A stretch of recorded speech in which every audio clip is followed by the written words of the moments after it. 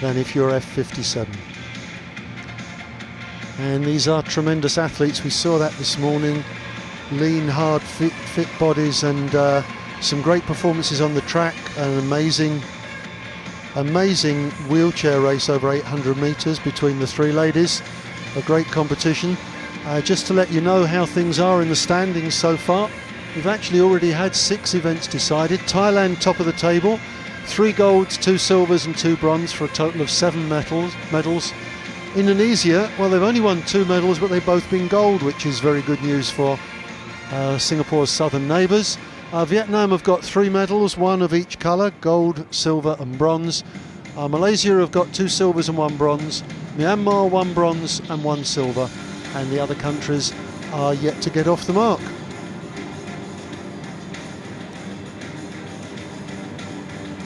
So the javelin throwers are all there. There's 5 throwers in the F54-55 category.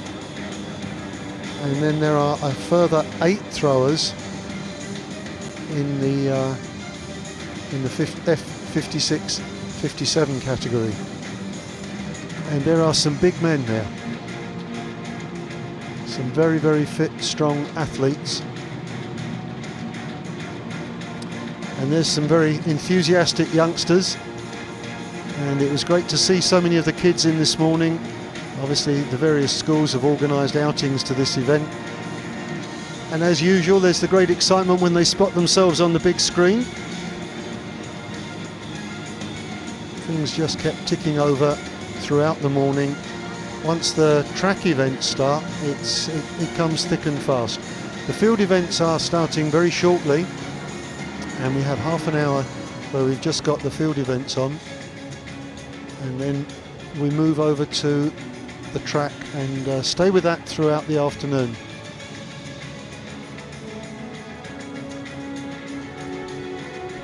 Ladies and gentlemen, the 8th session 1 of athletics at the 8th ASEAN Para Games. We just witnessed a football game between Malaysia and Myanmar. Myanmar coming out on top 6-2. And now turning our attention back to track and field. In the afternoon, we have 3 field events going to start us off. The men's javelin throw in the F55 and 57 class. The men's shot put in the F43 and F46. And over at the long jump, the men's class F47 is about to get underway very, very quickly. Also got lots of things happening on the track. And we got Brian Richmond to tell us more about that. Well, on the track, Ravi, we've got some very exciting races. We've got 9 track events altogether. And one particular event to look out for would be the men's 100 meters for T54 classification. 3-time Singapore champion Muhammad Firdaus Nordin will be going for gold, and that is scheduled for 5:45 p.m. And we've got 8 victory ceremonies happening this afternoon as well, ladies and gentlemen. And plenty to cheer about. So just sit back, relax, as we are about to get the action underway.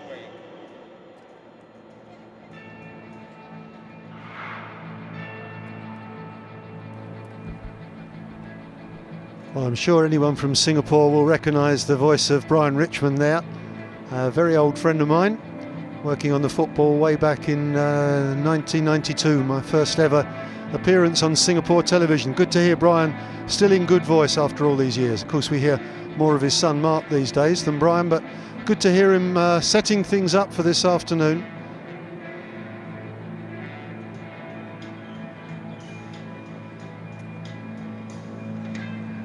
Javelin, of course, taking centre page there. 55 is for field athletes with a high degree of impairment affecting the legs or the loss of limbs. These throwers generate power through an almost full range of body and arm movement and are close to optimum sitting height when the shot, discus or javelin is released.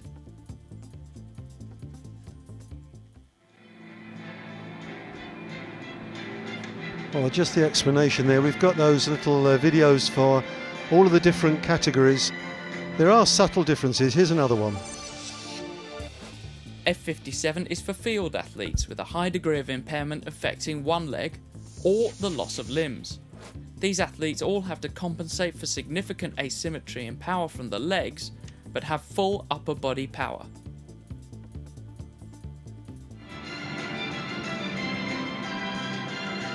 So once again we're getting filled in on the differences between the different athletes, and this is the start list for the F54-55, and as we said, there are the three competitors. Joel Balatukan at the front now from the Philippines. Here's the other category, F56-57, and you can see that there are 7 competitors there,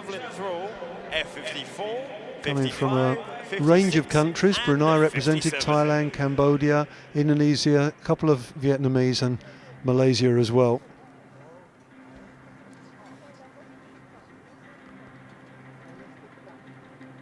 Before the track events begin, we probably have a chance to identify some of these athletes.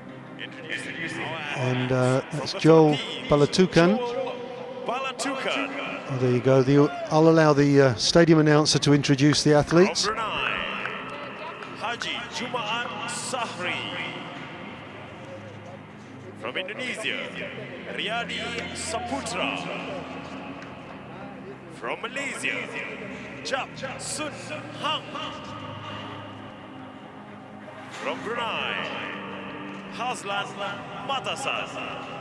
Those are the athletes in the F54 and 55. For the F56 and 57, from Cambodia, Tong Ravi. From Thailand, Satchai Imbanchang.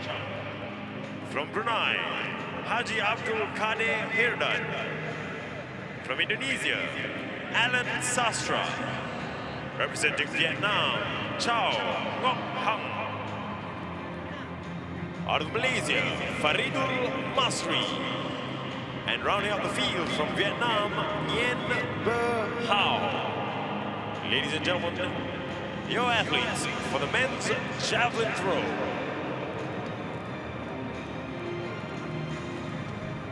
Well, having allowed the station announcer to do my job for me for a little while, I'll pick up again. So we're just about to get started with the javelin, and the first competitor to go will of course be from the Philippines, Joel Balatukan. He's also taking part in the discus and the shot put. That's not uncommon at all among these field athletes. Of course, you can see he's got a huge upper body strength there, but without being able to brace against the legs, of course, it's so much more difficult than would be the case for an able-bodied athlete. He has to sit there, gives himself some leverage, but he's just heaving against it, just practicing. Magnificent upper development. He needs the seatbelt on there so that he's very secure, so that he can brace himself against that seatbelt in order to hurl the javelin.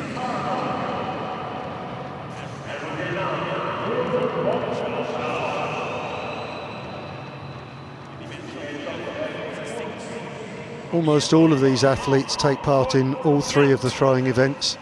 From Thailand, Riyadi Saputra is the only one who's only taking part in just the one event. and representing Malaysia, And even among the field events, the track events, most of the athletes try and take part in at least 2 events.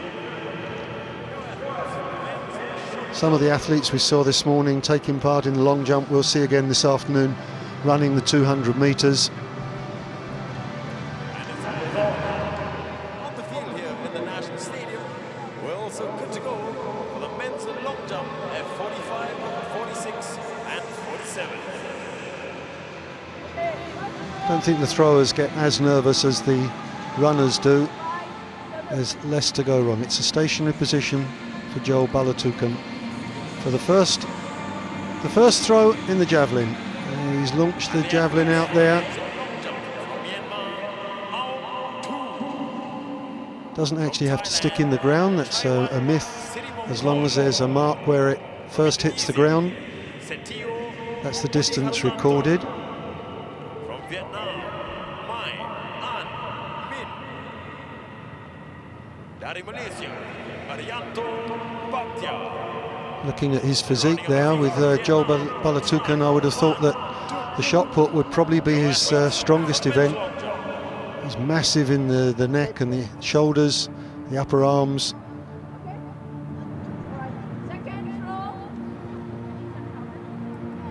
So once they get strapped into the chair, they take a series of throws, allowed to brace themselves against the pole. This way, all they need to do, the officials, is to check whether the javelin has gone further on the first or the second throw, and they mark the one that's furthest, and then they measure that eventually. He liked that one. I think he was happy with that one. The javelin may be the most interesting of the three throwing events. The other two, especially the shot put, is very much about brute strength. Javelin, it's very much getting the angle, the flight. You can get a little bit of uplift from the wind. Get it just right. You don't have to be the biggest.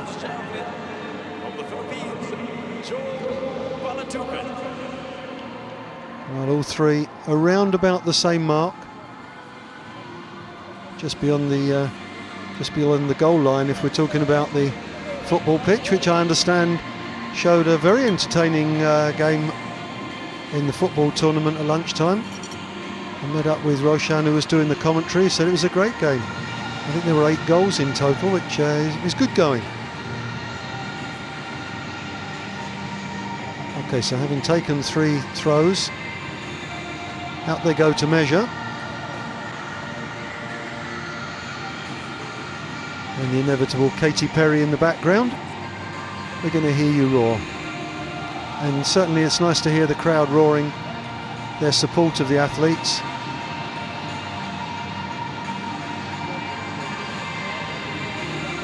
Joel Balatukan's number up there, 2:57 in the lights, and he's just waiting to see what his distance is. In the background, the 2 Bruneian throwers looking nervously on. That's Haji Jumat Sari and Matasan Haslan. 2 throwers from Brunei. Still waiting to see what the distance is for Joel.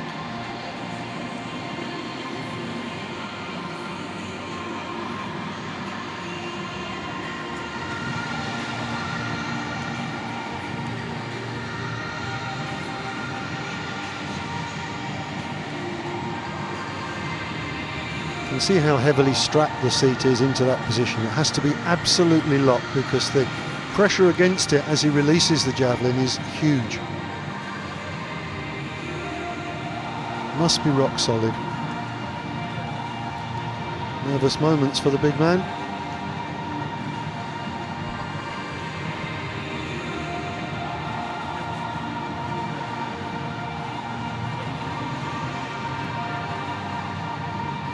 An absolute army of officials in the stadium. I think at one stage this morning we had more officials than we had athletes.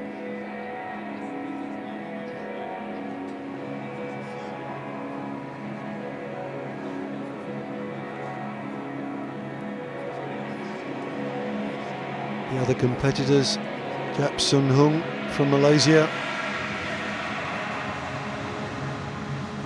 Riyadi Saputra from Indonesia. 5 athletes in this particular category.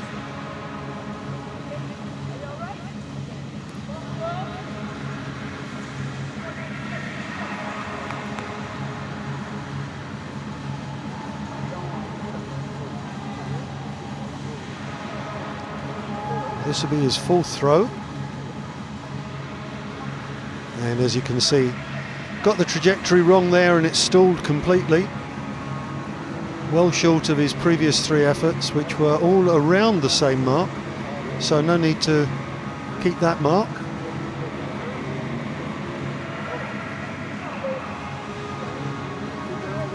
Four throws down, 2 to go.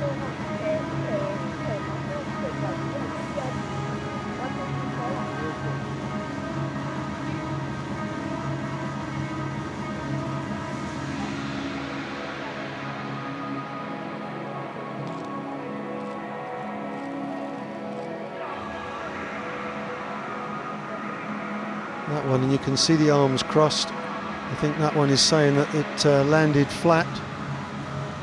No point at all, and he's disappointed with that because that was slightly his longest throw. Javelin has to land point first, doesn't have to stick in the turf. But that one landed flat, or slightly the tail end of the javelin hitting the ground first. So this is number 6, this is his final throw. What's he got? Big Joel, last throw, can he get a good one in? No, that's another one that failed to go point first. So the first 3 were the ones that counted for him, and now the nervous moments to see just how far he managed.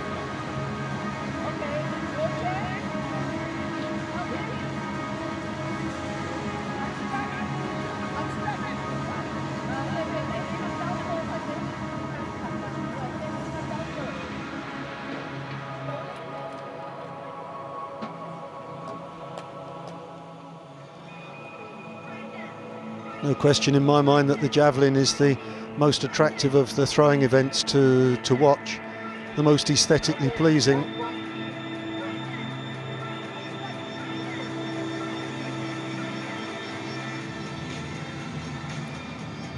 Seeing the marker there, and eventually the measurement being taken. Closing in on Haji Jumat Sari from Brunei.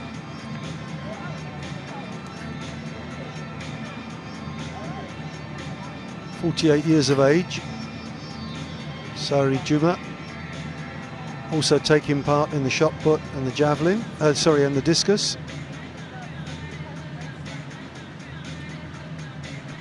For some of the athletes we have their weight as well, but some of them discreetly avoid releasing their weight. Joel's got no such embarrassment, he weighs in at 75 kilos.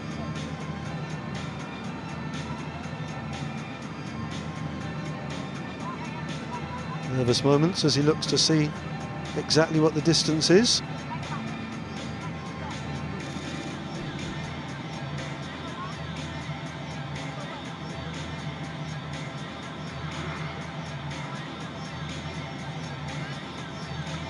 Tape starts from a central point in that seated position, and whatever the angle of the javelin, from there it's a direct line to the point where it entered. Here in 2-0.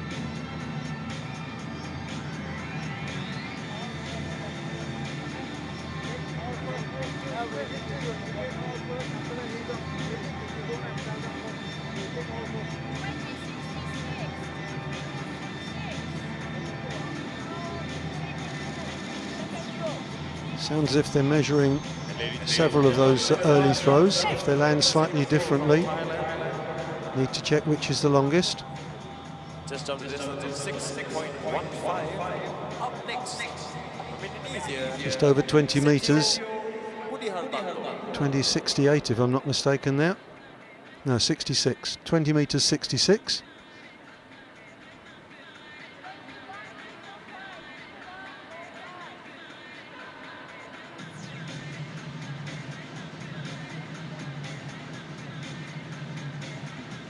Third throw, I thought that might be the longest, over 21 metres. Wasn't much to choose between the first 3. 21 metres and 5 centimetres.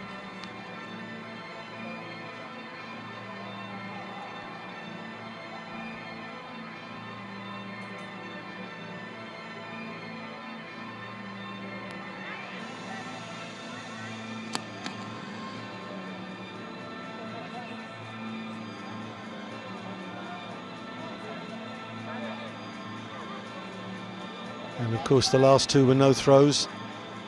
So they've measured the 4 throws.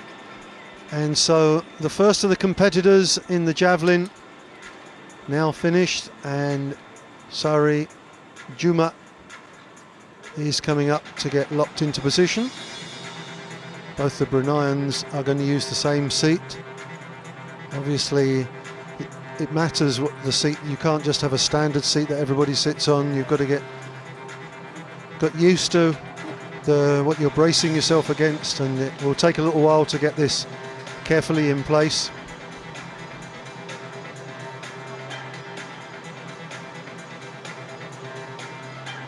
And the equipment is fairly different between the different countries.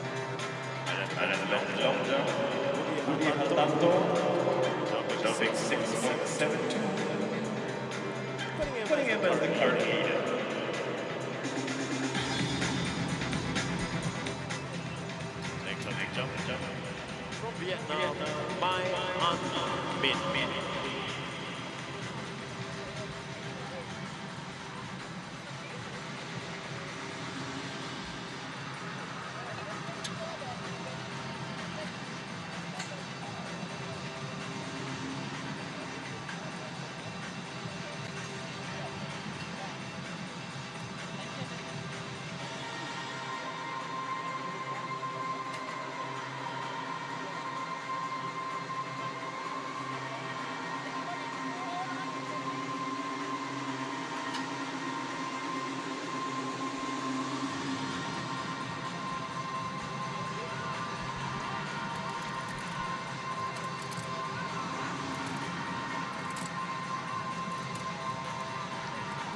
Jap Sun Hung, competitor number 228 with the bandana there.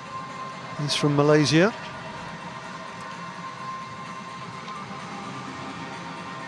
Awful lot of hanging around for these fellas. Sun Hung is 30 years of age.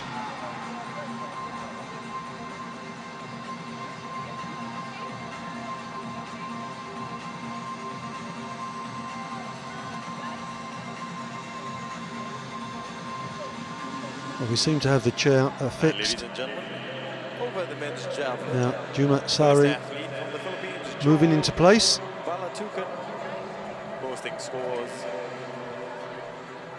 with the first throw 20.3 meters. And we're not far off the first of the track events for this afternoon. Scheduled for 3 o'clock. We have the women's 200 metres. That's T42, T43 category. Sorry, T43, 44 category.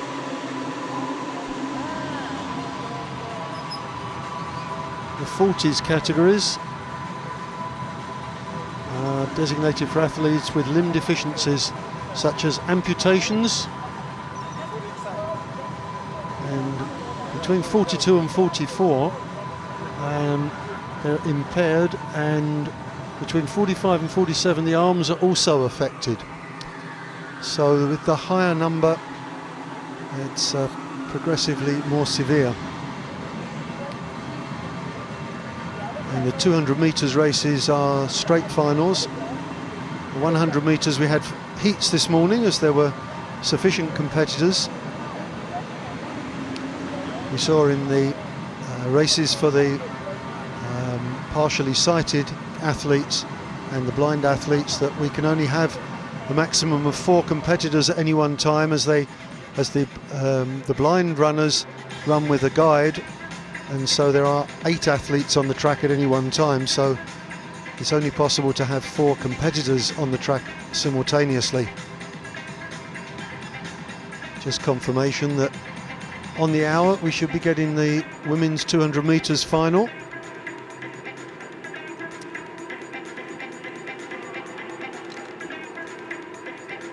And interestingly, that will feature 1 or 2 familiar athletes to those of you who were with us this morning. We have 4 of the athletes that we saw in the long jump this morning are participating in the 200 metres this afternoon, including both the gold medalist and the bronze medalist. As is often the way, these competitors doubling or even tripling up.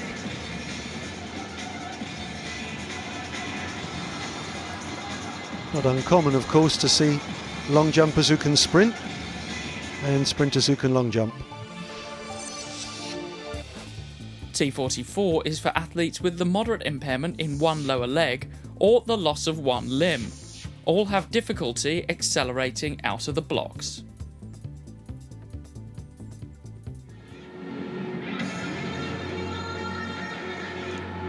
Well, there is the start line-up and some of the familiar names there. Ingin Kin, who we saw this morning in the long jump from Myanmar. We've got Lai Thi Nok An, who won the gold medal in the long jump this morning. Karisma Tiarani, she was in the long jump this morning, the Indonesian. Vek Chanta from Cambodia, we haven't seen her before.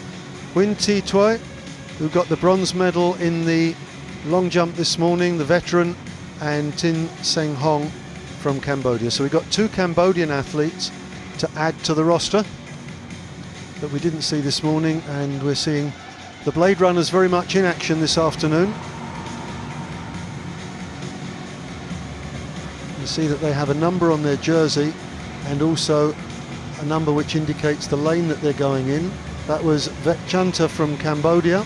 She wasn't in the long jump this morning, and I have to say looks a terrific athlete, in very good shape indeed. There's a lady that we did see this morning, Huyn Thi Toi. She's in lane 5. She got the bronze in the long jump, and I'm sure she won't mind if I mention that she's 51 years of age. This is the young lady who won the gold in the long jump this morning, Lai Thi Nok Han. So very satisfactory if you've already got a gold medal to your name. We just saw Ingin Kin going past. She's another one who was in the long jump this morning.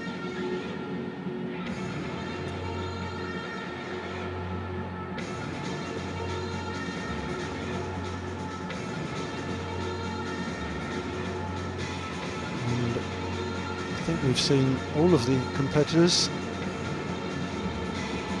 I'm not sure that Karisma is there. Looks as if lane 3 might be empty.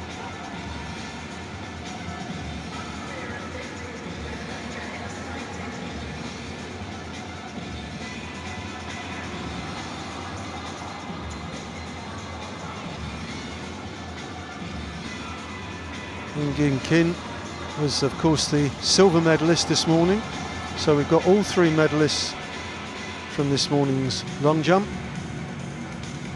I've got a feeling that Vek Chanta might be the lady to beat in this particular event. Tin Seng Hong on the outside, the other Cambodian.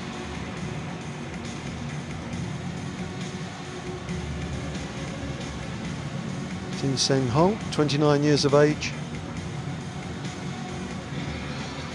And this is of course Ingin Kin. She's just 16 years of age.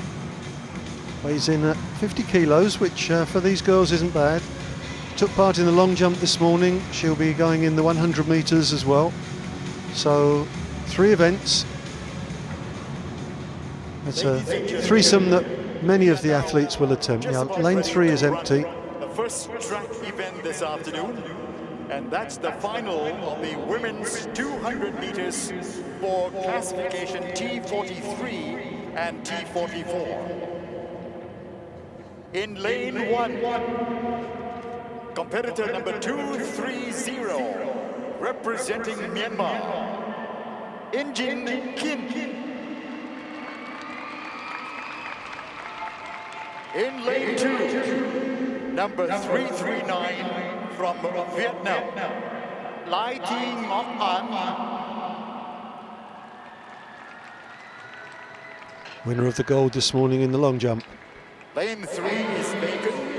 Moving on to lane 4, ladies and gentlemen. The athlete from Cambodia, 117, Vek Chanta. Well, looks very confident now. Lane number 5, number 340, from Vietnam, Nguyen Thi Tui. Oldest competitor in the field, winner of the bronze medal this morning in the long jump. Number 6, number 118, representing Cambodia, Tin Seng Hon.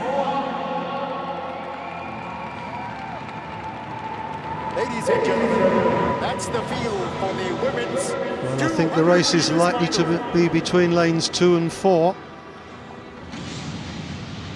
Obviously these athletes don't usually get the quickest starts. Stadium announcer asking for quiet.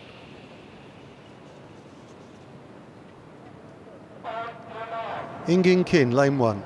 Laiti Nok An, lane 2. Vechanta, lane 4.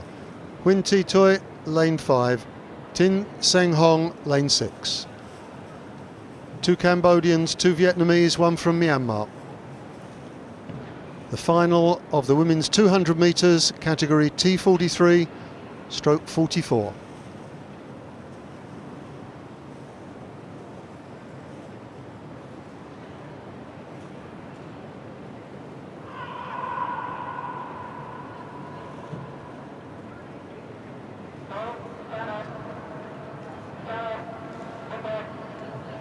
Oh dear, problems with the start there. Somebody shouted out in the crowd and that confused Huyn Thi Tui. She got up to her set position and then it was chaos. The crowd really does need to keep quiet because the instructions are given in a foreign language. Needs to be very, very clear. So on your marks, said in English, foreign language to all 5 of these girls. I have to say the 2 Cambodians are looking very sprightly indeed.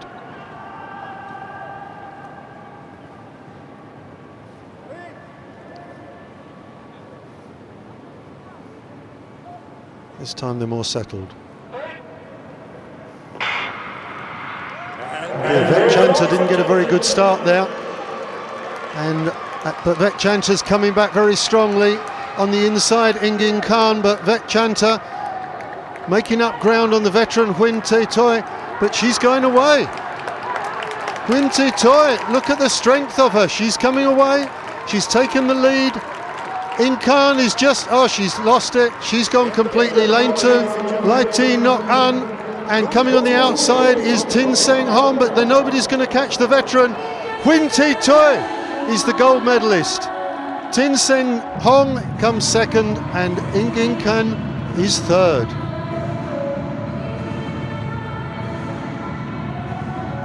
What a performance from the veteran.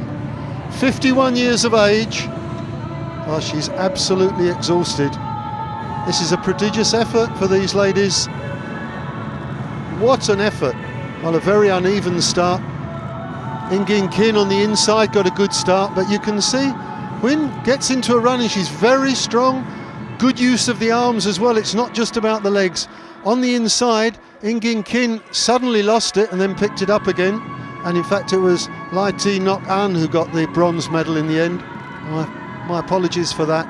So Vietnamese first and third, split by the Cambodian Tin Seng Hong, and Vechanta never really featuring in the medal positions. Unofficial time of 34.01 seconds. In second place, Tin Seng Hon from Cambodia.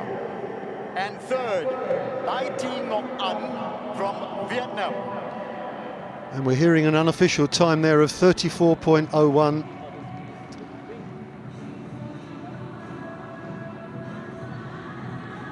Well, certainly some drama there.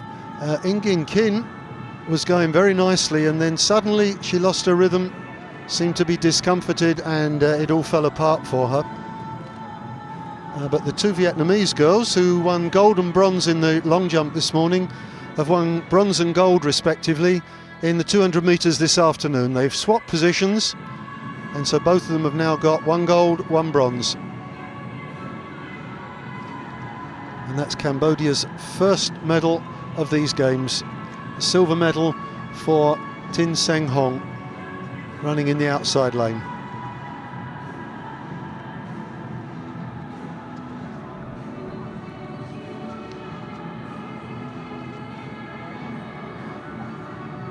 Well, the next event will be the 200 metres for the T45, 46, 47 classifications.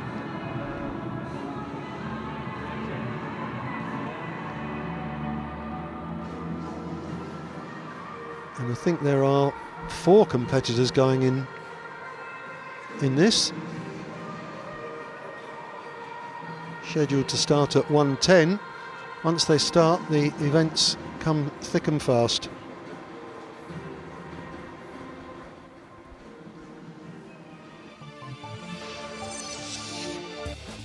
T47 is for athletes with a low to moderate impairment in one arm or the loss of limbs. They adjust for asymmetric upper body balance. Well, clarification there for the degree of impairment that the athletes suffer, and with the loss of one limb, it's a question of balance.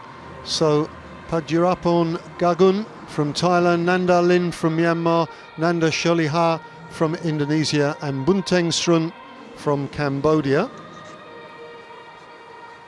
And they will go in those lanes respectively.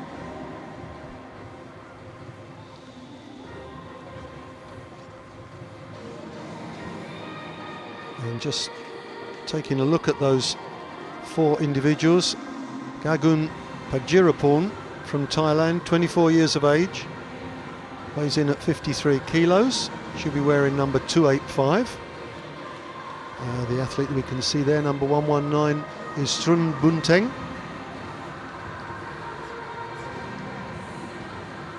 She's 30 years of age. Will also be going in the 100 metres and the 400 metres. 285 is, as we mentioned before, Gagun Pagdirapon.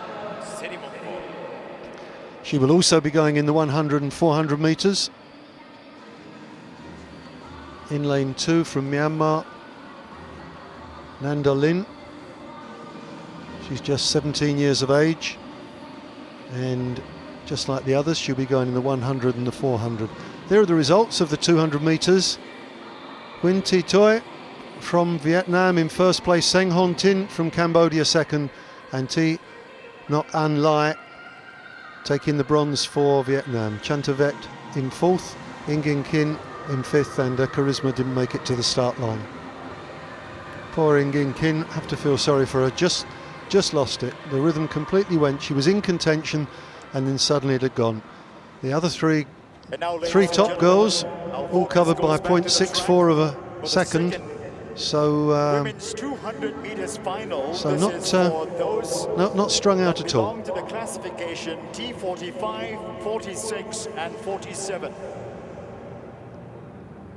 So really this is about balance. When you run normally you're using both of those arms to keep you symmetrical. It's very hard with everything coming from one side. Number 285 from Thailand, Gagun Pagdirapon.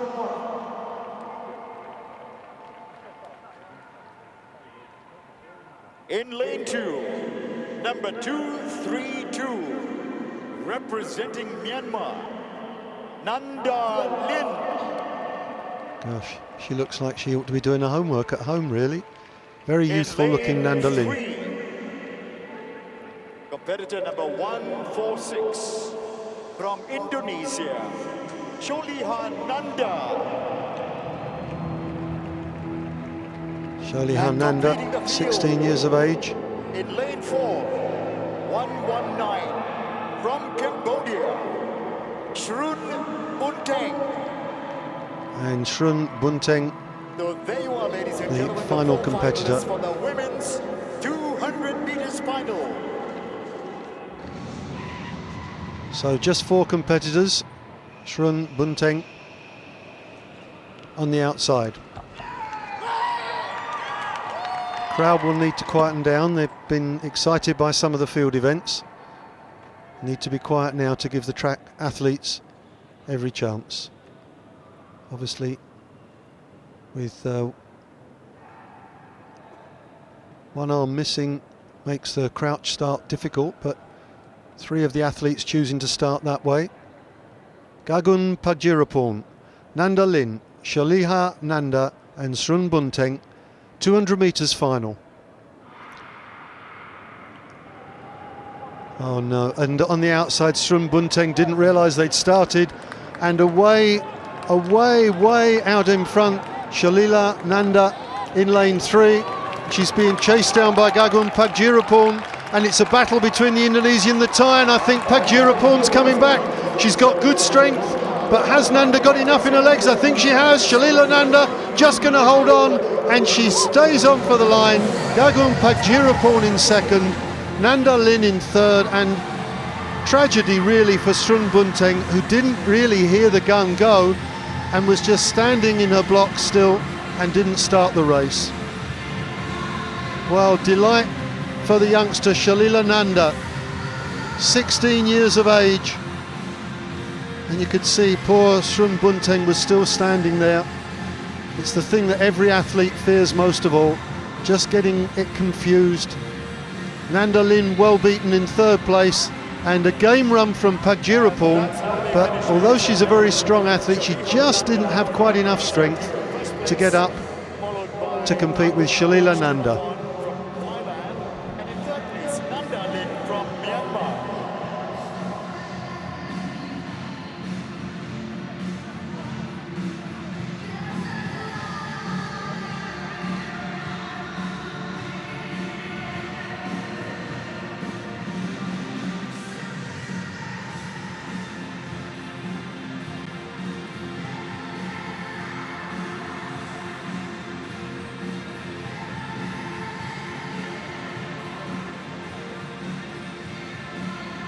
Well, after the excitement of the two ladies 200 metres races, hardly surprising we're getting the familiar rock music being played, Simply the Best.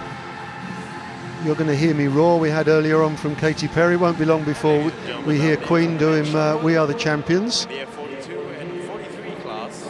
The next of the events is over to the men's 200 metres, and that's T36. Only 3 athletes in this. With a distance of 12.03, Aung Phon Myat.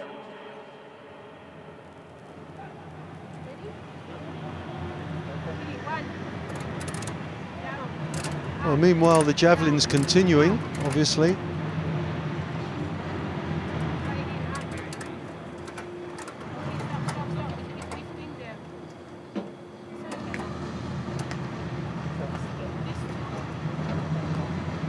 I think we're looking at Supatra Riyadi in the wheelchair there, waiting to take his throws. It does take a long time between each of the athletes. That's why each athlete takes all 6 throws in one go.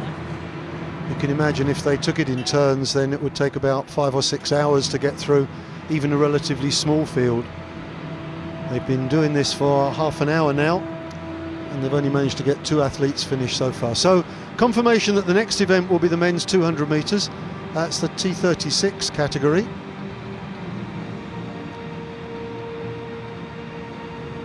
It's one of the more complex categories, and let's have an explanation. T36 is for athletes who have all 4 limbs affected by low to moderate levels of impairment. These athletes have to compensate for asymmetric stride and the reduced coordination of muscle movements.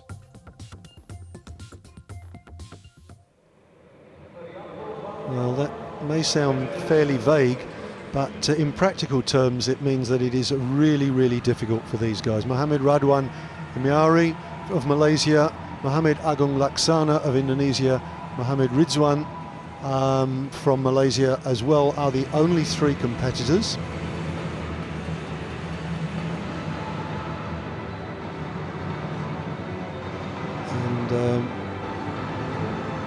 In lane 1, Muhammad Radwan, 33 years of age. That's not him though.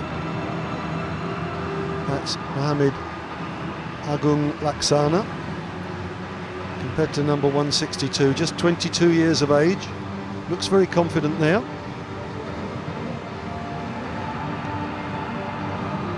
He's going in lane 2. surprised when they have a small field they don't spread them out a little bit so that they use lanes 3, 4 and 5.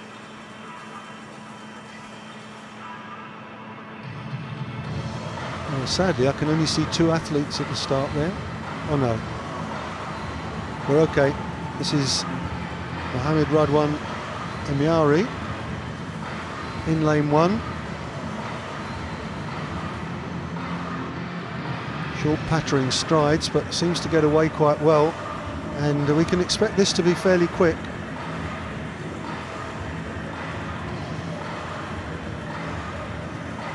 Mohamed Putsi Mohamed.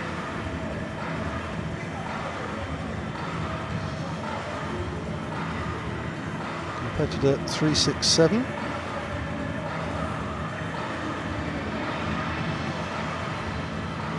(28 years of age). He's also going in the 400 metres and the 100 metres. In fact, all 3 of these athletes are competing against each other in all 3 of the sprint events. You tend to find that these athletes are much less specialised than the athletes that we see at the Olympic Games. It's quite reasonable for them to compete 100, 200 and 400. They might throw in the long jump as well. You'll see people doing the 400, 800 and 1500.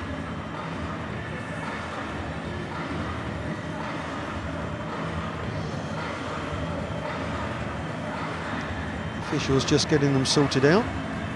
Start so important, although over 200 metres the start not as important as it is over the 100. And that's confirmation of that last race. Wananda Shaliha, excellent run for 28.45. Pagirapon Kagun, that's a good run, sub 29 as well. But spare a thought for Buntengsrun. She ran gamely, but she was completely left at the start, didn't realise the gun had gone. And as she was on the outside, she only realised it when the other 3 competitors went past her. Absolute heartbreak for her.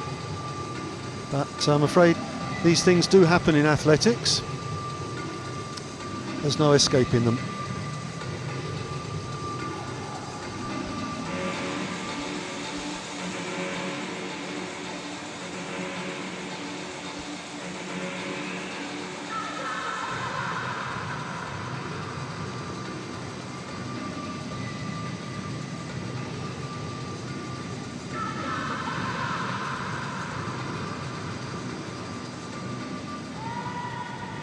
Ladies and gentlemen, the 3rd track event for the day.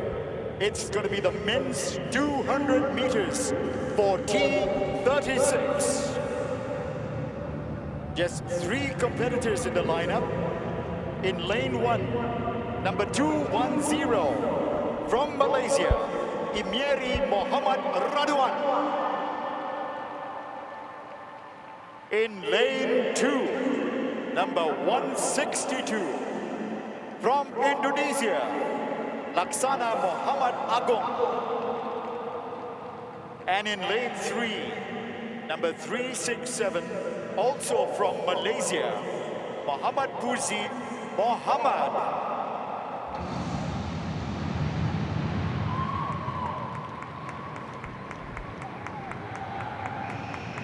Well, Brian Richmond making a rather better effort with the pronunciations than I could ever manage.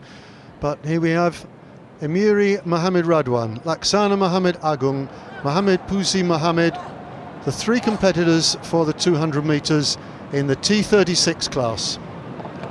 And I'm guessing this is going to be a quick race.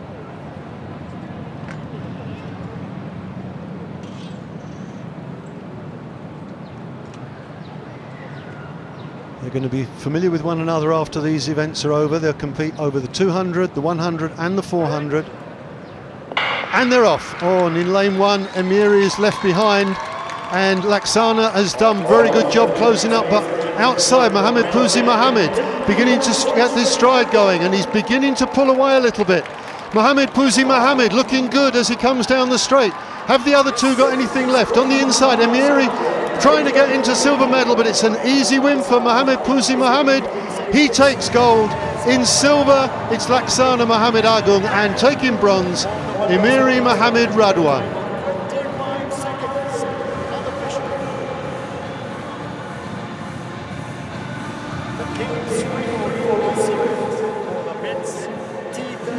Oh, these guys know each other very well, but just take a look at the times there. This is quick athletics.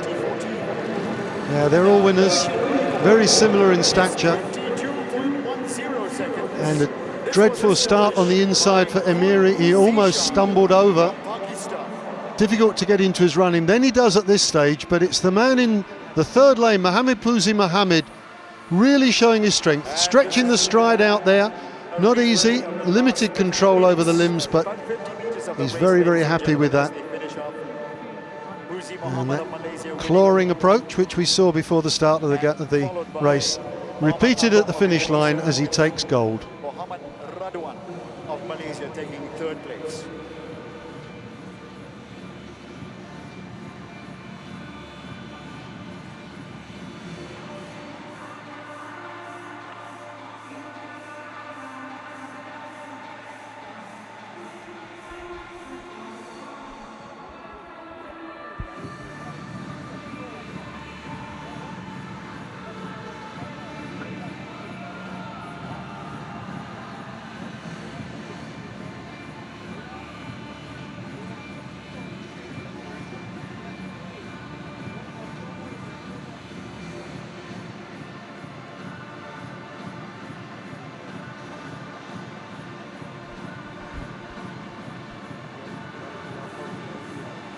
Meanwhile, back at the javelin again.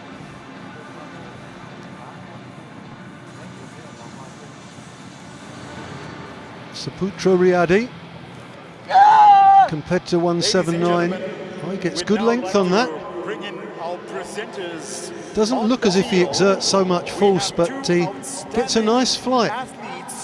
A nice parabola. Riyadi Saputra from Indonesia. I think he'll be pretty happy with that one. Kelvin, Dibna, over to you guys. Thank you, Brian. Dibna and I are here on track and ground for the first time, giving updates, and we really are excited to be here to soak in the atmosphere of track and field at its finest. So, Dibna, do you want to update on the long jump men's finals? Yeah, so midway through, after the first 3 jumps, we have seen quite a few foul jumps, amazing distances, and we have a clear top 3 lead at the moment. So we have Thailand's, we have Indonesia's Satio Budihartano leading with the 672 meters. Trailing behind is Thailand's Siri Mongkol Chawat with 22 cm. Well, that was another good throw from competitor 179, Saputra Riyadi. How about you, Kelvin? I have the updates of the men's As that's going out there, looking at where the football pitch is, that's beyond the 6-yard line. When we were looking at Big Joel, he was dropping the spear somewhere between the goal line and the 6-yard line. I think the signal there is that this is his final throw, the 6th throw. Following second place yep, it is the 6th. You can see that green number there. And he does get a good trajectory. That's a bit flat. Is there a mark? I think it is being measured. There is a mark for that one. I haven't seen the red flag go up, so that's a valid throw, and they'll be measuring those now and seeing where he stands. Shot put F46. Giving you the updates of the men's shot put, F42 and 43. Here is the medal tally. In gold medal position, we have Sutarno from Indonesia with a distance of 10.49 meters. In silver, we have Meo Min O from Myanmar with a distance of 8.36 meters. And in bronze position, we have Rong Chao from Vietnam with a distance of 7.64 meters. That's all for now, but we'll keep you updated as the competition progresses. Back to you guys, Ravi and Brian. So confirmation of that last run, 25.02. What a good run from Mohamed Ridwan, or Mohamed Pusi Mohamed, as we were calling him. Good effort from Mohamed Agung Laksana and Emiri Mohamed Radwan after that terrible start. Came back gamely, but really he lost the race in the first 10 yards. Very competitive. So that wraps up the 200 metres races for this afternoon.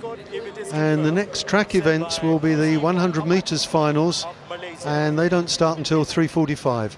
And we see the finals of the men's T11 and T12, the women's T11, and then subsequently men's T37 and T38, and then finally the women's T36 and the men's T54. So we've got a lot of 100 metre races to come this afternoon, and for a little while now it's just the field athletics to watch, and we'll be picking up again with the track a little bit later. Grabbing gold, but setting a new games record along the way.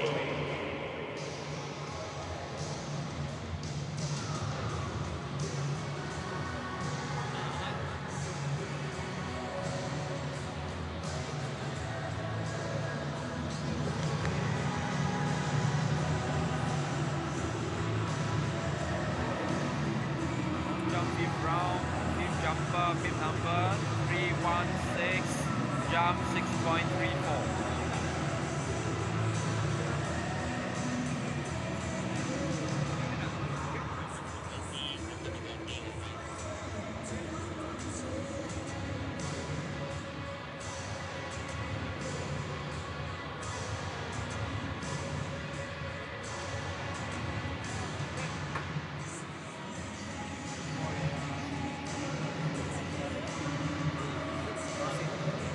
And over the men's long jump, coming out the jump from Indonesia, Setio Budi Hartanto.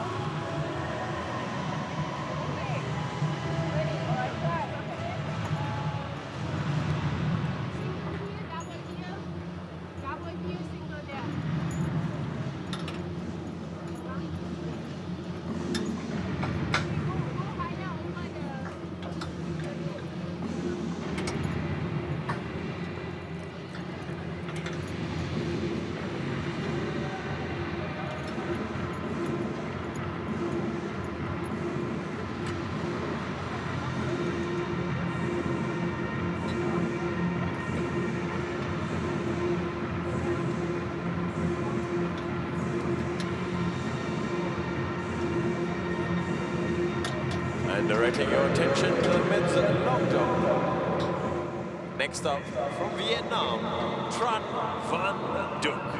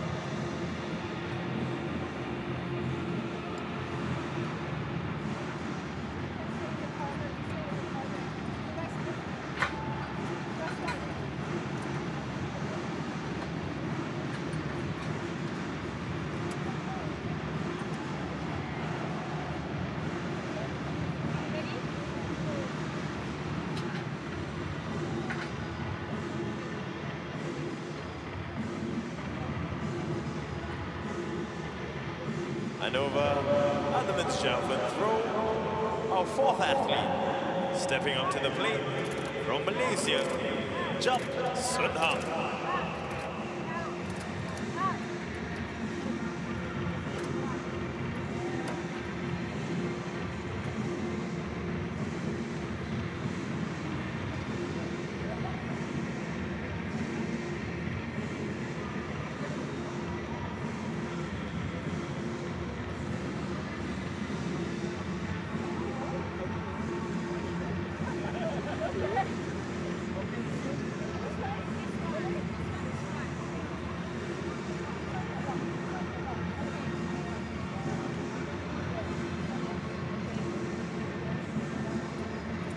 And at the men's long jump, stepping up for his next jump from Thailand, Chaiwan Sirimongkol.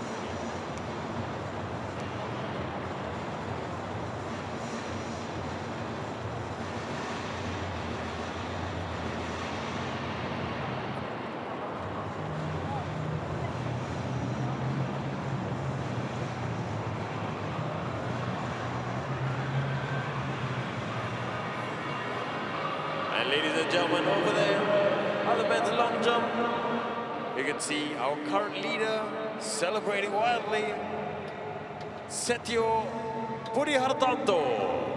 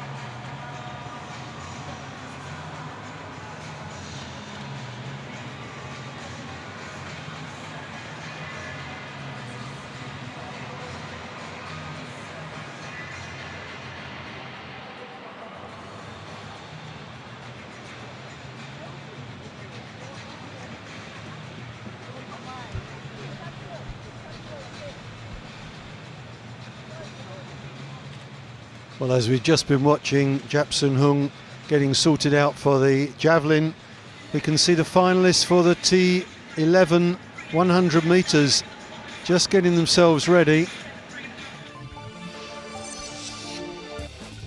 T11 is for track athletes with a near total visual impairment. Some can make out an object at 25 centimetres, but all compete in blacked out glasses with a sighted guide.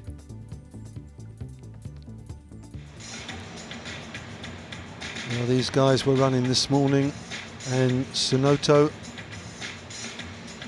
Kitsana, Jorchoi were the two qualifiers from the first heat, and Puntong Jacket qualified from the second heat alongside Abdul Halim, D. Abdul Halim, who was I think the quickest of the qualifiers. He came in from the third heat.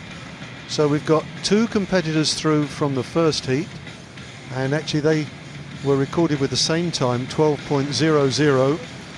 From the second heat, Jacket Puntong was the winner, and I think he was in 12.26, so a little bit slower.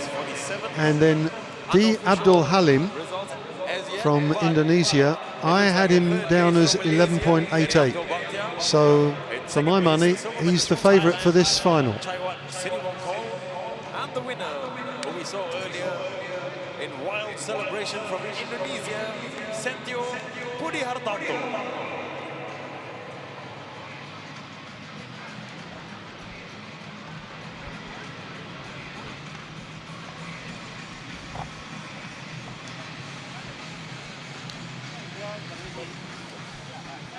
Well, the competitors all looking suitably relaxed. Sunoto in lane 1. In lane 3, Kitsana.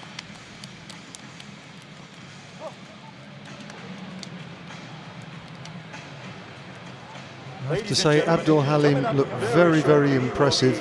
Witnessing the victory ceremony for the women's long jump. But first, to the track, and we are now watching the men's 100 meters for classification T11. And here are the lane assignments. In lane 1, competitor number 151, representing Indonesia, Sunoto. The lanes in between are occupied by their respective guides, ladies and gentlemen, seen in the yellow bits. In lane 3, number 294, from Thailand, Kitsana. In lane 5, number 152, from Indonesia, Abdul Halim. And in lane 7, 295 from Thailand, Jakit. And that's the lineup for the men's 100 meters T11. So once again, Brian Richmond announcing the starters, and 2 from Indonesia, 2 from Thailand, and they're separated from one another. Sunoto, Kitsana, Jochoy, Abdul Halim, Jakit Buntong, and those are the 4 competitors. And I think Abdul Halim goes in marginally as the favourite, but it's anybody's race. Once again, as we saw this morning, the guides carefully positioning their man. Need to get the feet positions right. Need to get the hand positions exactly right. The angle exactly spot on. These are men with no sight at all, or incredibly little sight, in which case they all have this blindfold over them, so they have no vision whatsoever. Try and imagine it, running 100 metres as quickly as you can without actually being able to see where you're going. It's a remarkable achievement, and a remarkable achievement by the guides alongside. They're all winners. Let's see who comes out first in the race. And they're off, and it's a very even split.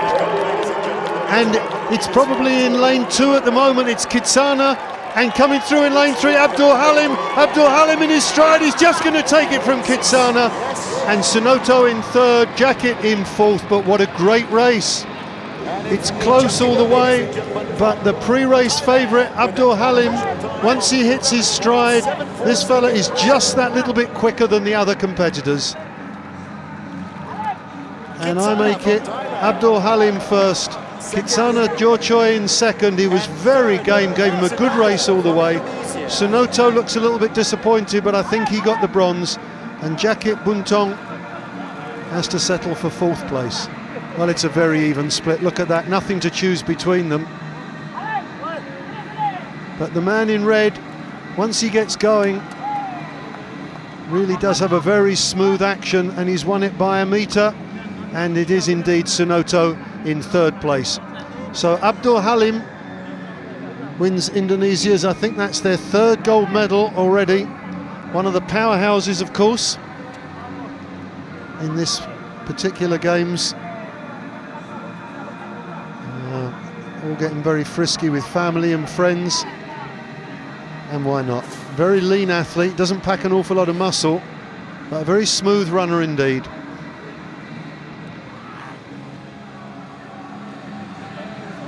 What a good race, very, very even, and nice and competitive towards the finish there.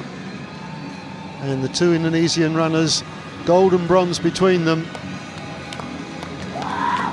and their respective guides, who in a rather nice gesture, the guides also get the medals as well.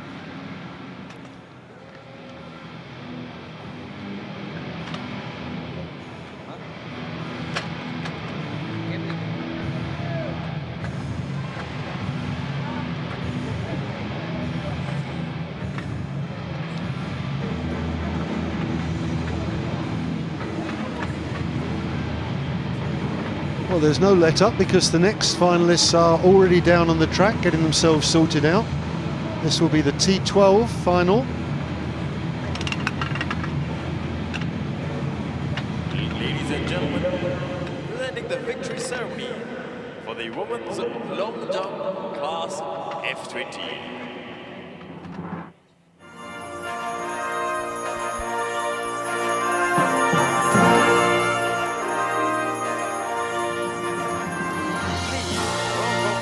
These were the ladies who were competing first thing this morning. They didn't get round to their victory ceremony in the morning. Will be presented by His Excellency. We had 2 long jumps taking place simultaneously. Both very enjoyable, very good events. Dr. Ang Ken Koo, Chef de Mission of Malaysia. And they are accompanied by Madam Sobiba Imam Narawi. Bronze medalist from Malaysia, Siti Nori Asa.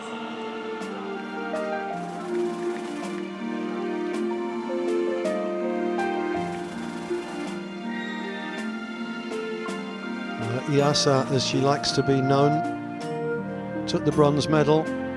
Was just a little bit disappointed with that, I felt. She did look good on the runway, but didn't quite get it together. But still goes away with the bronze medal.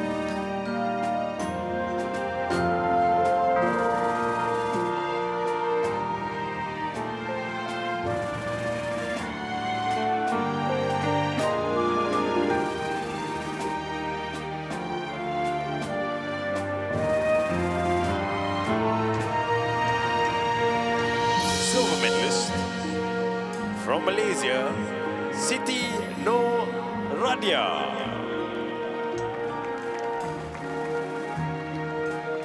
Well, and she prefers to be known as Radia, and she's a very, very impressive athlete indeed. On many occasions would have gone away with the gold medal, but on this occasion she came up against a truly exceptional athlete. No shame in that. So silver and bronze for Malaysia. Still looking for their first gold medal. Radia, The gold medalist and ASEAN Para Games champion from Indonesia, jumping a distance of 5.07 meters, Rika Octavia. what an exceptional athlete she is, Rika Octavia. Superb athlete, very quick on the runway, good elevation off the board, and a tremendous performer. Fully deserved gold medal. The silver and bronze went to very worthy athletes, but this was clearly the best jumper in the field.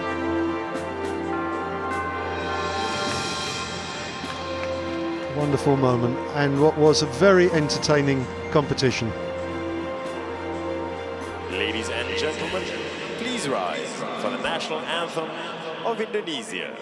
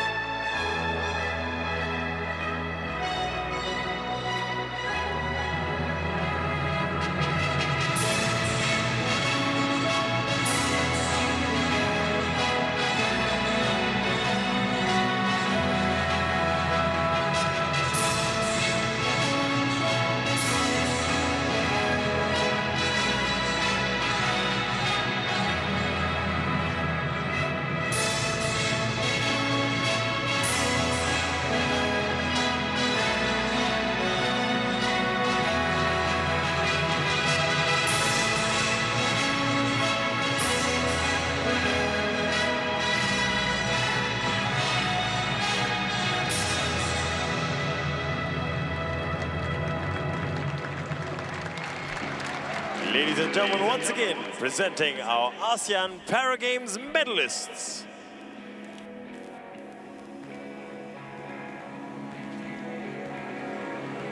Well, it was a lovely competition this morning, and the girls are in fine spirits this afternoon.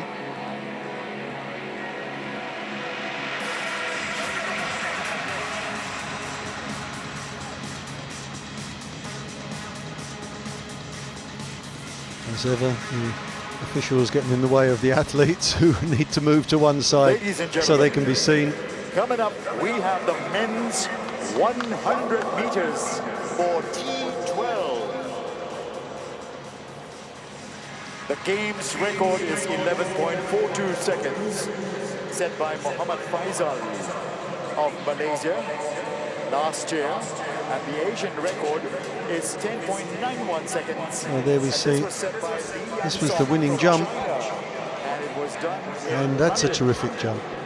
in the That really is. Good pace on the runway, great elevation. She's a very strong girl and uses it very effectively. And we just heard Brian Richmond in the background there announcing the final of the men's T12 100 metres. That will be the next event on the track.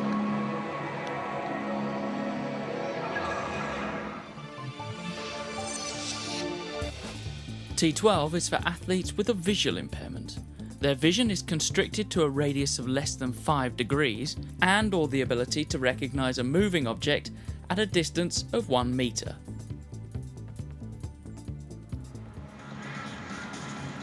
Well, there are no guides on the track this time. Somdek Chaya goes in lane 1. Mohammed Saifuddin goes in lane 3. Mohammed Faisal, the record holder, goes in lane 5. And Mohammed Ali Hanafia goes in lane 7. Now he's the man of mystery, which I need to explain.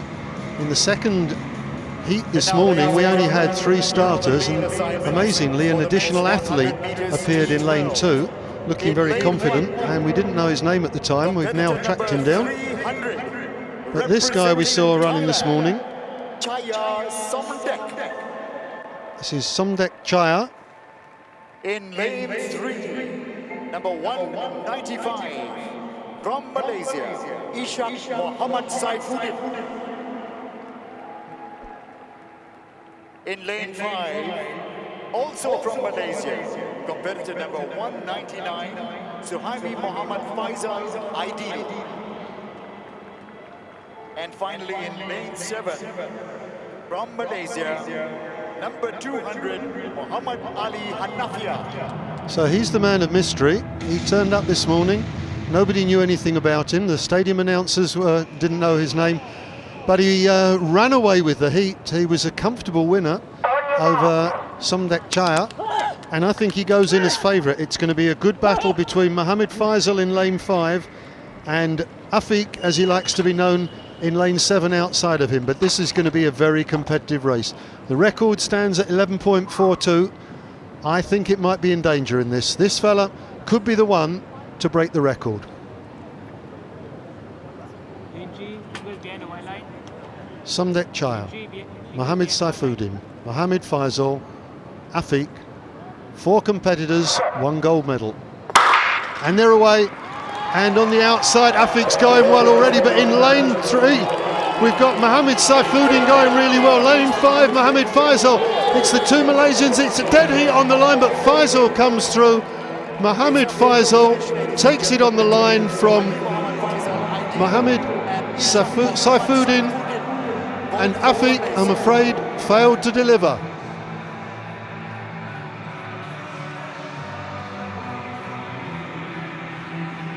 Well, very much the 3 Malaysian guys in contention with one another there. The time not particularly quick, 11.91. And here's a replay of that final. On the inside, Somdek Chaya just never really got on terms. The 3 Malaysians going really well.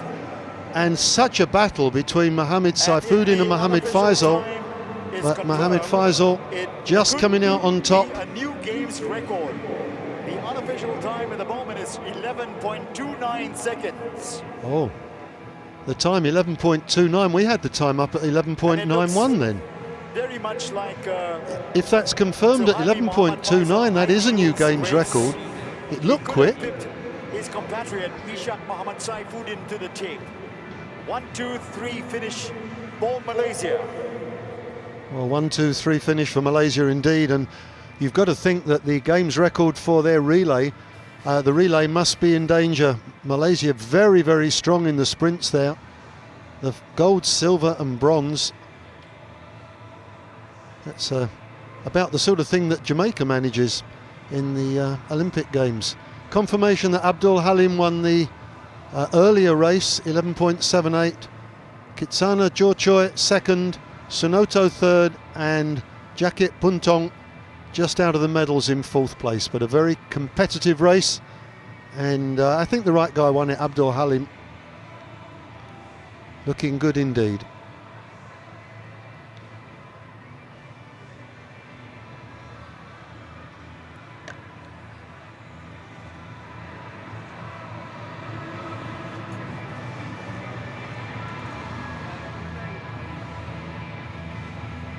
Well, that's the second of the men's 100 metres finals concluded, and there's no stopping the action. The next one up is the women's 100 metres T11 final, and here again we saw the girls qualify this morning.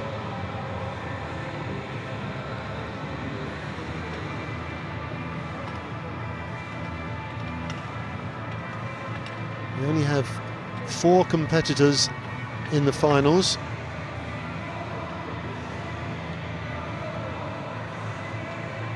That ruling only applies to the competitions where the competitors are visually impaired.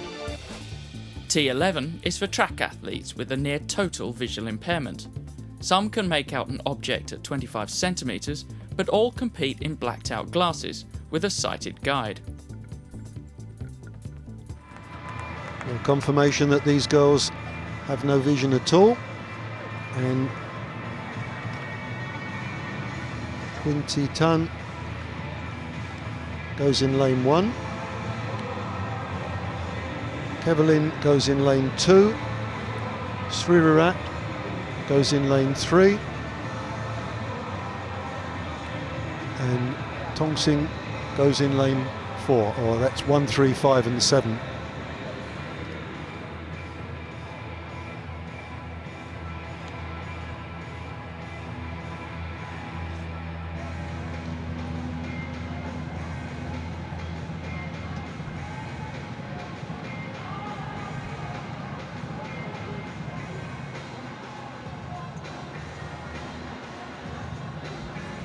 I love that.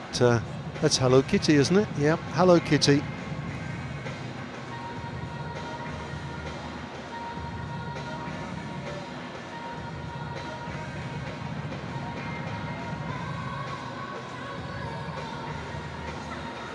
Lane 3, competitor 276. Kevelin from Thailand.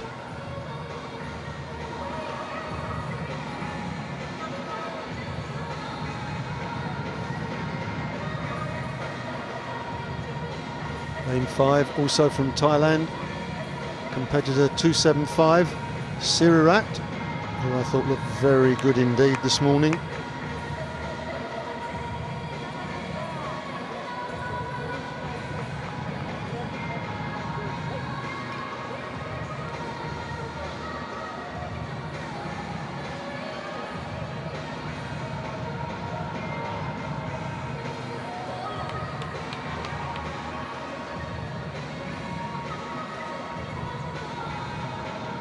Competitor number 330, Win T Nan.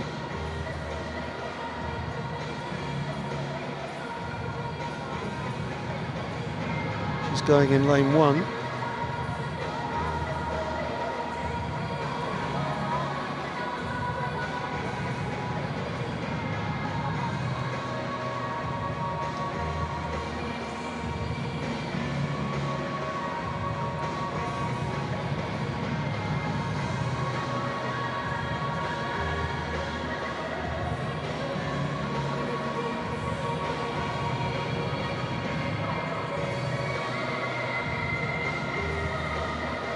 Well, once again, the kids spotting themselves on the big screen and their parents.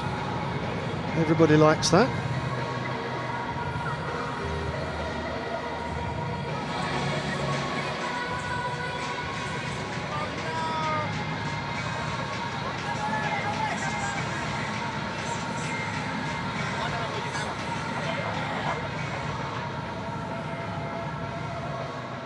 Confirmation of that earlier race.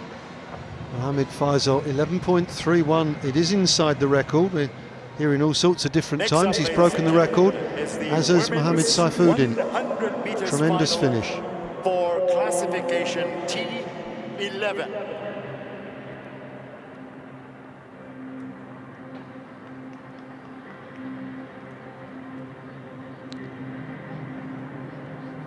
So I'll let Brian introduce the athletes for this final.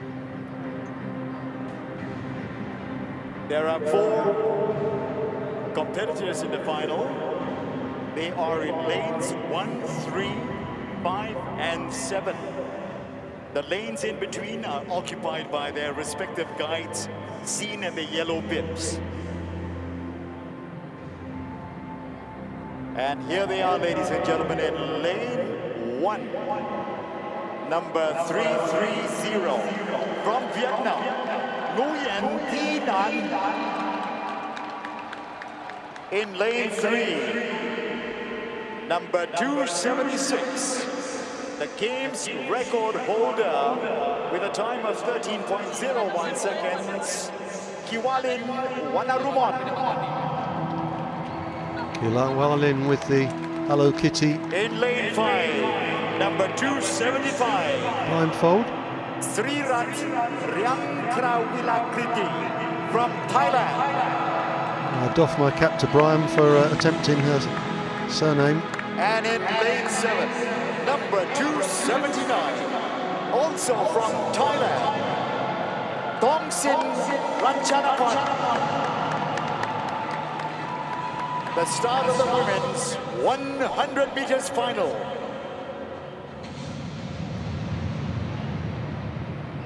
And that's pretty scary from Thongsin on the outside there. The Hello Kitty, much less scary. I think Thongsin's mask with the eyes looks a little bit freaky, but there you go.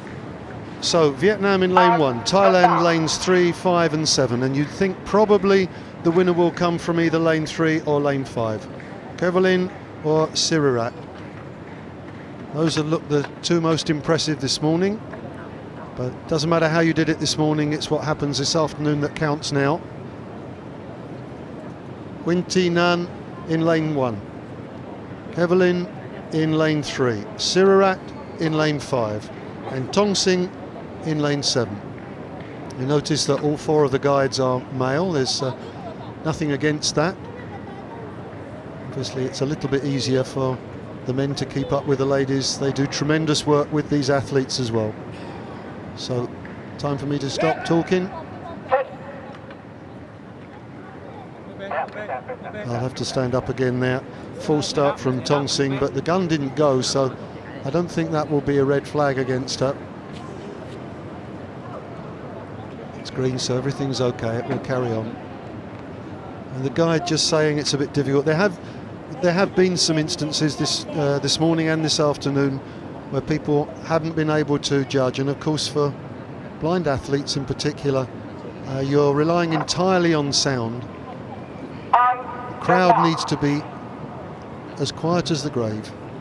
A tiny figure in lane 5, Sirirat, and when she gets that tiny figure going, it shifts at a great pace. 3 Thai girls, 1 Vietnamese. Second time of asking. We should be looking at a time of around 13 seconds.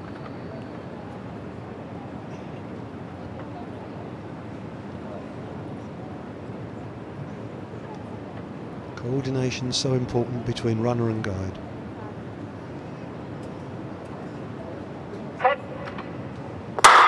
But this time they're away, and wins a bit slowly off in the inside lane. Oh, Kevlin is running away with it. Kevlin is way too strong for the field, and she's absolutely decimated the field. She's broken the record. Thongsin second, Sirirat disappointed in third, but it's a 1-2-3 for Thailand. Win on the inside got a dreadful start. She'll be disappointed with that. But the 3 Thais are delighted, but Kevlin absolutely blew the field away there. 17 seconds, 12.17 seconds, ladies and gentlemen. And if that the is running clock shows that it's a brand new games record. Poor start on the inside. Nguyen just stood up and started running, but Kevlin got into her running so quickly. And look at that, nice high stride, her arms pumping, knee lift is good. Just cruising. Sirirat, once she got going, was okay, but she didn't get a great start either. And Thongsin on the outside took the silver. And everybody's delighted. And it's the guide who is celebrating the victory, ladies and gentlemen. A fast time indeed. A brand new games record. We'll have to wait for confirmation for that. Taking second place is Thailand's Tongstrin Ratchanipon. And in third place, Srirat Riangrai Winatriki.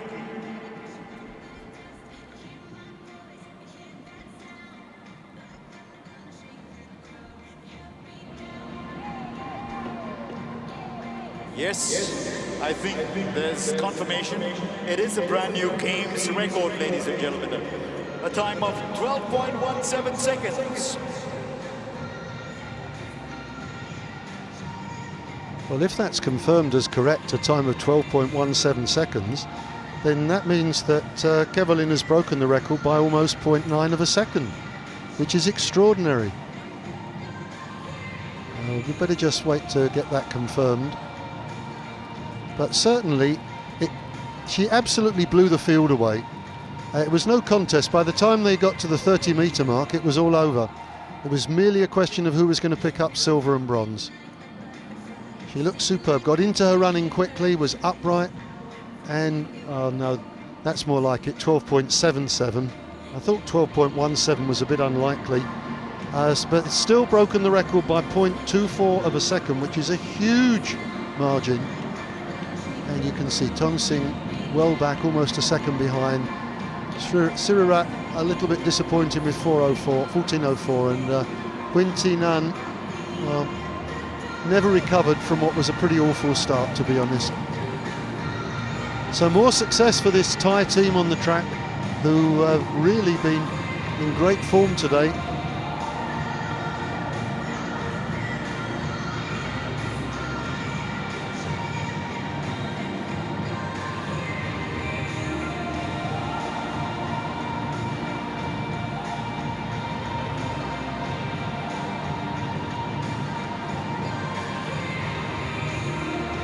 I don't think it's just on the track that Thailand are in good form. I understand they've already picked up 8 gold medals. They really are gunning for top place this time around. This being the 8th ASEAN Para Games. First time it's been held in Singapore. Takes place just about every 2 years. Sometimes it's a little bit longer, sometimes it's a bit shorter. Can go either side of the new year. But basically it's a biennial event.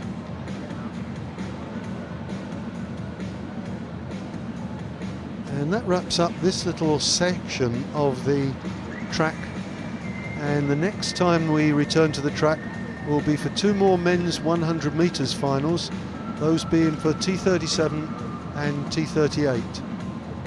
They'll be coming up at about 4:30.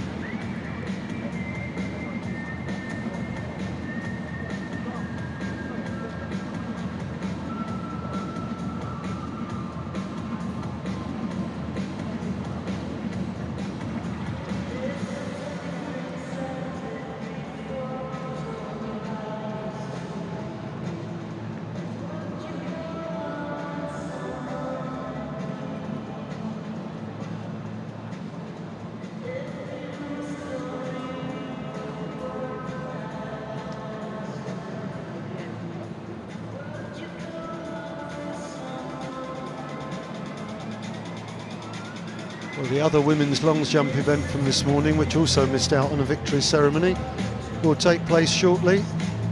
This was the F44 category. This is for athletes with, usually with one leg amputated. I think all 4 of the girls were using blades this morning.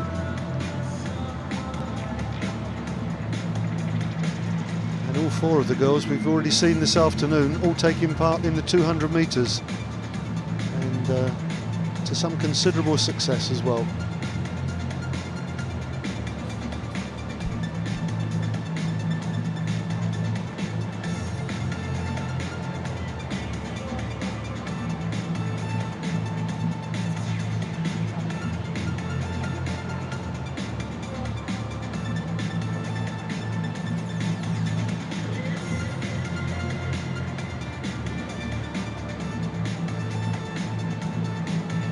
Large groups of students consuming huge quantities of food. That's a familiar scenario in Singapore.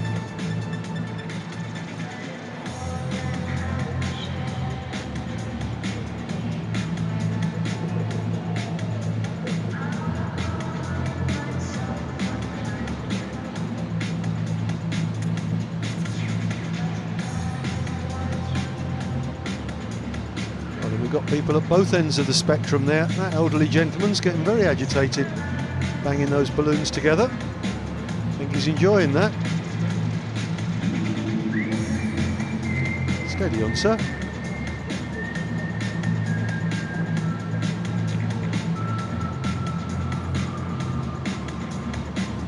Well, once again, it's a lovely venue for this kind of event. And that's some of the competitors from this morning. Watching them run, come back and like to be part of things.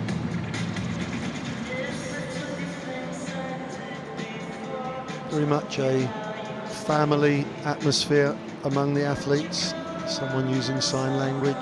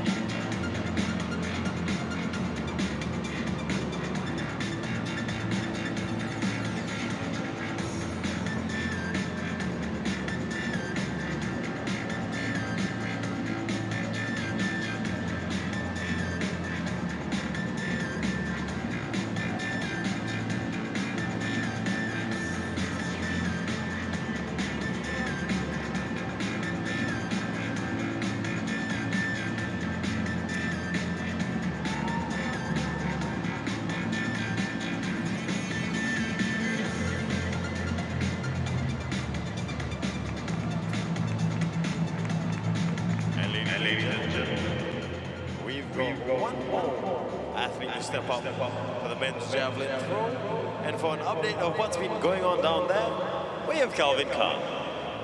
Thank you, Ravi. I'm here right at the javelin throw, and we have just concluded the men's F54 and F55 category. And I would say, being here on track and watching them throw, is something very magnificent, because, you see them throwing their best, and, all 6 throws are done at the same time. So one athlete goes through all 6 throws, and we can see all the other athletes waiting patiently just for their turn to throw. So here are the updates of the men's javelin throw, F54 and 55. The gold medal goes to Haji Jumat Sari from Brunei with a throw of 24.49 meters. Coming in second place, it's Saptra Viyadi from Indonesia with a throw of 24.15 meters. Coming the bronze medal goes to Joel Balatukan from Philippines with a throw of 21.04 meters. And in fourth place, Matasan Haslan from Brunei with a throw of 15.50 meters. And lastly, finishing it in a throw of 13.27 meters is Jab Soon Hang from Malaysia. So here are your updates for the men's javelin, F55 and 54 category. Thank you. Thank you very much, Calvin. Still lots more action on the track coming up on day 1 of athletics at the 8th ASEAN Para Games. Lots of other things going on as well. Don't forget, around the Sports Hub in Hall 1. In Hall 1, we've got table tennis. In Hall 2 at the OCBC Arenas, badminton's going on. Hall 3 has boccia. And down at Hall 4, the very loud sport of chess.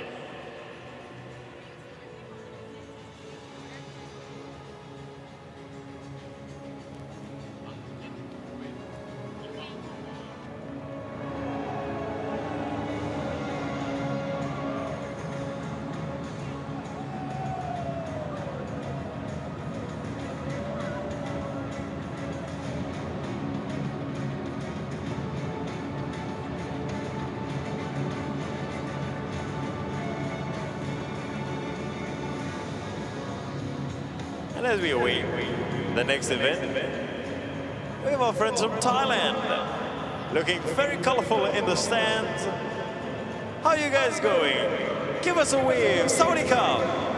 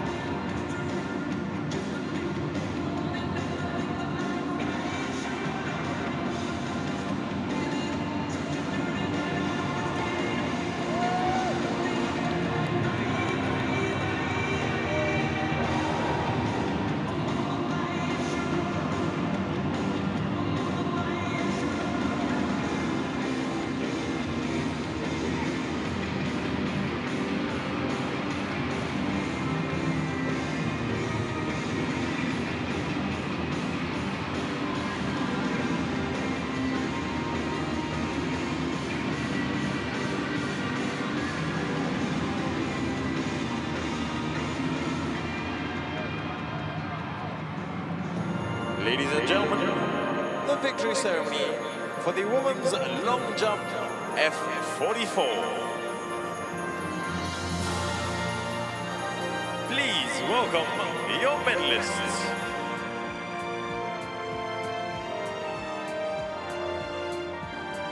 Medals will be presented by Haji Rosmandi Haji Muhammad Daud from the ASEAN Parasports Federation Board of Executives, and he's accompanied by Dr. Ang Ken Kyu, Chef de Mission, Malaysia. Bronze medalist from Vietnam, Thi Thuy.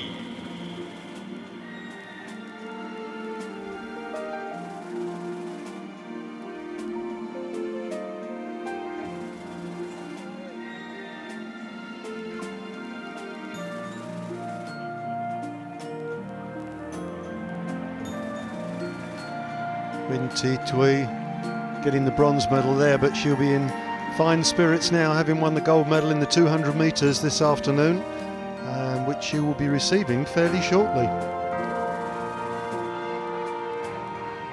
I think she's the senior citizen among the ladies we've seen today, 51 years of age. Silver medalist in great shape. Representing Myanmar, Ng In Chin.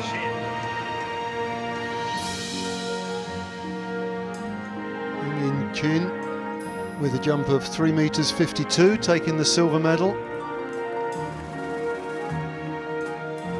And we saw her later on, also competing in the 200 meters.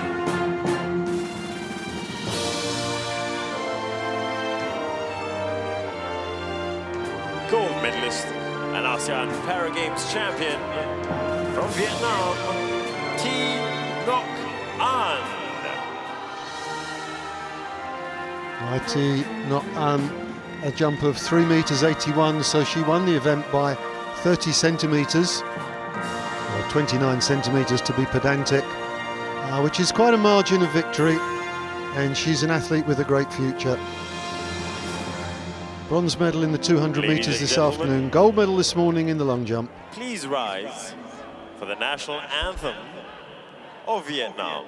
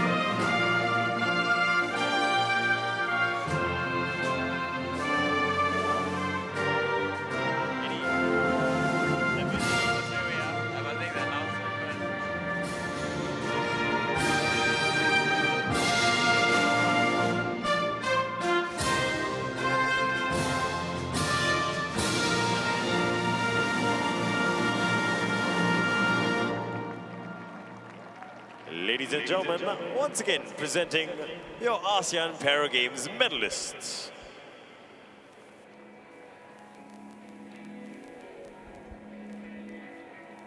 Nice touch as the champion Ngoc An goes over to collect the Vietnamese flag. She and her compatriot proudly parading the flag.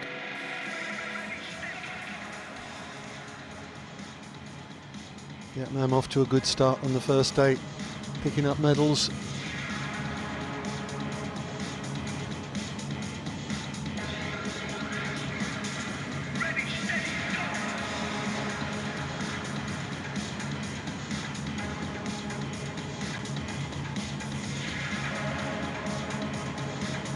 Well, that was the winning jump, 3 meters 80.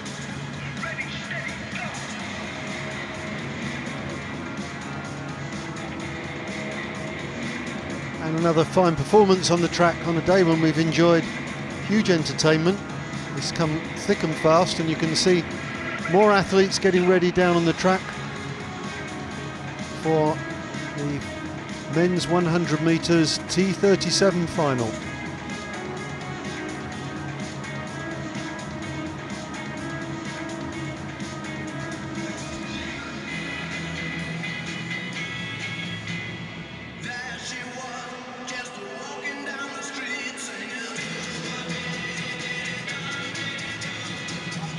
Oh, they're really digging up the old records here.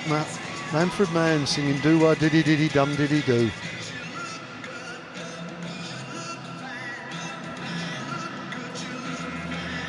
The athletes all getting ready for this final T37 category.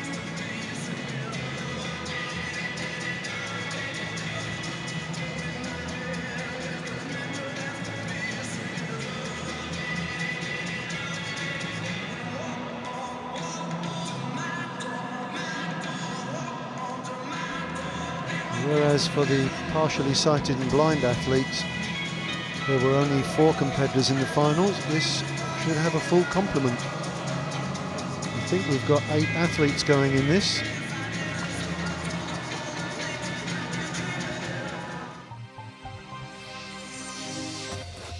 T37 is for athletes with a moderate impairment down one side.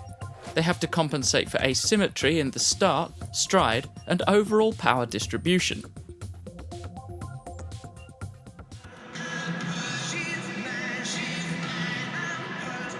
Well, we had 2 heats this morning. Here they are, the competitors. Lionel To from Singapore. Jaffa Wako Jaffa. Taeyon Charat, Lê Van Man, Sewang Sakphet, Ismail Mohammed Khairi, Jacqueline and Huynh Hu Tin. So we've got 4 competitors from each of the 2 heats going through to the final. There's the Singaporean competitor, Lionel To.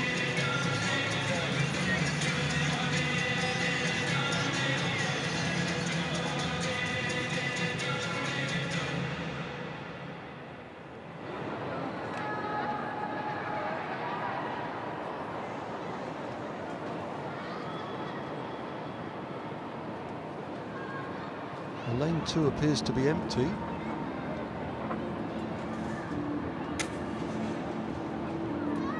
In 4 we have Lê Van Man, who started off disastrously but came storming through.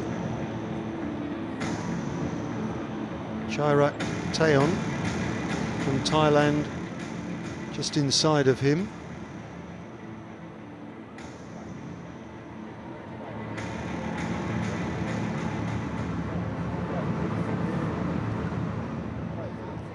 That is Chairat Taeyon, a Thai athlete, 34 years of age.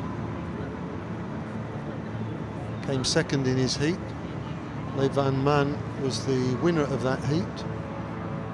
Very impressively indeed.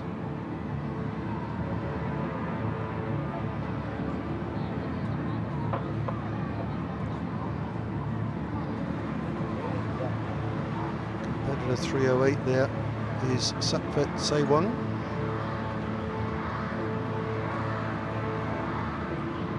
Thai's having a very good day on the track and in the field, but especially on the track.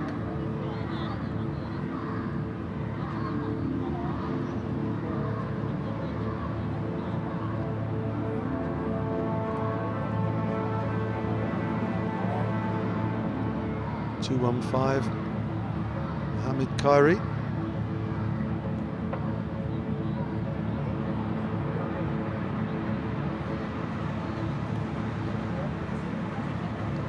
Finished third in his heat.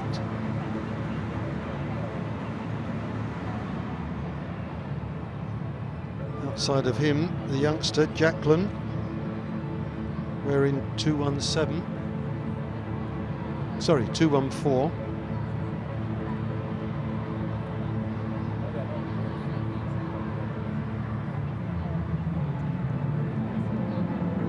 Second Vietnamese on the outside, Win Hu Tin.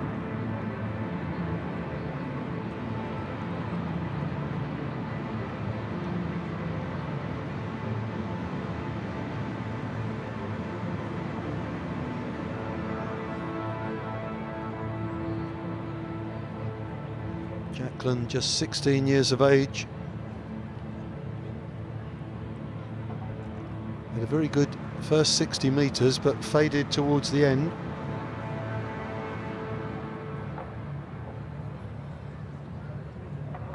So we have Lionel To of Singapore on the inside. Lane 2 is empty. Lane 3, Chairat Theon of Thailand. Lane 4, Le Van Man of Vietnam. Lane 5, Sakphet Sewang of Thailand. Lane 6, Mohammed Khairi of Malaysia. Ladies and gentlemen, Lane 7, Jacqueline, also of Malaysia.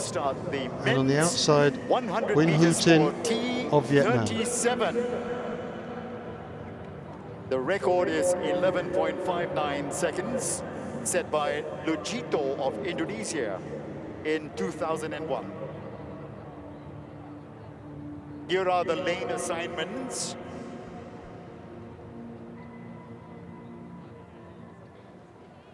In lane 1, number 269, representing Singapore, Lionel Chun Chie. Lane 2 is vacant. In lane 3, ladies and gentlemen, 309, Taon Chairat from Thailand. In lane 4, number 351, from Vietnam, Le Van Man.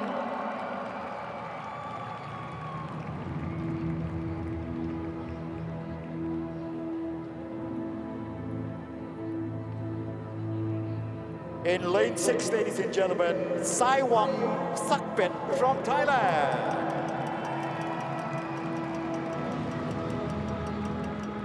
In lane 7, representing Malaysia, number 215, Ismail Muhammad Khairi.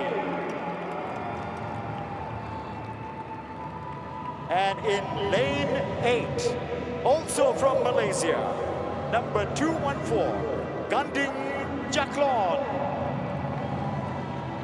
And that's the field, ladies and gentlemen, for the men's 100 meters. I think Brian's missed out Win Hu Tin in the race, in lane ladies and 8. gentlemen, is Hu Tin from Vietnam. Oh, Brian spotted him now. Didn't want to miss him out, that's for sure. So the formal introduction's done. It's time to get down to business. And it's a brave man who'd pick a winner from this field. Le Van Man almost didn't start at all, but in his heat he came through so strongly in the second half. And these have problems with one side of their body, so it's a question of balance. So it's not, they can't go absolutely flat out.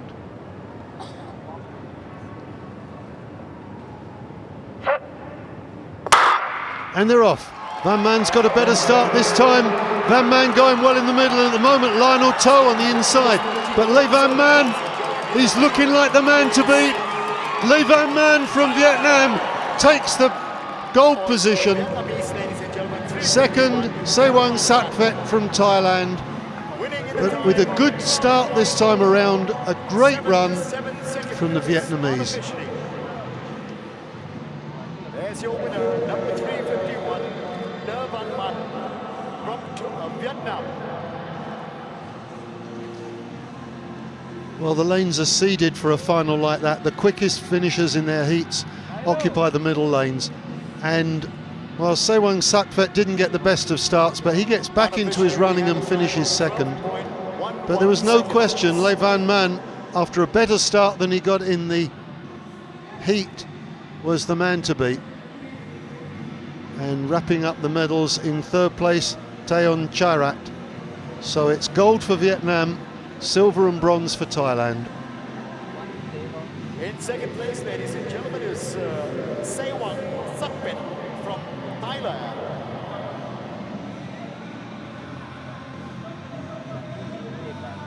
The pride and joy of Vietnam, ladies and gentlemen, the winner of the men's 100 meters. Well, a delight for Vietnam indeed. They're really having a great afternoon, seeing their athletes picking up medals all over the place. It's a very happy Vietnamese contingent in the crowd. Come on, everybody, a big round of applause for the winner. Well, he deserves that. The only thing that worried me after watching him this morning was how poorly he got away at the start. But this afternoon didn't get the greatest start, but it certainly was much better than in the morning. And he was ahead by 40 metres and never really looked like relinquishing that lead. Great run from Le Van Man. Comfortable margin of 0.24 there. So confirmation, Jacqueline Ganding getting fourth, was the best among the Malaysians. Good effort from Lionel Toe to finish fifth.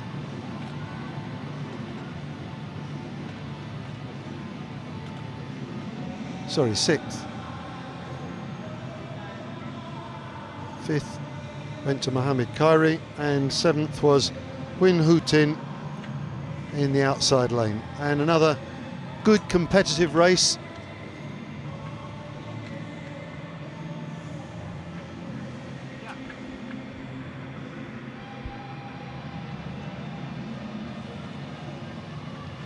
And the confirmation, ladies and gentlemen, of the results of the race we just saw, the men's 100 meters for T37. The winner is Le Van Man of Vietnam in a time of 12.78 seconds. Taking silver medal, Sewang Sakphet from Thailand. And in third place, Theon Chairat, also from Thailand.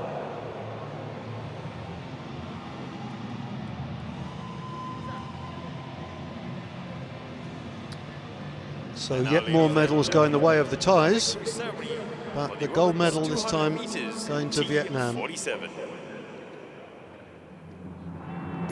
we have three other finals to bring you this afternoon. They're all three 100 metres finals, but they've gone straight to final. There were no heats for these.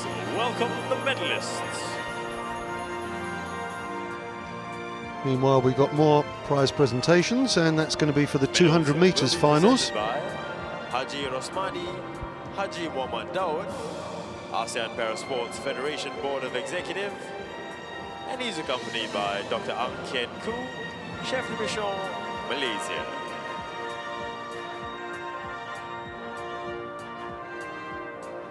Bronze medalist, representing Myanmar, Nan Da Lin.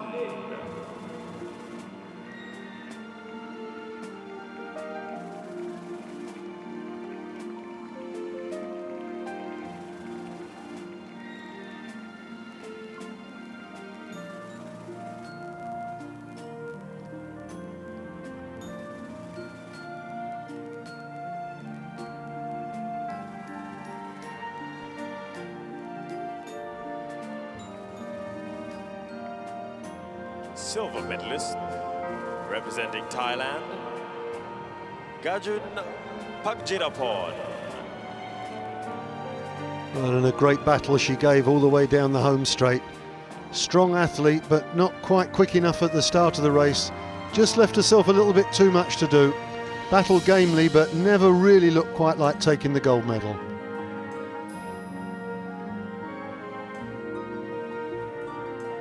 Gold medalist and ASEAN Para Games champion from Indonesia, Nanda Shaliha. Well, got off to a good start and never really looked like relinquishing the lead. Excellent run in what was a very good competition. Great battle all the way down the home straight.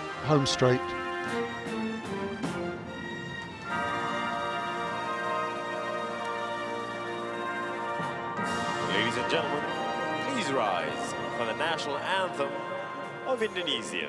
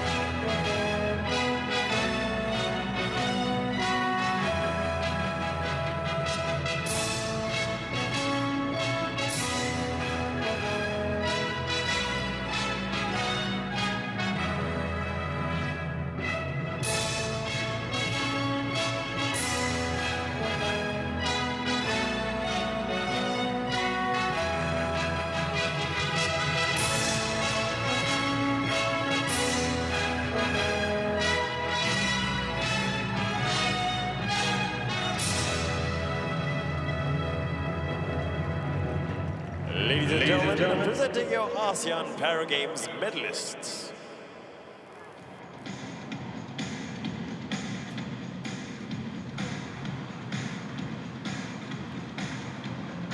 Well, the personnel change, but the photograph remains the same, and the big smiles on the faces exactly the same. Good effort from the ladies.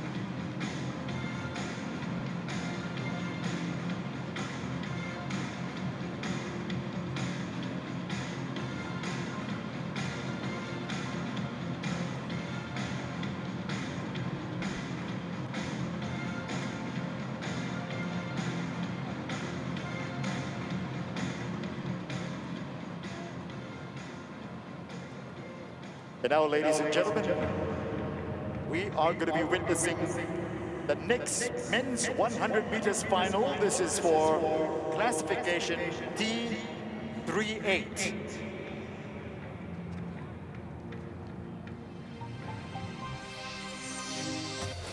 T38 is for athletes with a low degree of impairment affecting the lower trunk and legs, whole body, or a low to moderate degree of impairment down one side.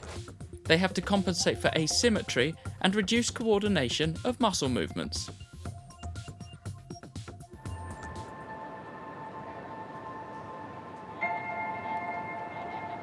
So we have 6 competitors for this race. Mohammed Hasnur Mohammed in lane 1, Suyono in lane 2, Pandin Duong in lane 3, Ledsim Manila in lane 4, Jamaluddin Amir Firdaus in lane 5, Wongtonapum Damkong in lane 6.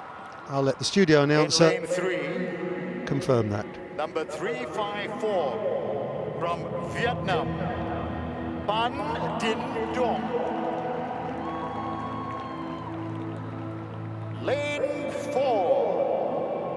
number 307. From Thailand, Manila Dutsit.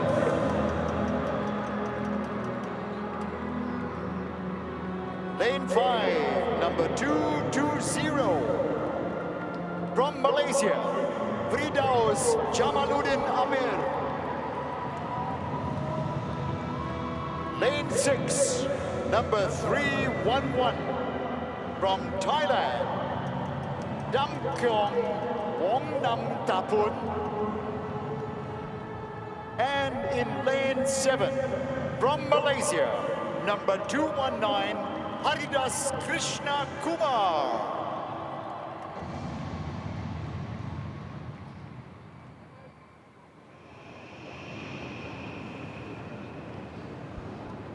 Okay, 7 competitors in this final then. We have 3 from Malaysia, 2 from Thailand, 1 from Vietnam and 1 from Indonesia. No heats for this, straight to the final.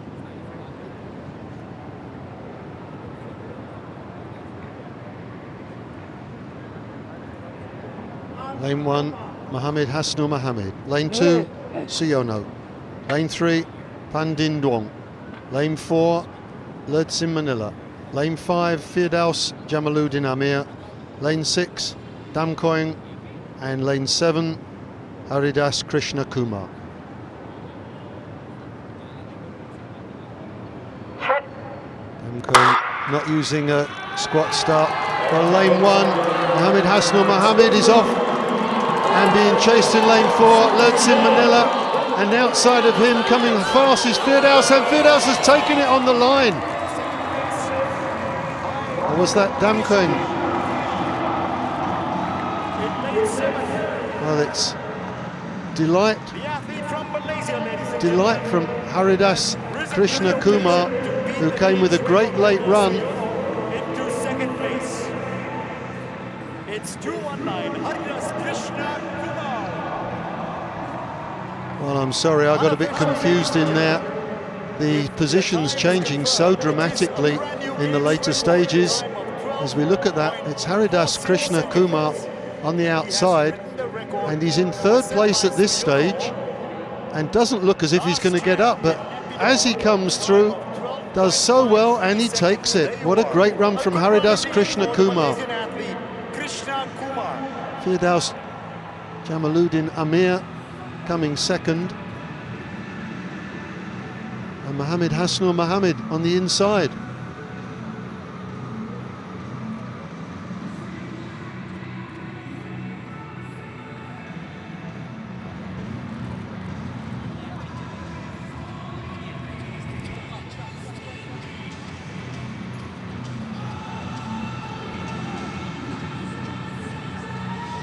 Absolute delight for this young man, 28 years of age.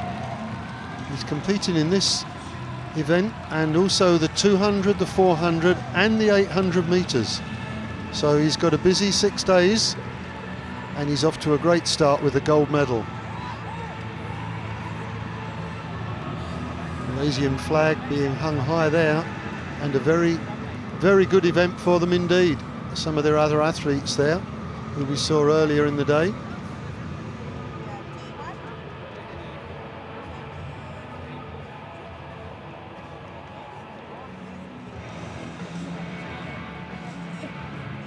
Congratulations from his fellow athletes.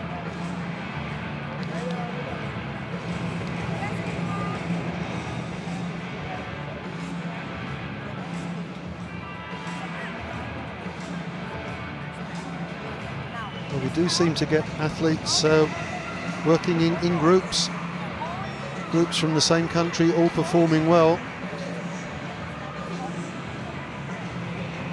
And the Malaysian men giving a very good account of themselves at present.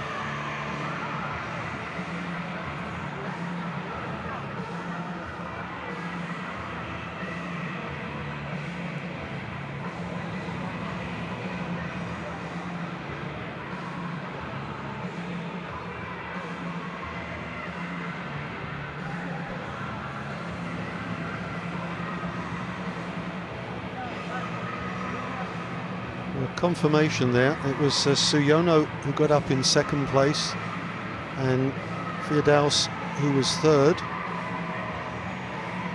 But no doubt that the winner in 12:46, it's a quick time. Haridas Krishna Kumar, to give him his full name. Damkoing in fourth place.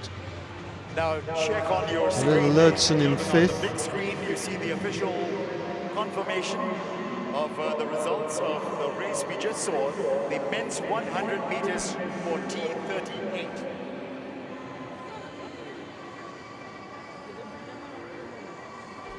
Taking first place in a brand new games record time of 12.46 seconds, Haridas Krishna Kumar. Second is Suyono from Indonesia. And third, Firdaus Jamaluddin Amir from Malaysia. And that's a really creditable effort from Suyono, the Indonesian, 43 years of age, but very competitive in that race. But no question that Haridas, the clear winner, and in a new games record as well. We've seen quite a number of games records set today. So that's the men's T38 100 metres completed. That just leaves us with a couple more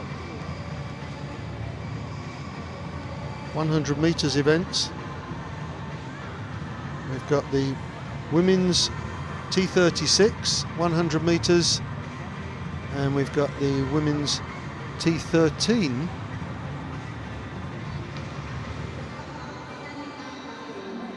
I think, and the men's 100 metres for T54, which should be a very good race indeed. But those are all coming up a bit later.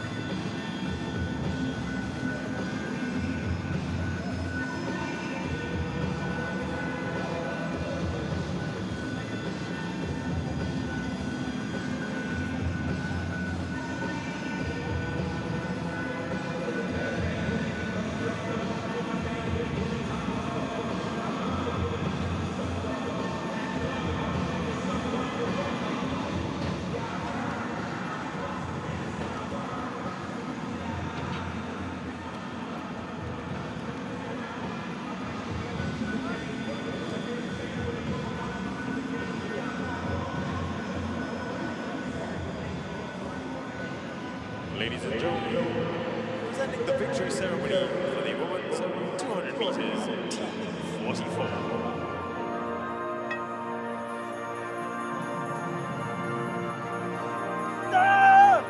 Please welcome your medalists. Medals will be presented by Haji Rosmani, Haji Mohammad Daud, ASEAN Parasports Federation Board of Executives. He's accompanied by Dr. Ang Kien Koo, Chef de Mission, Malaysia, who will also be presenting the mascots. Bronze medalist from Vietnam, Thi Ngoc An.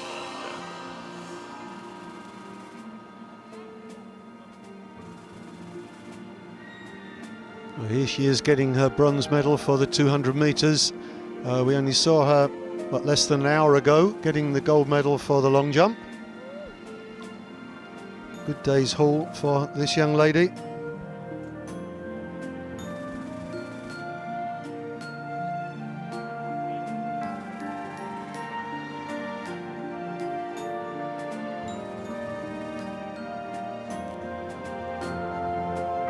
Silver medalist representing Cambodia, Sing Hon. I think that's Cambodia's first medal on the track today.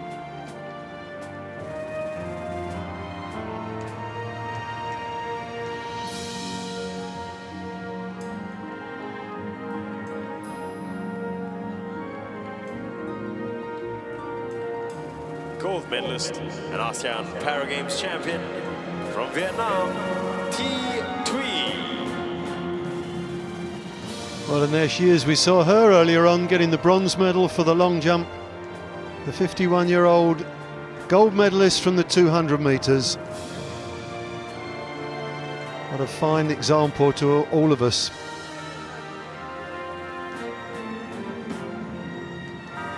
What a great competitor. A lovely moment for her. Please rise for the national anthem of Vietnam.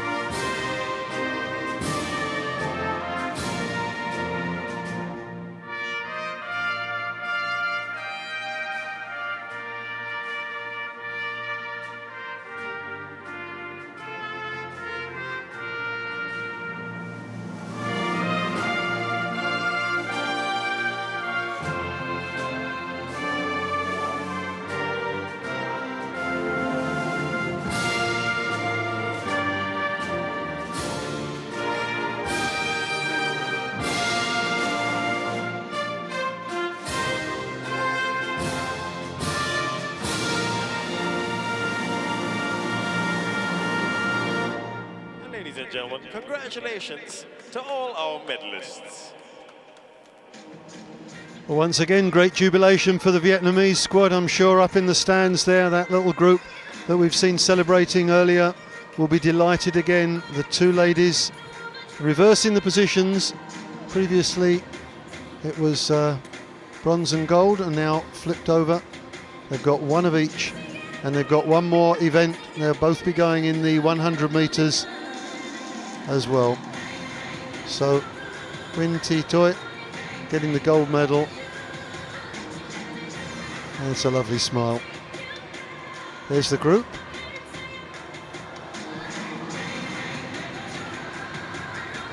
They're worn out from all the celebration this afternoon. Wave to the friends in the crowd.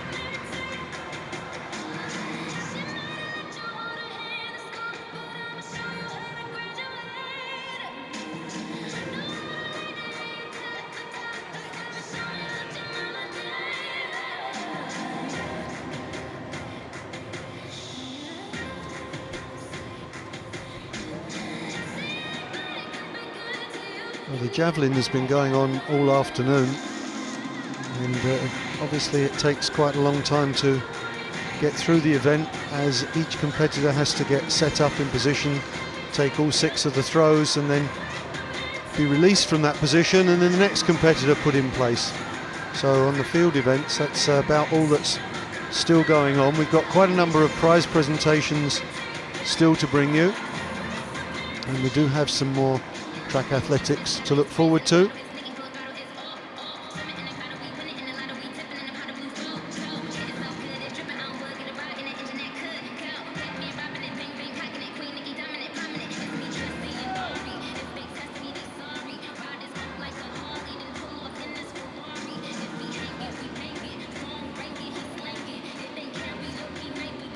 Sakchai with a terrific throw there. You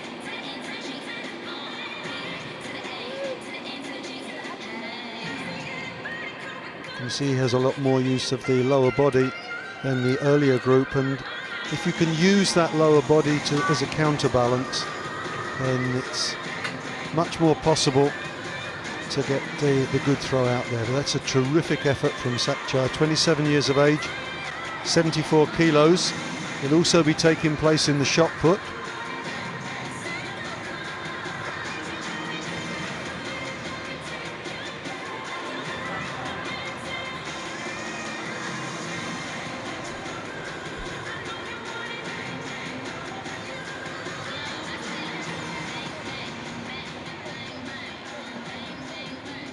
And ladies and gentlemen, on the field, we've got the men's javelin throw F56-57. Just a reminder of the field: from Cambodia, Tong Ravi; from Thailand, Sakchai Imbanchak; from Brunei, Kade Hirdan Haji Abdul; from Indonesia, Alan Sastra; from Vietnam, Chow Kok Hang; from Malaysia, Faridul Masri; and from Vietnam, Nguyen Be Hao.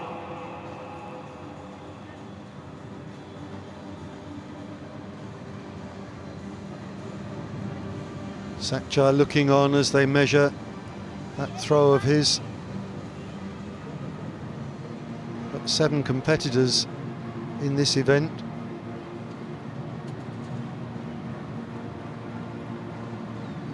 Plenty of officials on the scene.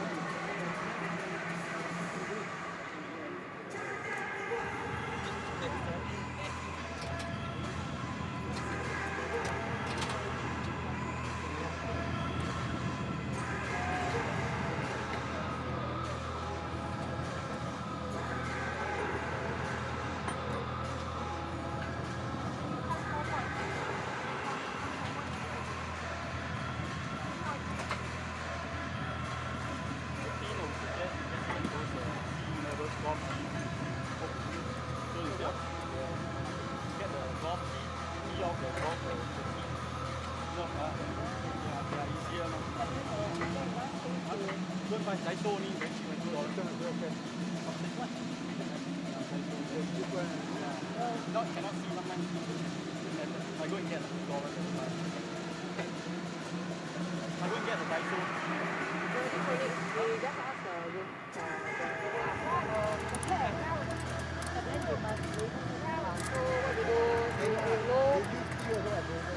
you don't have, so you do is just double and do different, two or three sets of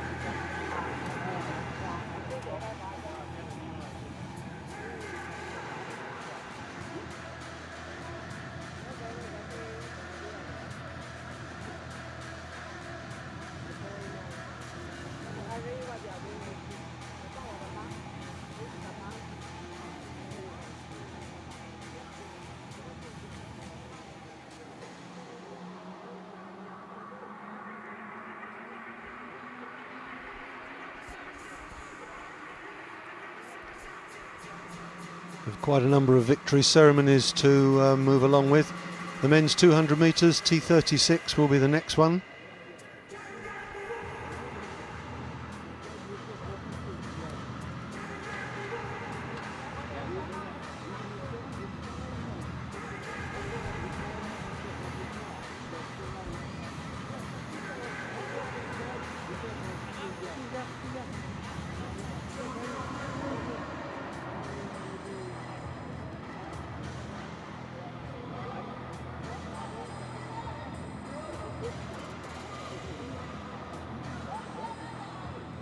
All right, ladies and gentlemen, men's javelin throw F56, 57, right in the thick of the action.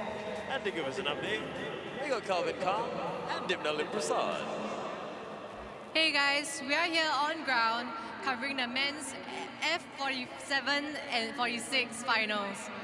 We've got an amazing lineup for you, and right now just watching the seated javelin throw is really amazing because as they're seated, they're just using the brute force of their upper body to propel that javelin forward. Calvin, what do you think?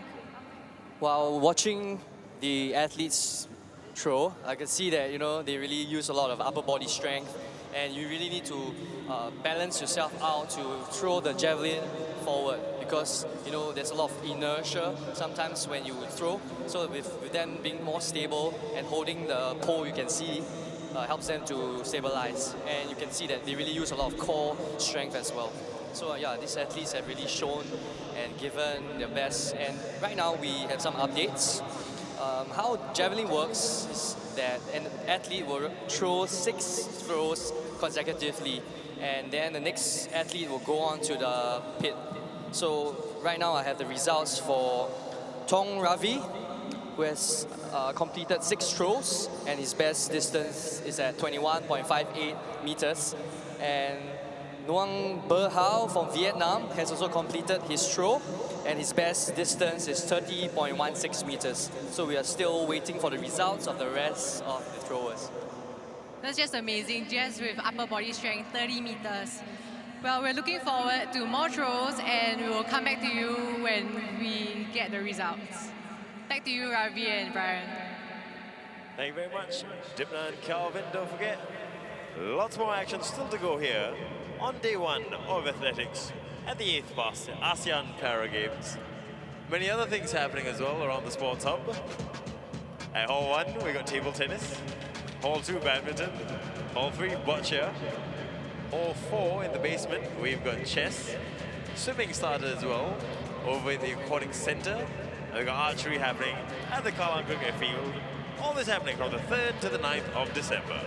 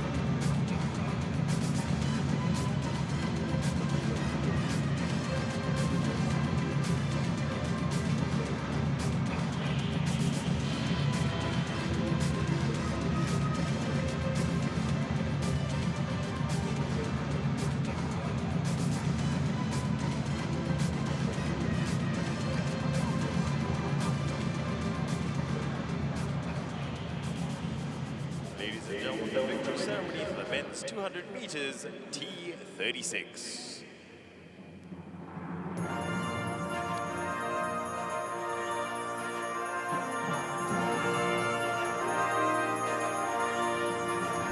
Please welcome the medalists. Here we have the medalists from the T36 category for the 200 metres. Shapawi Ismail, Director General, National Sports Council of Malaysia. He's accompanied by Mr. Jason Low, Assistant Chef de Mission, Malaysia. Malaysia featuring very prominently once again. From Indonesia, Muhammad Agung.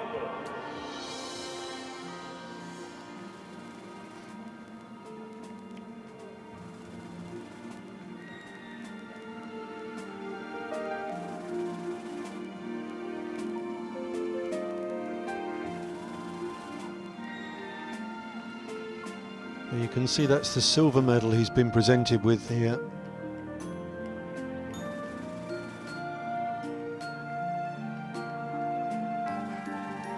Gold medalist and ASEAN Paragames champion from Malaysia, Muhammad Ridwan. Well, delight there for Malaysia and for Muhammad Ridwan himself, gold medalist. If you're wondering why we've only got gold and silver, in an event where there are only 3 competitors, then we operate what's called the -1 rule, and that means that the 3rd competitor doesn't get a medal, so there's no bronze medal, gold and silver. If there were only 2 competitors, then the -1 rule would apply. There'd be a gold medalist and no silver. And if there was 1 medalist on his own, then unless he breaks the record, he doesn't get the gold medal, although that rule is sometimes waived.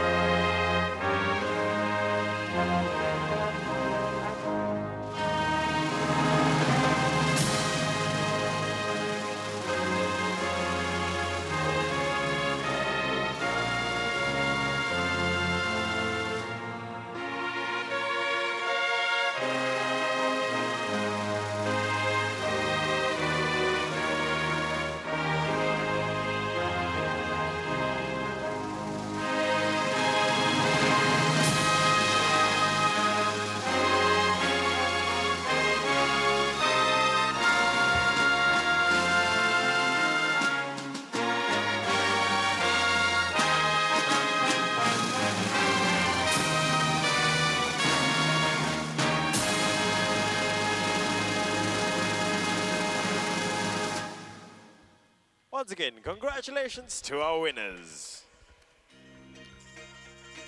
What a lovely moment of emotion there. Once again, congratulations to all concerned.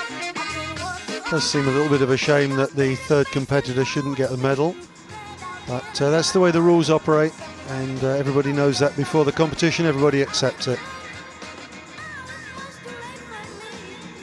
Well, that's not quite right. Mohamed Ridwan Emiri doesn't actually get the bronze medal.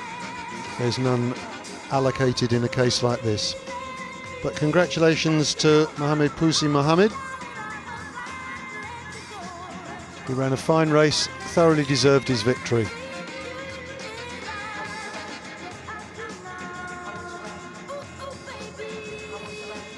The next prize presentation will be for the men's 100 metres for the T11 category.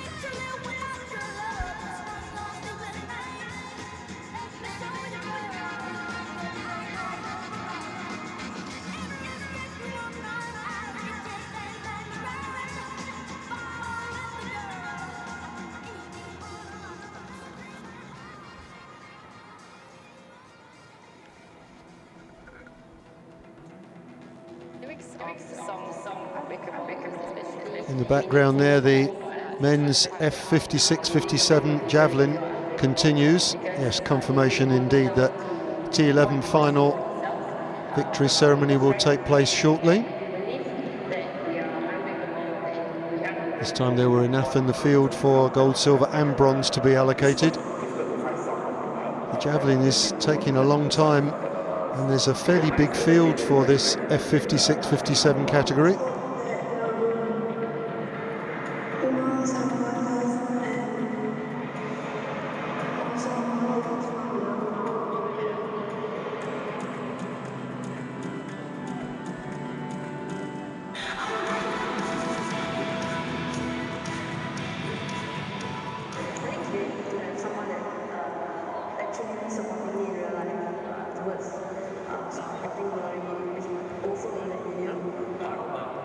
Through the video, when everyone sees what kind of training happens goes wrong, they'll be inspired to come down and back down because they know that training is going into something good for the performer.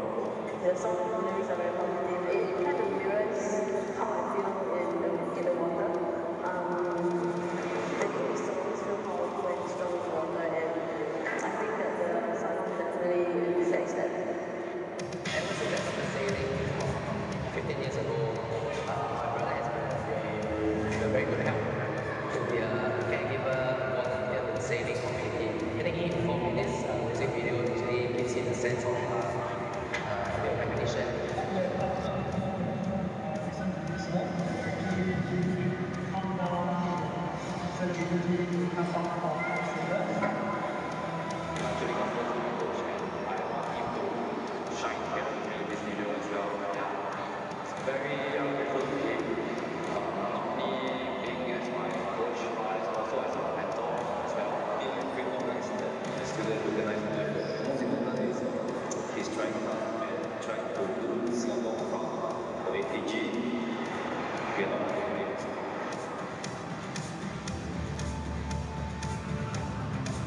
This is really a special thing, you know. I started off as a normal person, a normal coach. But over the years, they have inspired me to coach them. So all these boys, over the last 6 years, a lot of commitment, passion for the game, hard work throughout this campaign. So they will give all out. Their commitment is fantastic, getting us to close the APG. And so we're really looking forward to it. Yeah. Let's hope that everyone in Singapore here get to watch our video and give us some support and come down our game and like the sports.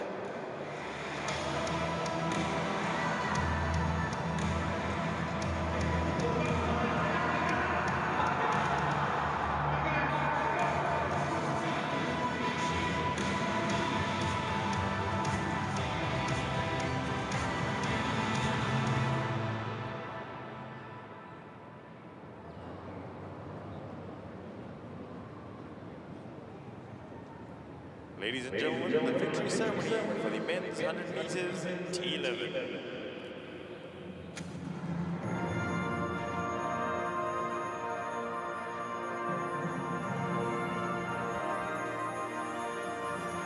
Please welcome the medalists. And so to the men's 100 metres T11 prize presentation, and that outstanding rub from Abdul Halim, the Indonesian. Parasports Federation.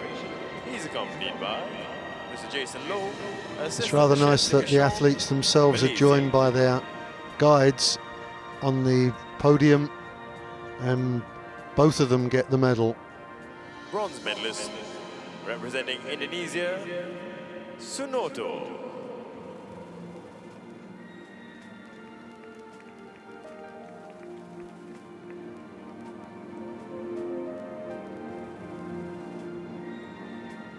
And he is accompanied by his guide, who assisted him in the race.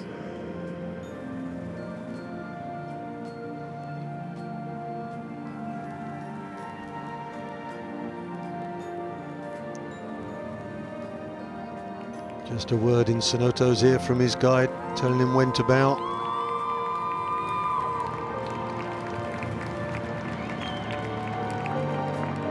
Second place will be Kitsana Thailand, Kinsana Jorchi.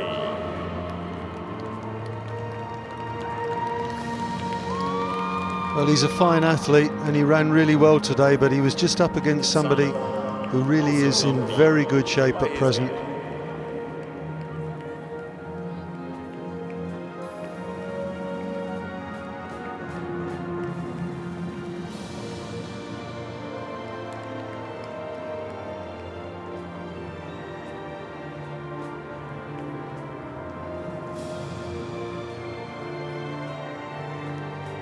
Gold medalist and ASEAN Para Games champion from Indonesia, Abdul Halim Talimunte.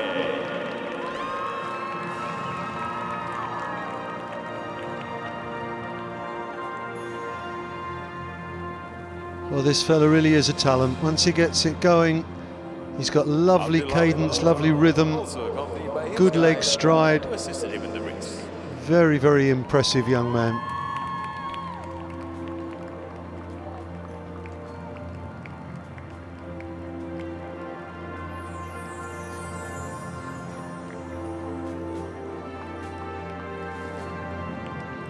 Ladies and gentlemen, please rise for the national anthem of Indonesia.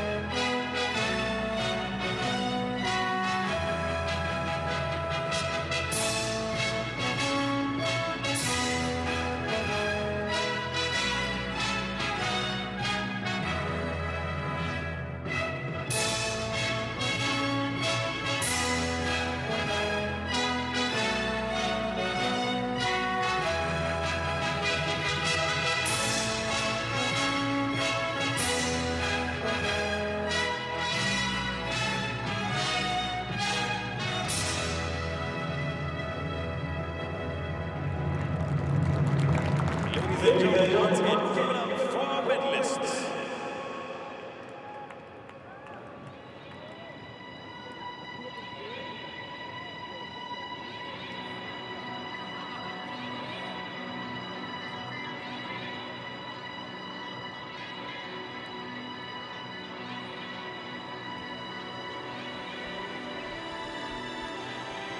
Just confirmation there of Abdul Halim taking the gold medal in the men's 100 metres T11, and I suspect we might see him on this podium again later in the week.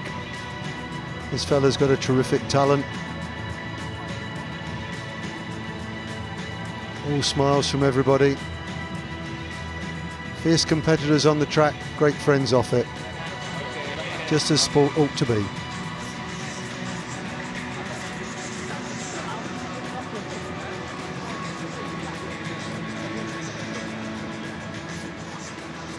Had a lot of finals today now. I think I read that there were 22 medals, gold medals being awarded today. So it's a tremendous number.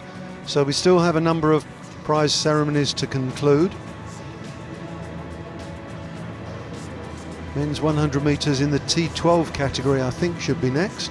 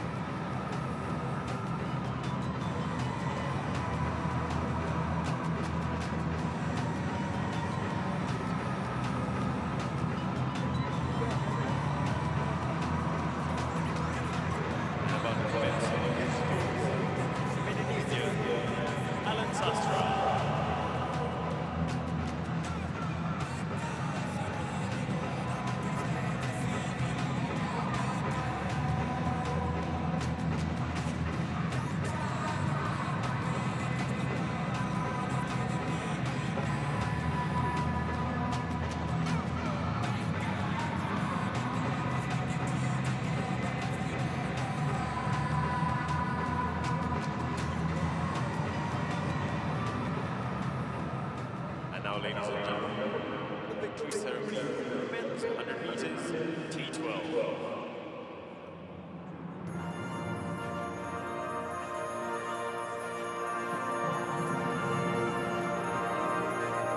Please welcome your medalist.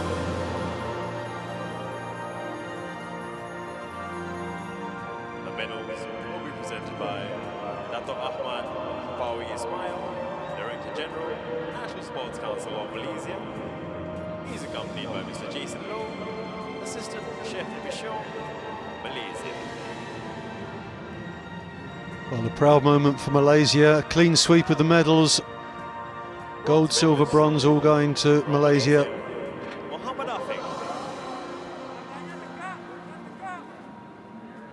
Mohammed Ali Hanafia, or Afiq as he likes to be known, winner of the bronze medal.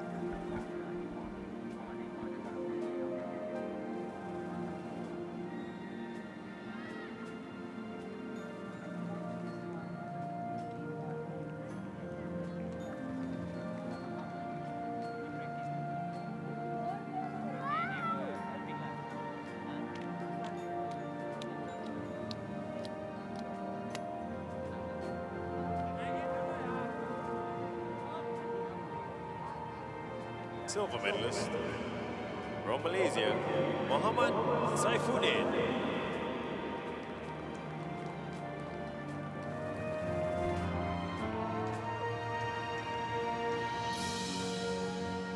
Mohammed Saifuddin having to settle for the silver medal because Mohammed Faisal was just too quick. Too quick, too strong.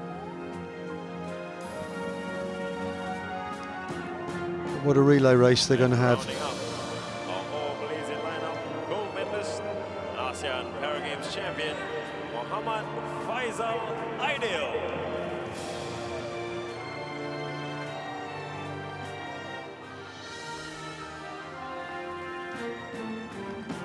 Mohammed Faisal, worthy winner, draped in the Malaysian flag. I'm sure that will be over the shoulders of both of his compatriots in a few moments' time as they pose for photographs after the Malaysian national anthem.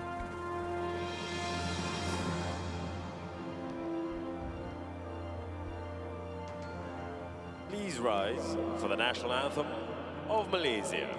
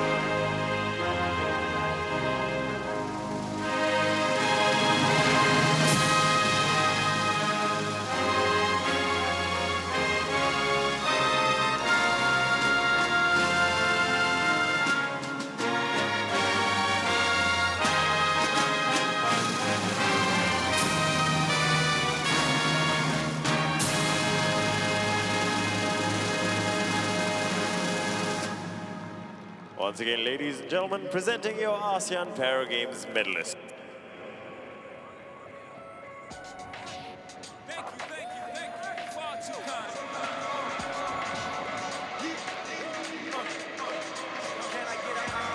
So a clean sweep of the medals for Malaysia, who are gunning for a big tally in this particular event, edition of the ASEAN Para Games.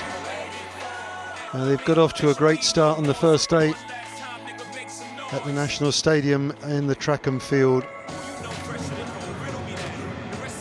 picking up medals all over the place. I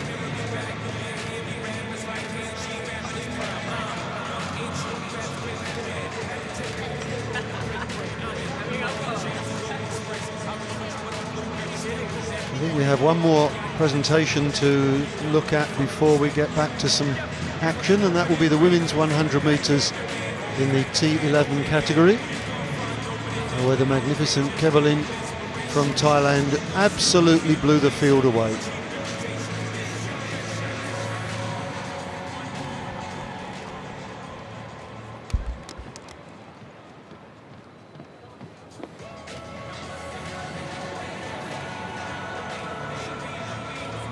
Ladies and gentlemen, we are now ready for the women's 100 meters T36. And now for the lane assignments.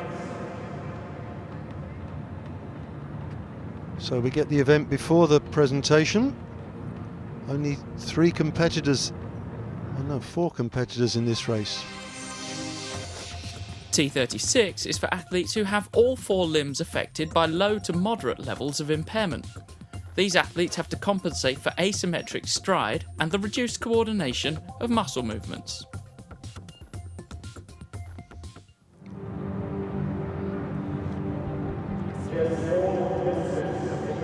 Ladies and gentlemen, for the women's 100 meters for the classification of T36. In lane 1, number 283, from Thailand, Bumchan Ponsuda. In Just lane 19 2, years of age. number 142, Nurhaida Insan, representing Indonesia. Much more experienced 28-year-old. In lane 3, number 282, from Thailand, Luyu Supatsara. And in lane 4, a new addition, competitor number 281, representing Thailand, Kotsamon. Well, Kodjamon is a surprise competitor. 100 meters T36 final.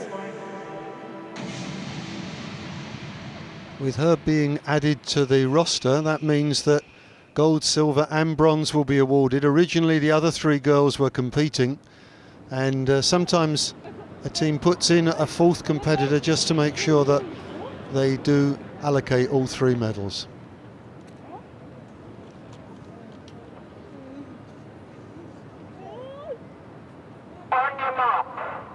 I don't expect this is going to be a blisteringly quick race, but this could be very competitive indeed. Nobody using blocks. Bumchan Ponsuda in lane 1, Nurhaida Insan lane 2, Luyue Supatsara lane 3, and Kodjamon in lane 4.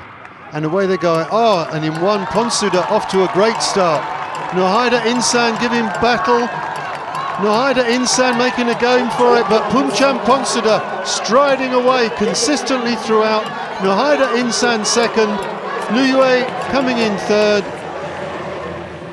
and the 4th competitor, Kodjamon, an absolute delight. Absolutely thrilled with her performance, and why wouldn't she be?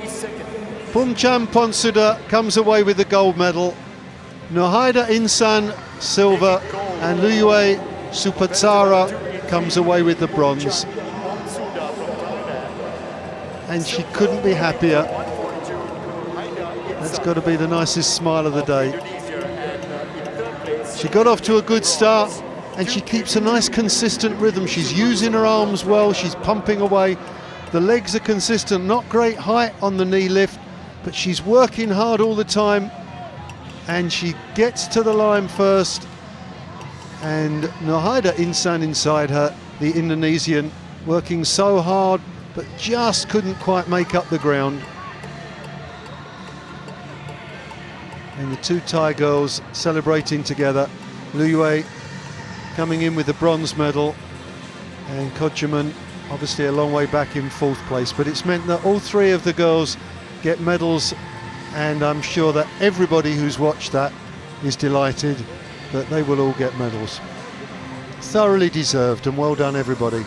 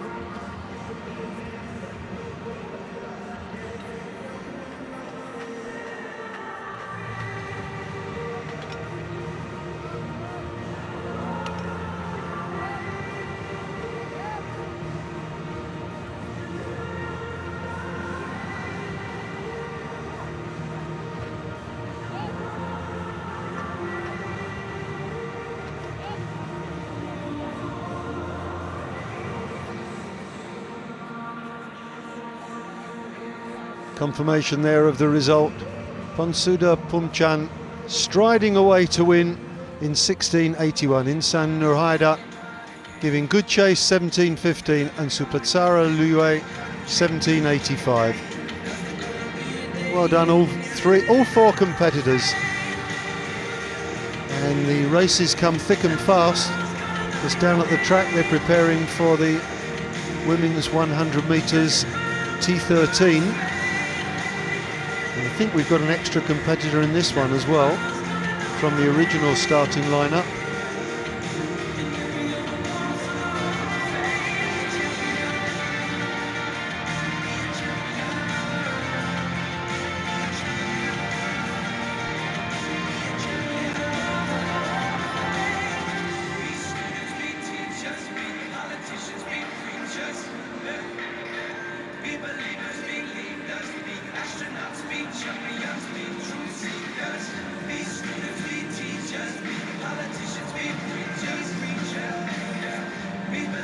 Well, I've misread the schedule there. It's actually the men's 100 metres T54 category.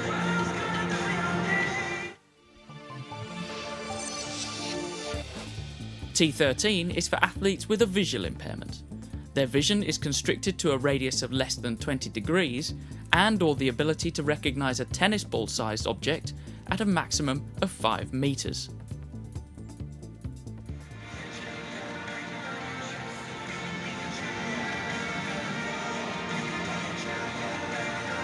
Okay, as you were, I thought I could see more competitors down there. There are only 4 competitors in lane 1. Yusuf An-Nur Hayu. Lane 3, Vongdala Sulipong from Laos. Felicia Mika from Malaysia. And the additional competitor, Dong from Vietnam.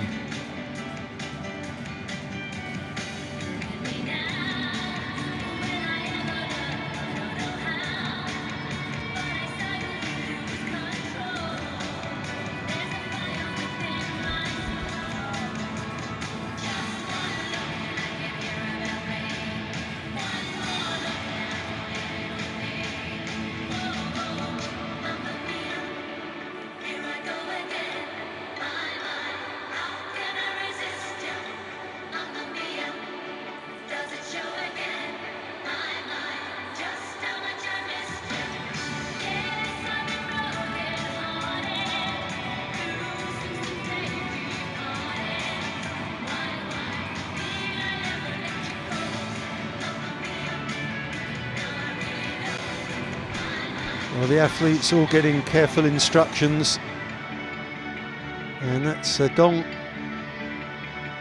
that we just saw being guided up there. 181, Vongdala Sulipon from Laos, and she's the 4th Laotian competitor we've seen today. The other 3 all boys, they're all very young, and she doesn't buck that trend at all. She's just 16 years of age.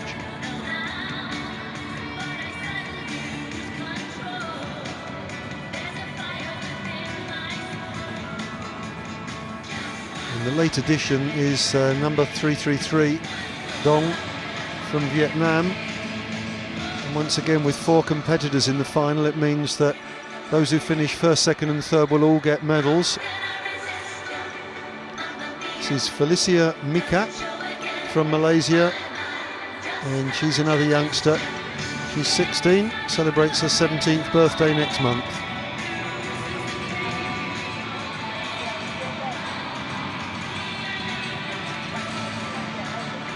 I think it's a fair bet to say that Dong, the number 333, wasn't really expecting to run in this race, given that she's running in a polo shirt.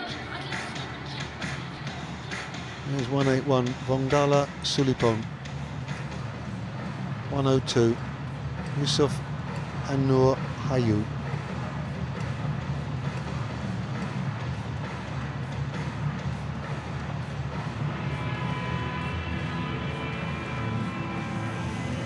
So the girls have visual impairment, but not completely blind. They don't have to run with the blindfolds.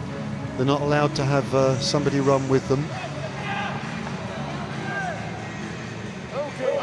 So lane 1 from Brunei, lane 3 Laos, lane 5 Malaysia, lane 7 Vietnam. The game's record is 13.49 seconds set by Supani Prawat of Thailand in 2009. And here are the athletes in lane 1, 102. Muhammad Yusuf An-Nur Hayu from Brunei Darussalam.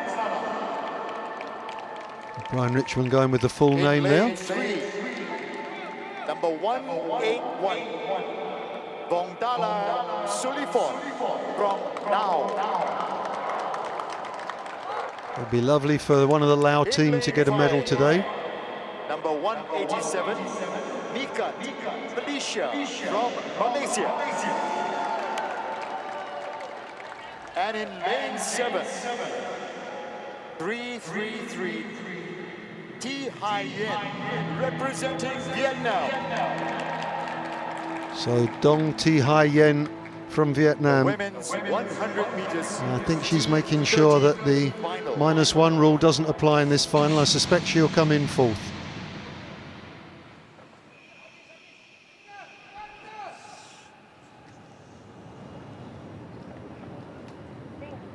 So the stadium goes quiet. Lane 1, Mohammed Yusuf An-Nur Hayu, to give her full name, as Brian did just now. Lane 3, Vongdala Sulipon. Lane 5, Felicia Mikat. And lane 7, Dong Thi Hai Yen. 4 competitors, T13 women's 100 metres final.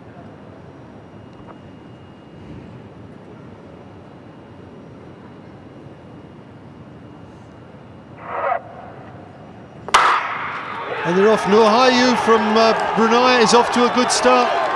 Felicia Mikat from Malaysia is going well as well. I think Felicia Mikat's in the lead. She's pulling away now. Nur Hayu coming second. And I think Dong Thi Hai Yen coming in 3rd.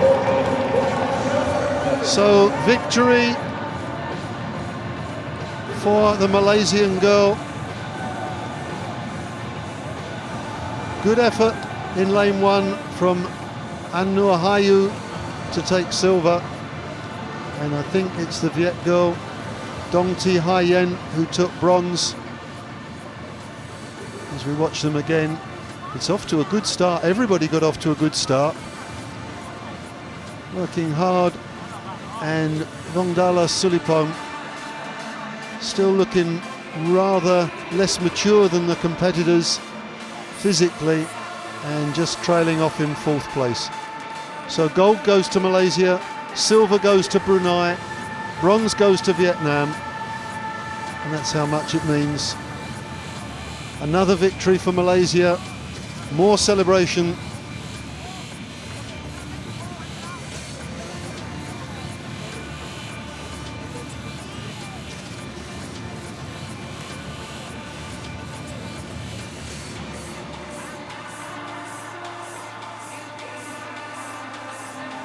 Well, it's a good effort. And you can see that the wheelchair athletes are already getting out there.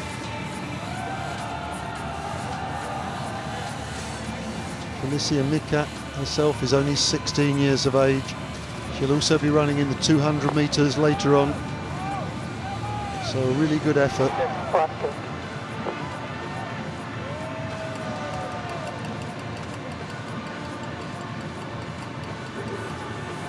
And the wheelchair athletes are out there for the 100 metres final, the T54. There's a very strong lineup here. Right, ladies and gentlemen, we're getting ready for the final track event of the day. There's confirmation of Felicia's win, 14.74, not a new record by some stretch, but it was a good win. And we are looking And Nur Hayu performance by coming second for Brunei. I think that's probably their first medal on the track today. Dong Thi Hai Yen, who only entered at the last minute, getting herself a bronze medal. And sadly for Vongdala Sulipon, she has to finish 4th.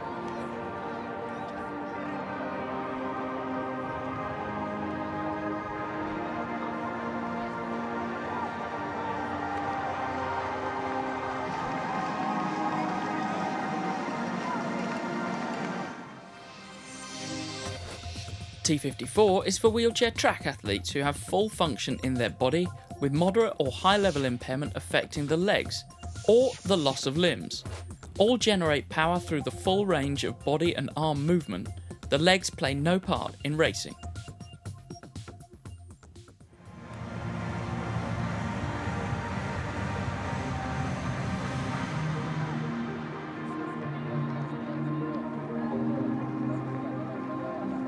Well, this is a big field here. We've got 8 competitors.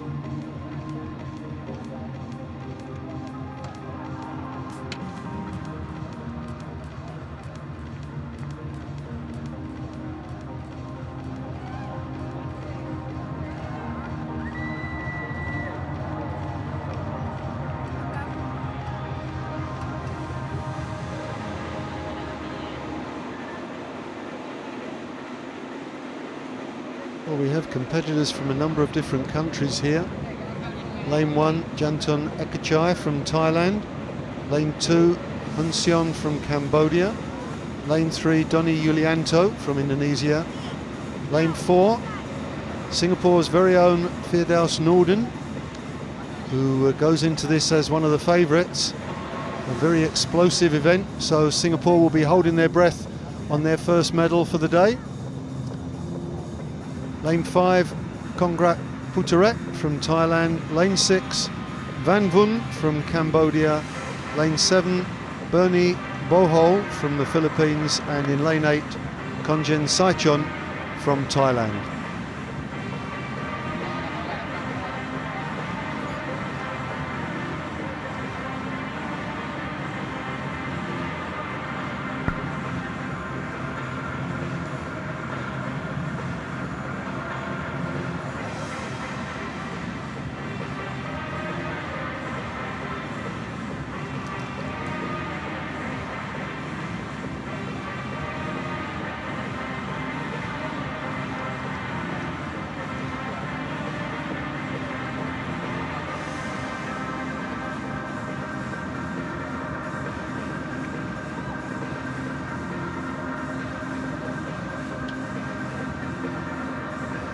Oh, this is a very explosive event. This is absolutely flat out.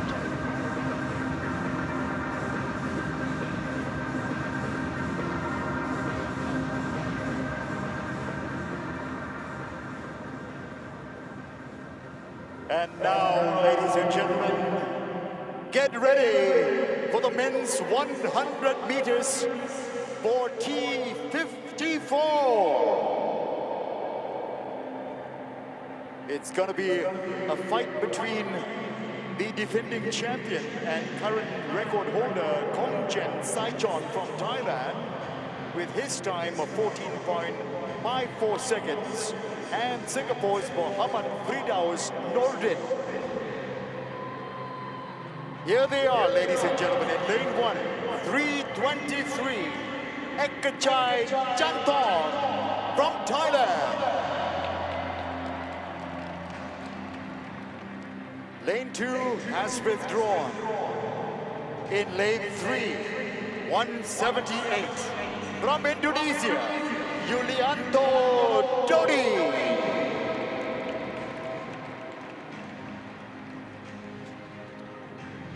In lane 4, number 273, Singapore's Mohammad Firdaus Nordin. It's got the crowd excited. Firdaus Nordin. 3:25 from Thailand, Kongrat Putaret. In lane 6, number 134, representing Cambodia, ladies and gentlemen, Vun. Lane 7, number 256, from the Philippines, please welcome Bernie. And in lane 8, number 326, the defending champion, ladies and gentlemen, from Thailand, Kongjen Saichon. Yes, indeed, it's going to be a battle royal here in the men's 100 meters for T54. And our final contestant, ladies and gentlemen.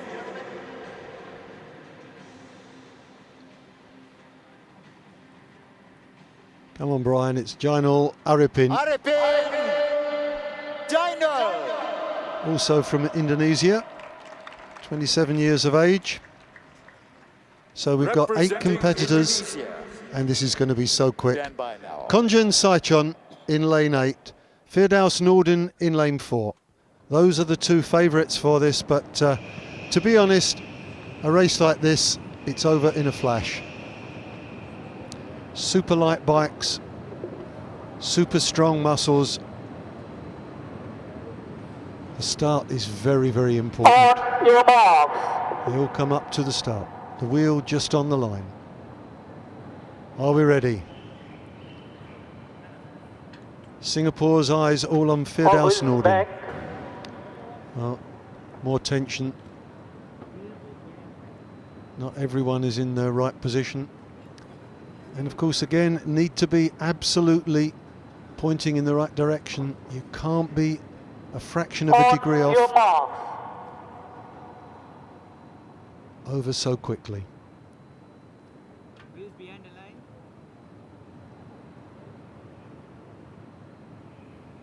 This time they're under orders. And they're off. And at the moment it's in lane 1. It's Janthan who's doing well, and out in lane 8, Kongjen Saichon is just cruising it. And outside of him, Jainal Arifin, and I'm afraid Singapore's hopes were dashed there as Kongjen Saichon showed his true class by just running away with the game, with the race. Jainal Arifin outside of him. Brian on the announcement almost forgot him, but he didn't forget himself. Came in second place. A very good performance. These are super fast bikes. And unfortunately Firdaus Nordin didn't get a great start and was always playing catch up. Out in lane 8, just coming away with it, Kongjen Saichon. Ladies and gentlemen, Kongjen Saichon of Thailand, the defending champion, would have broken his existing games record. And I think Van Vun came in with the bronze medal from Cambodia. 40 seconds.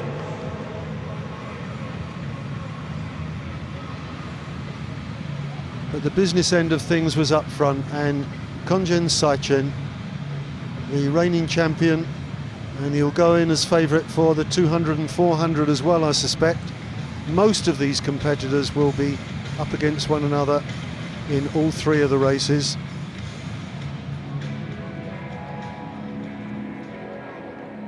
Jainal Arifin, way out in lane 9, never the favoured lane, but came through very strongly for an excellent silver medal. He's also going in the 200 and the 400.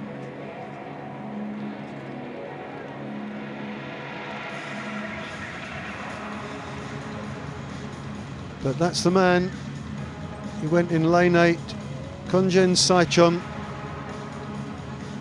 32 years of age, only 50 kilos, but he packs a lot of muscle in that upper body.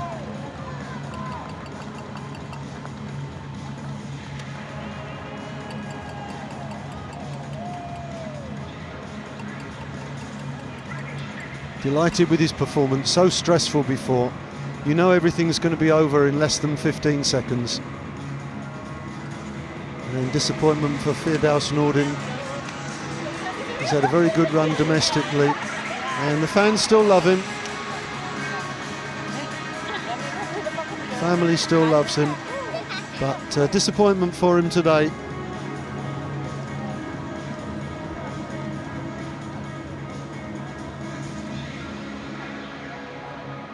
Confirmation, Saichon first, Jainal Arifin second, Vun Van indeed getting the 3rd position, and Firdaus having to settle for last place, I'm afraid. that you just witnessed, the men's 100 meters for T54.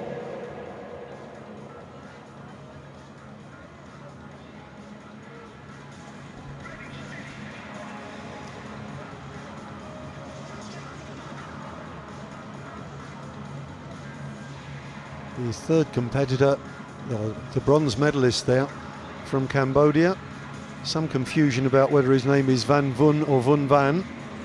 I've got him down on my sheet as Van Vun, 29 years of age, 47 kilos. And he's also going in the 200 and the 400.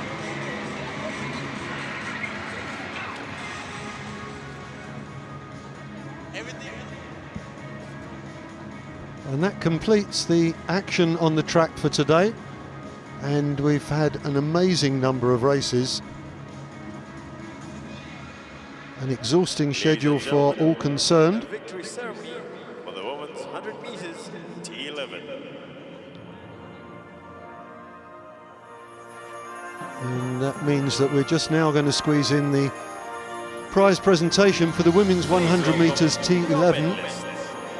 This was the one that we were supposed to get just before that race, but there wasn't time, so Kevlin has had to wait a little bit longer. I'm sure she won't mind, although she does seem to be a lady in a pretty much of a hurry. He's accompanied by Mr. Chutiwan Birombakti, President, NPC Thailand. Bronze medalist from Thailand, Tririra Riangrai Wilakri.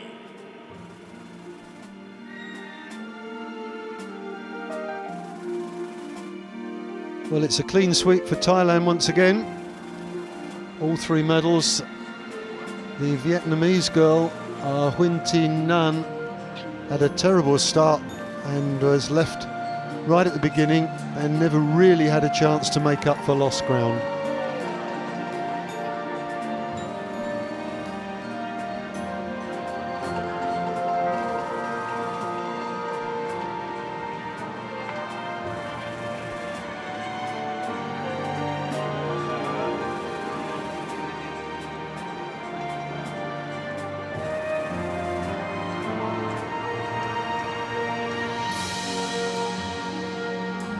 Silver medalist from Thailand, Ratchanipon Thongsin.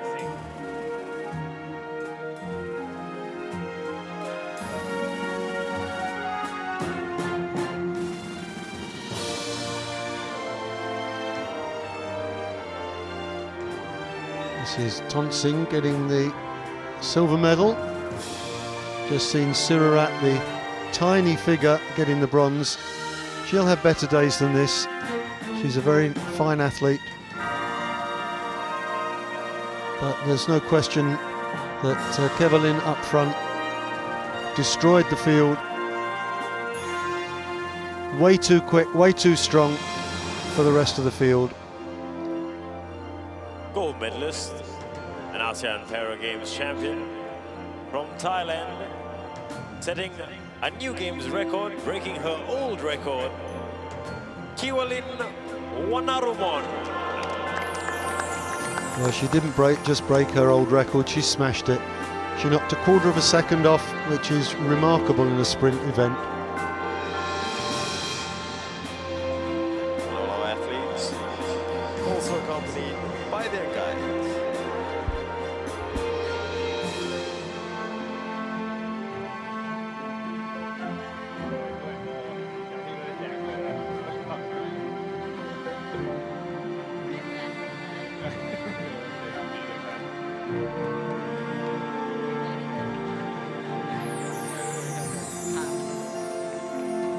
Ladies and gentlemen, the national anthem of Thailand.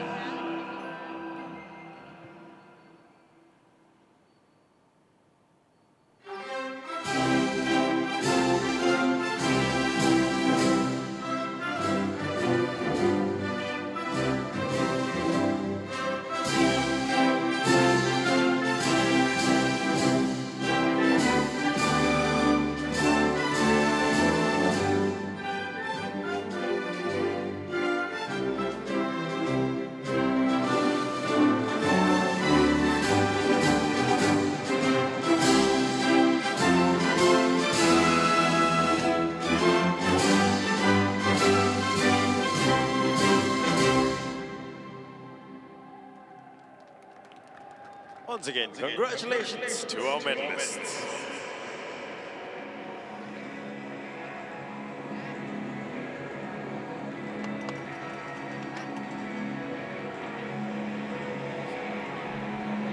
Well, as we once again see happy, smiling faces on the Thai athletes.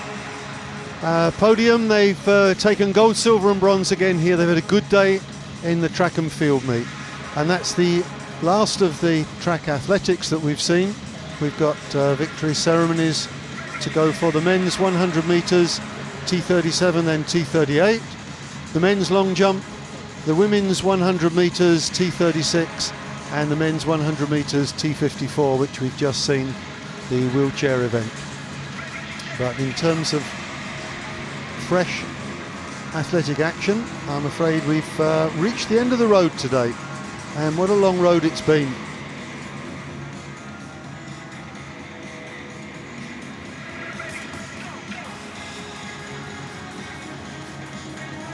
Extraordinary number of events today, 22 different events been decided, and we've seen an amazing amount of athletics.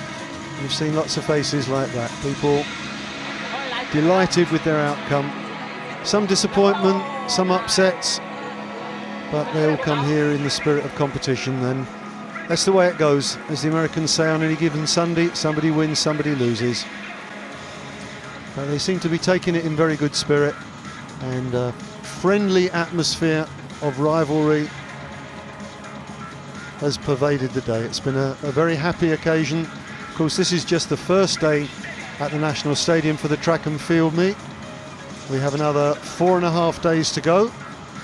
Double sessions for the next 4 days, and then on the 5th day, the final day, it's just a morning session. We wrap up by lunchtime.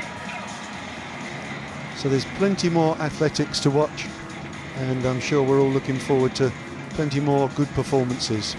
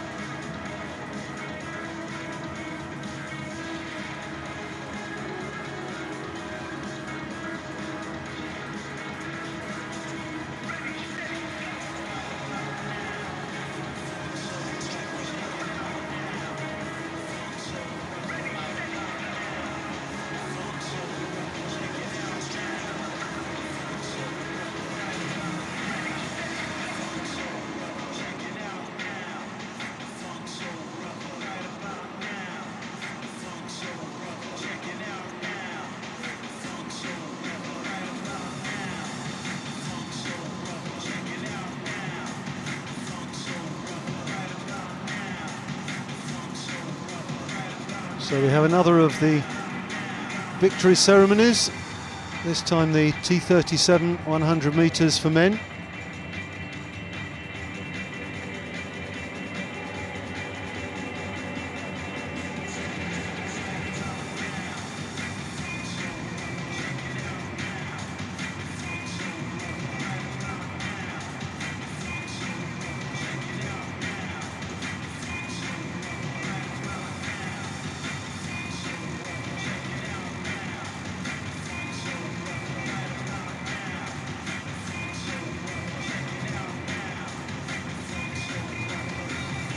This, of course, would be the race memorably won by Le Van Man, the Vietnamese. Sewang Satphet of Thailand coming second, and Taon Chairat coming in third. These guys have worked hard for their medals. They had heats this morning and made their way through from those heats to compete in an excellent final.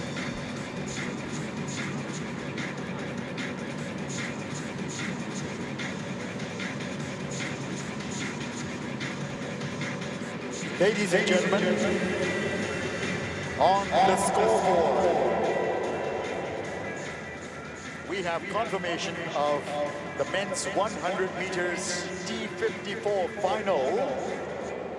The winner is from Thailand, Konjen Saichon, and he has broken his own record of 14.54 seconds with a new games time of 14.33 seconds. In second place, Arifin Zainal from Indonesia, and third is Boon from Cambodia.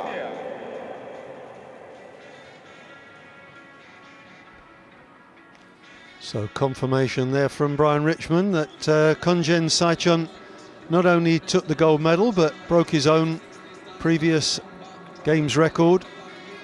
I think if my maths is right, he knocked about 0.25 of a second off, which again is a really good performance. Adipin Jaiwal from Indonesia coming up with the silver medal, and a medal for Cambodia, Van Boon coming up with the bronze.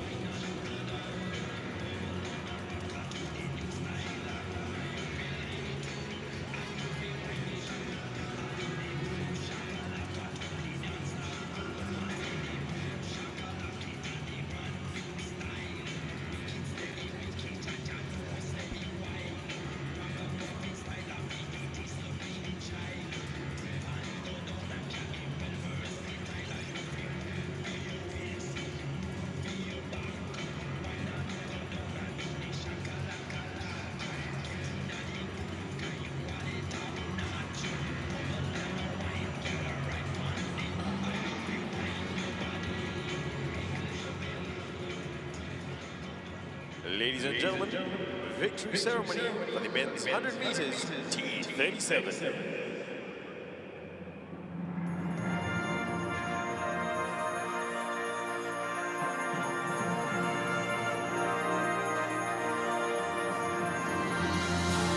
Please welcome your medalists.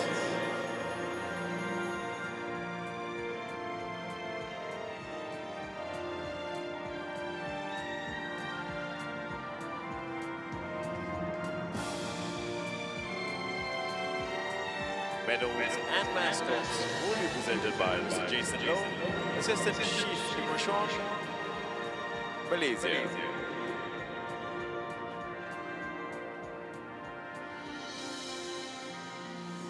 Bronze medalist from Thailand, Chairat Taon.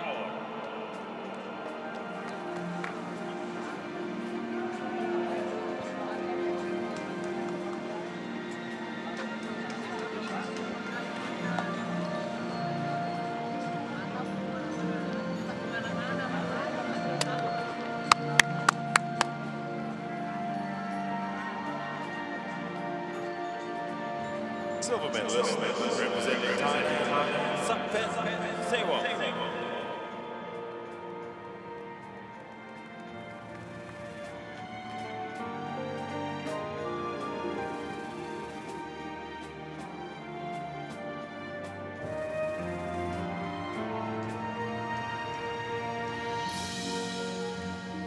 Gold medalist and ASEAN Para Games champion from Vietnam, Le Van Man.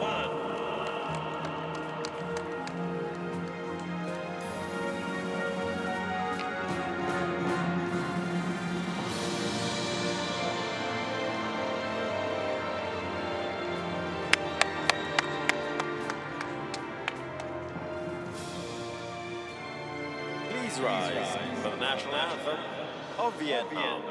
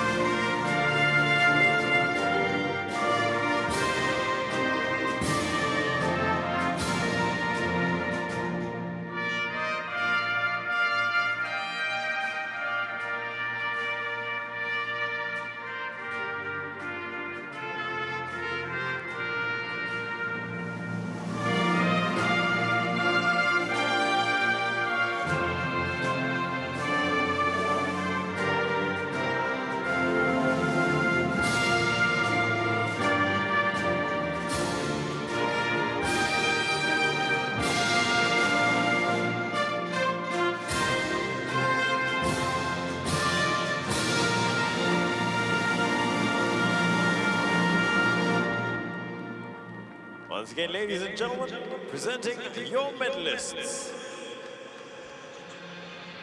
So Le Van Man from Vietnam collecting the gold medal, and he looks like he's choking back a tear or two there. Thoroughly deserved. Flanked by the two Thai athletes, both of whom performed very, very well indeed. Sewon Sakvet and Taeon Chairat. Excellent performers, but this fella, Le Van Man, he's just got that extra little bit about him. Very competitive. Didn't have a great heat in the morning, but had a super final. Good start and kept it going really well. Very slim frame, much smaller than the other two, but very quick legs, and he gets there remarkably quickly. So that's the T37, and there's the Thai contingent, who have been great fun today, I have to say. Dressed up in the regalia, and the crowd have been good fun. Not just the Thais, but everybody, the Vietnamese, have been excellent company. Land of smiles, they say. Certainly the case there. So that's the men's 100 metres T37. The next ceremony will be men's 100 metres T38.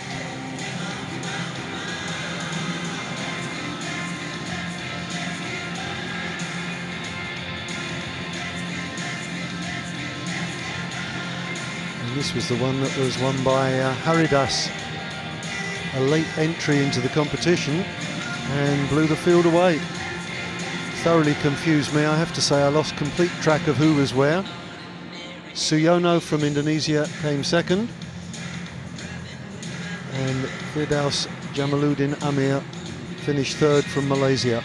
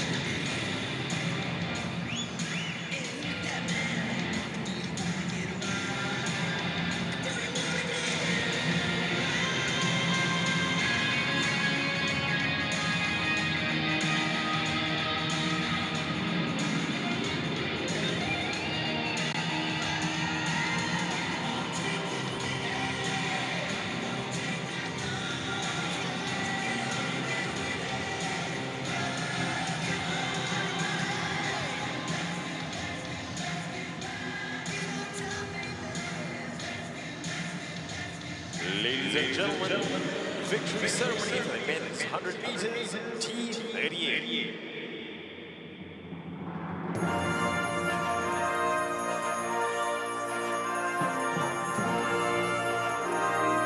Please welcome your medalists. So confirmation that we're going to have the prize ceremony for the men's 100 metres T38 category. Medals and mascots. Once again, success for Malaysians. Jason Lowe, Assistant Chef de Mission, Malaysia.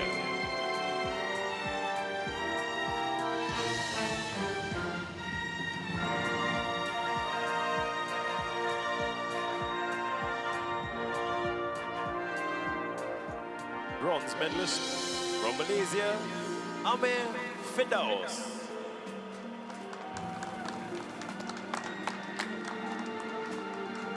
So another bronze for Malaysia here.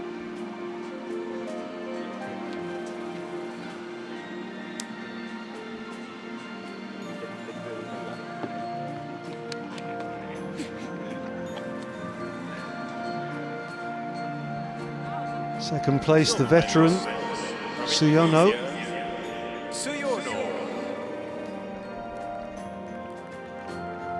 Very good performance indeed from Suyono. Born 27th of August 1972. 43 years of age now.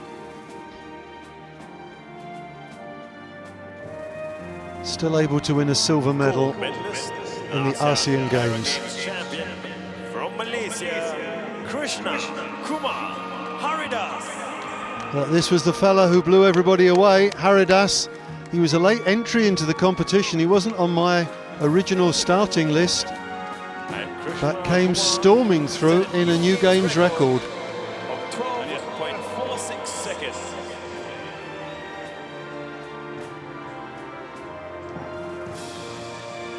Please rise for the national anthem of Malaysia.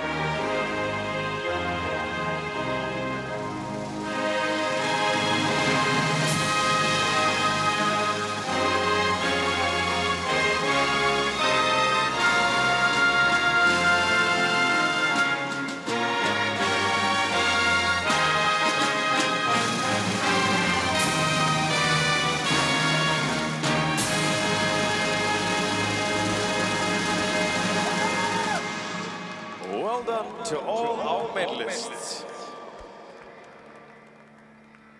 Well done indeed to all the medalists, and that leaves us with 3 more prize ceremonies to see out the rest of today. We've got the long jump prize presentation. That's the men's T45, 46, 47, the long jump. The other field events that took place this afternoon, the prize ceremonies will take place tomorrow. And then after that, the women's 100 metres T36 and the men's 100 metres T54, that dramatic wheelchair race. And then we're done for the day.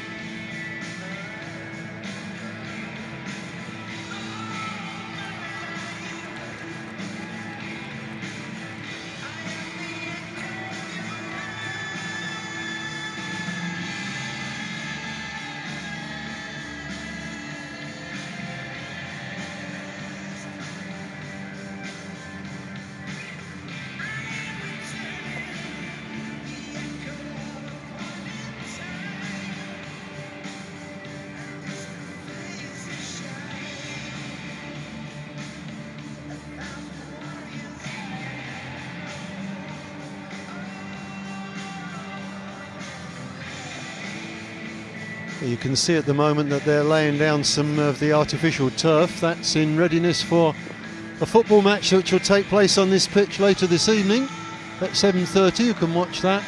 Thailand against Indonesia. The national stadium's having to work really hard over this period of 6 days. We had track and field all morning and then a football match at lunchtime. The 7-2 match between Myanmar and Malaysia, and then athletics all afternoon, and then at 7:30 it's got to be in use for Thailand against Indonesia. Old adversaries on the football field, certainly those two.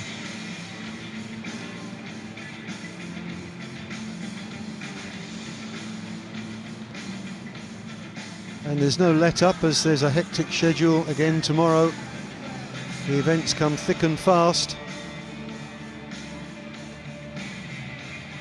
Such a lot of competitors. There are a total of 265 track and field competitors taking part.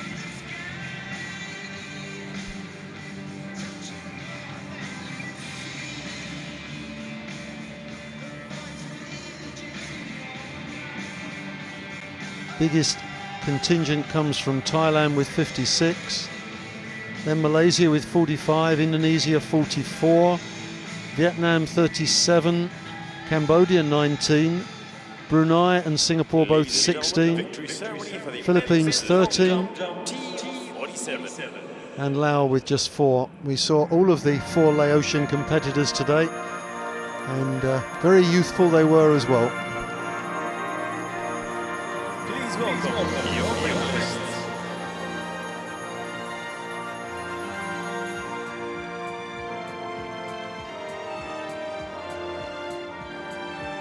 Medals and mascots will be presented by Mr. Jason Low, Assistant Chef de Mission, Malaysia.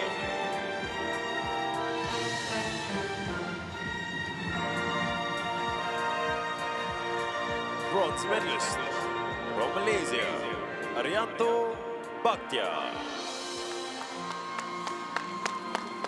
Arianto Bhatia taking the bronze medal for Malaysia.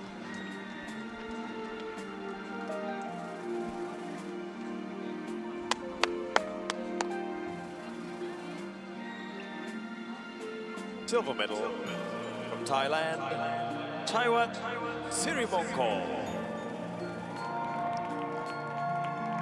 Very slim figure of Chaiwat Sirimongkol taking silver.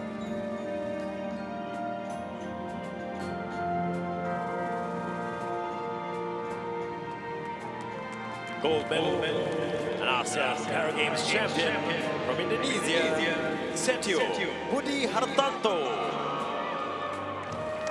But the gold medal going to Indonesia on a day when I think Indonesia have lost out to the Thais overall, but no question both teams and Malaysia going very, very well. The Vietnamese have picked up a number of titles already. Ladies and gentlemen, the national anthem of Indonesia.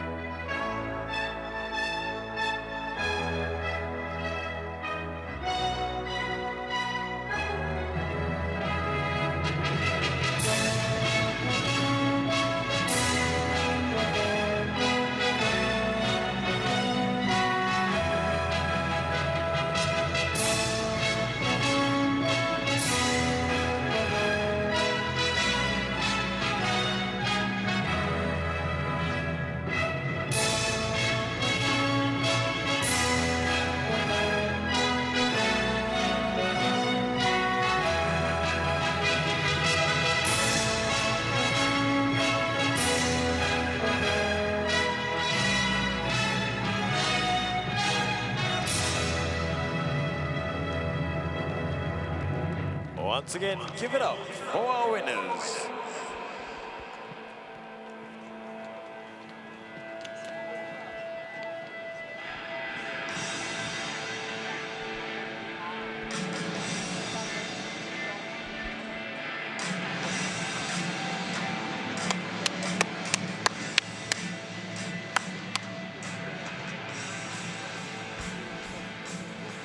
So that just leaves us with the two remaining prize presentations.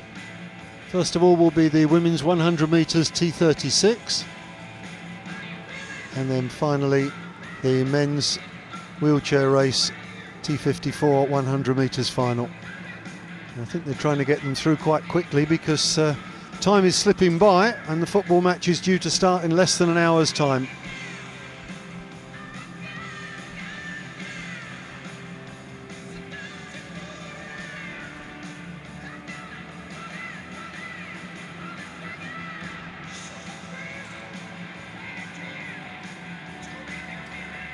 Of course, this was the event with just 4 ladies. 3 from Thailand and 1 from Indonesia.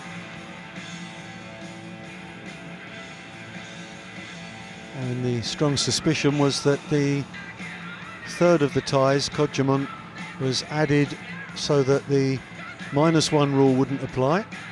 And personally, I'm all in favour of that, so that the first 3 get gold, silver and bronze.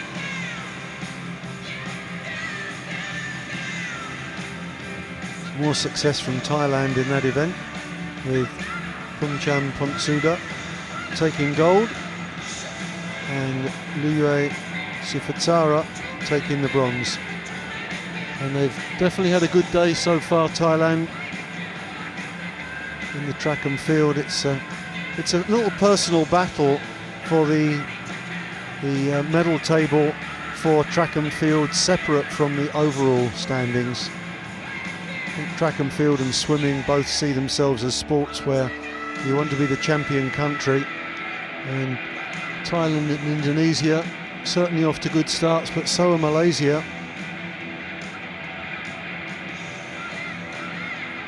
And Malaysia are doing it with a somewhat smaller squad.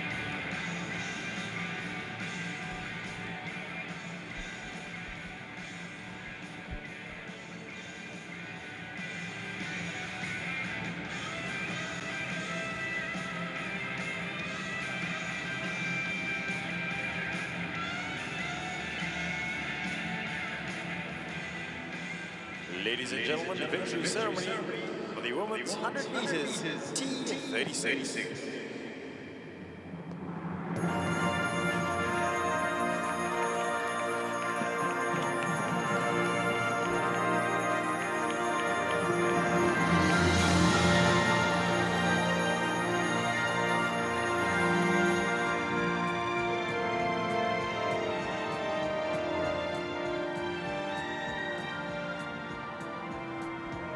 Please welcome your medalists.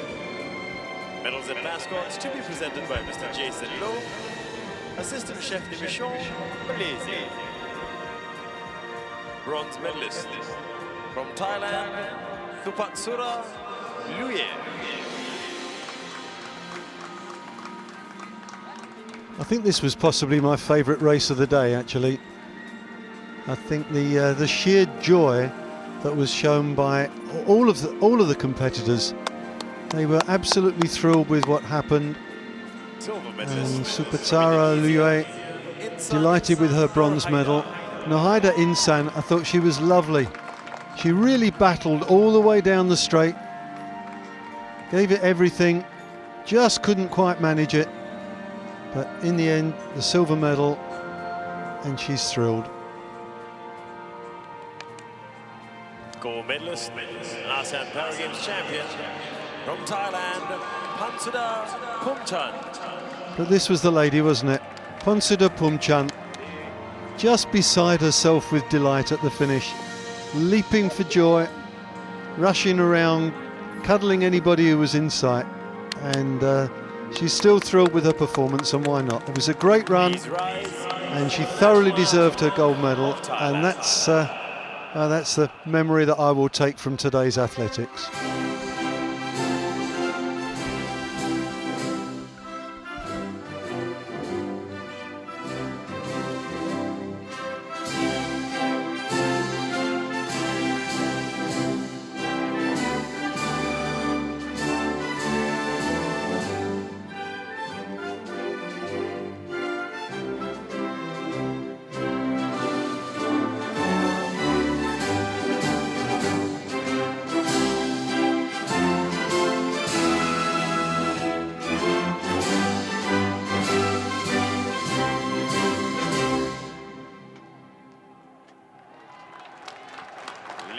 gentlemen, once again, welcome to our medalists.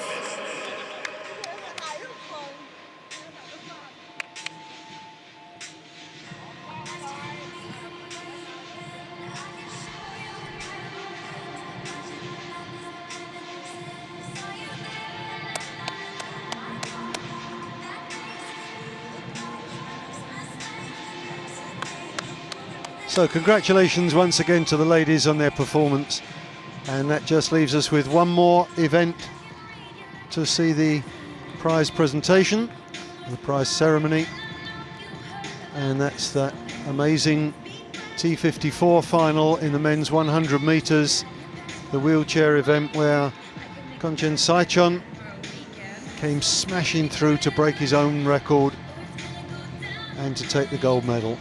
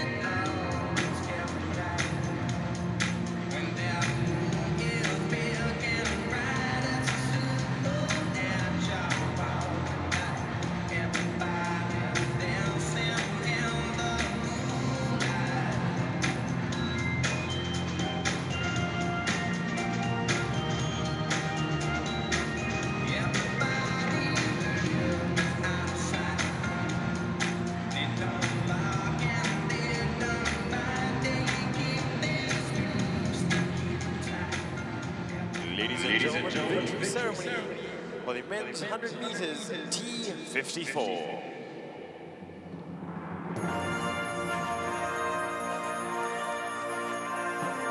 Please welcome the medalists. had to be a little problem at some stage. They've done so many of these ceremonies today. Then mine rectified quickly, and here they come, Medals and mascots. the wheelchair By Mr. Jason champions. Leong, Assistant Chef Division, Malaysia. Perhaps one of the most exciting races of the day. Certainly one of the busiest. 8 competitors, and it does look very congested when you've got the wheelchairs in action as well. Representing Cambodia, Wood. I think this is the first medal for Cambodia today, but I'm not 100% sure. First medal on the track. Van Vun.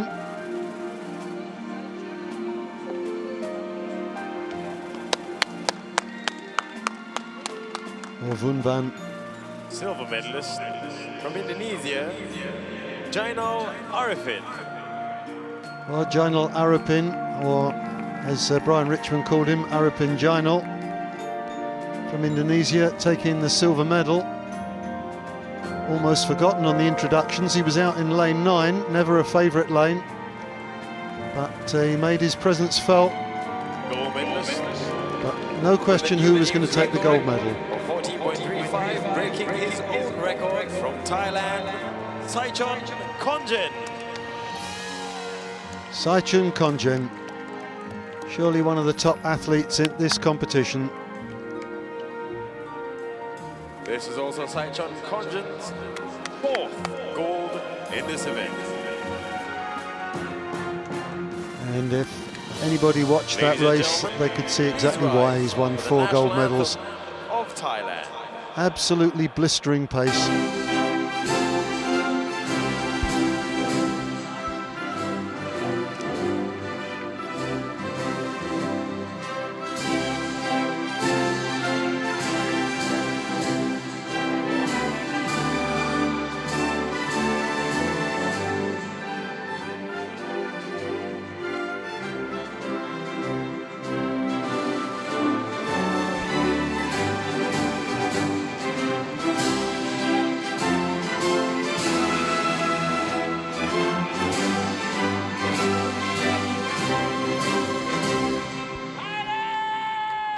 Ladies and gentlemen, presenting your ASEAN Para Games medalists. Well, and Thailand have had certainly plenty to celebrate at the National Stadium today. They've had a really good day of track and field, and I'm sure they'll be looking forward to another very good day tomorrow.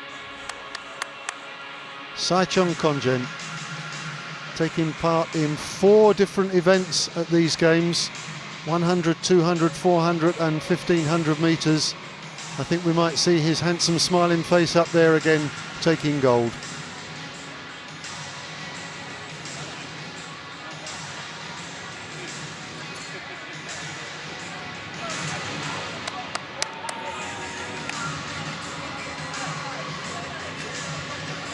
Lovely human moments. And the pitch being readied for the football match later. The goals are up. Most of the turfs are down. It's only 3/4 of an hour to kick off.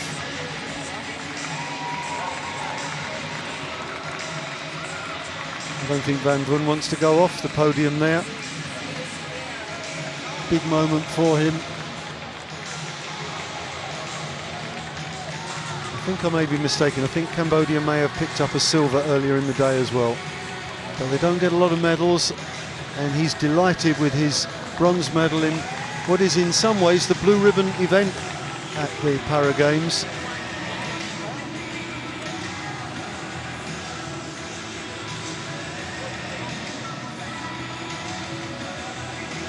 And that leaves us with just one more final victory ceremony, and it's the T13 for the ladies.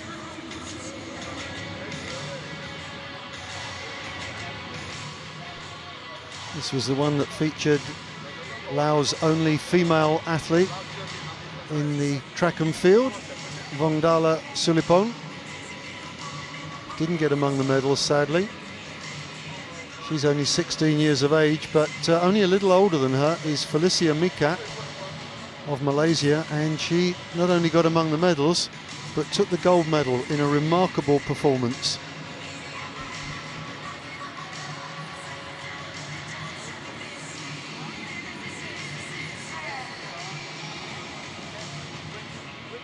Felicia Mikat will also be appearing in the 200 metres. But perhaps a little bit more interestingly, the lady who took silver, Annur Hayu, took silver in this, the 100 metres. She's also going to take part in both the long jump and the shot put. The long jump is no surprise, sprinters frequently go in that, but you don't often see sprinters who also do the shot put. And the footballers are out there. They need to start warming up, especially as it's such an old rivalry between Indonesia and Thailand. See them making their way out onto the pitch, the officials in black as well.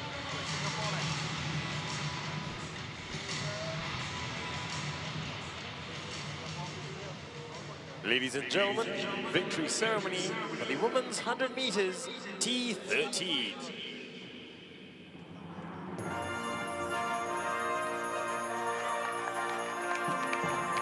Please welcome your medalists. Medals and mascots will be presented by Mr. Jason Lowe, Assistant Chef de Mission, Malaysia.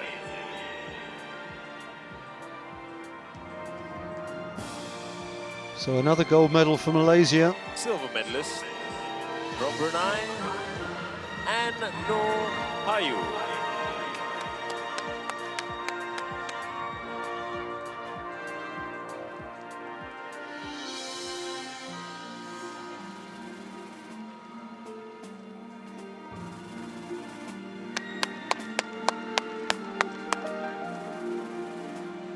Gold medalist, an ASEAN Paragames champion from Malaysia,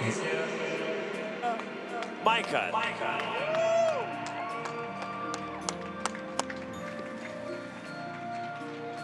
Well, Annur Hayu there, actually holding the silver medal. Again, there's no bronze medal presented, and I must confess I'm not actually sure quite why. Dong Thi Hai Yen of Vietnam was third place, and there were 4 competitors, but she may have entered the competition a bit too late.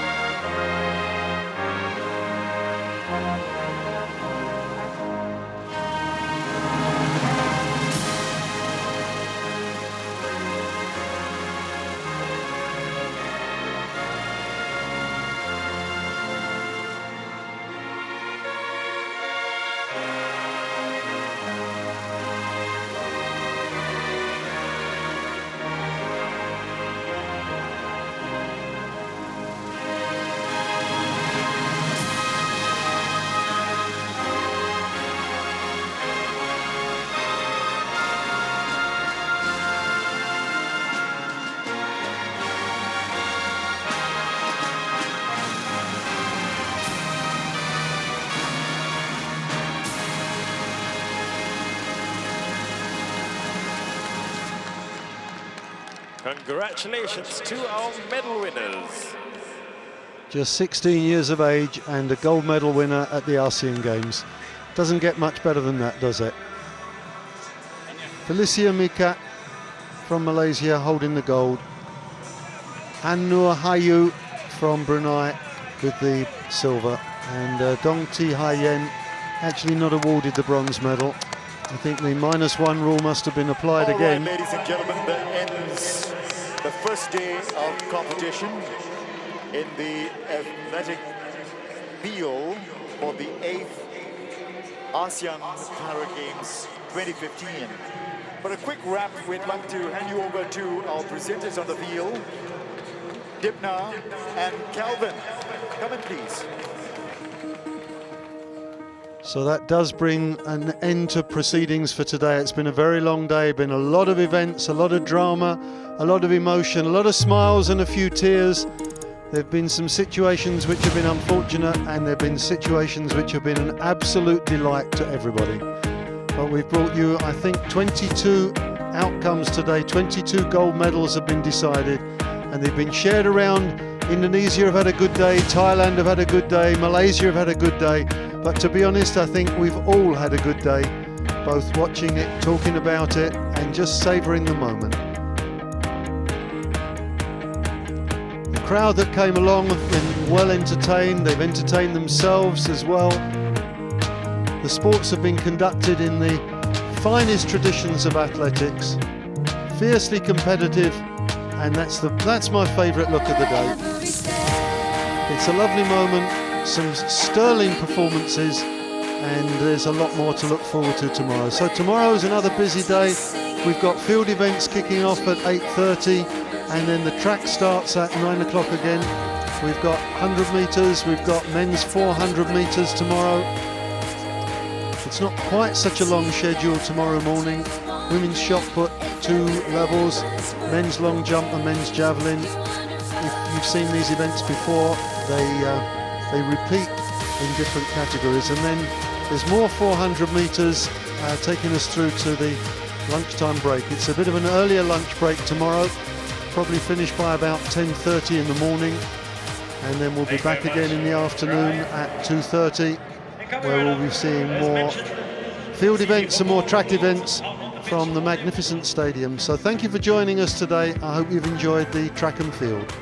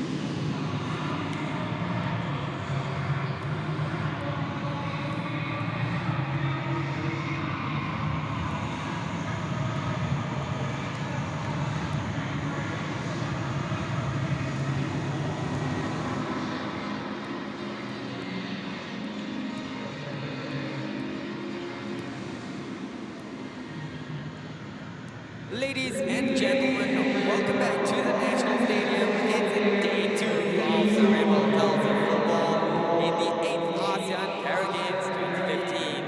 Early on, Myanmar beat Malaysia 7-2. But now we get ready for Thailand versus Indonesia. Kickoff is at 7:30 p.m. The 8th ASEAN Para Games 2015 is proudly supported by main sponsors Cycle and Carriage, Deloitte, FPT, and Mediacorp. Official sponsors 100 Plus, Andaco, Citycall, City Neon, DBS, Focus Media Singapore, Harvest Media, Suntech Singapore, Zafra Radio, and Yonex. Now, ladies and gentlemen, please be reminded that the Singapore Sports Hub is a smoke-free facility. We appreciate your understanding in keeping the stadium a smokeless facility. The 8th ASEAN Para Games hopes that you join us in keeping the National Stadium looking as great as possible by disposing of all litter in the bins provided around the stadium. As we enjoy the great action on offer, please remember to bin your trash and keep our games clean. Thank you.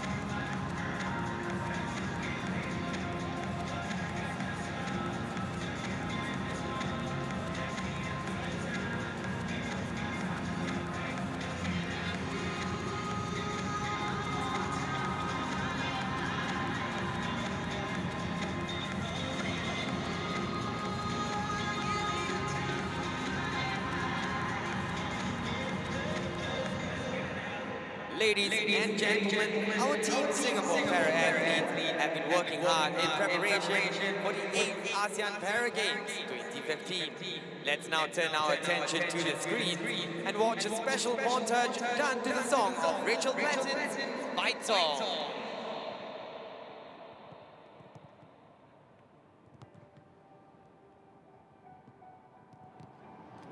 Like a small boat on the ocean, sending big waves into motion. Like how a single word can make a heart open.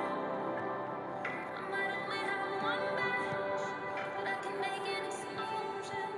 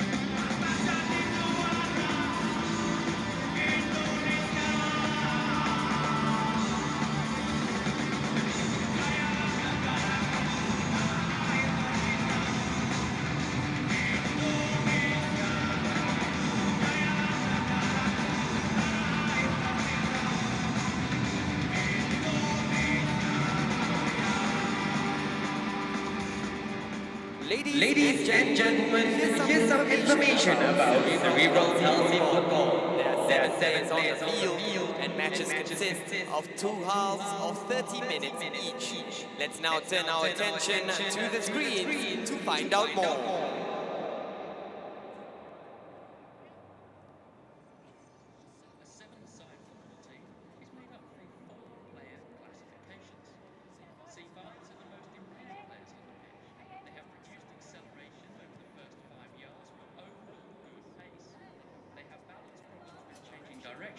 Turning, pivoting and stopping. C6 players are similar, though they have better control, power and precision.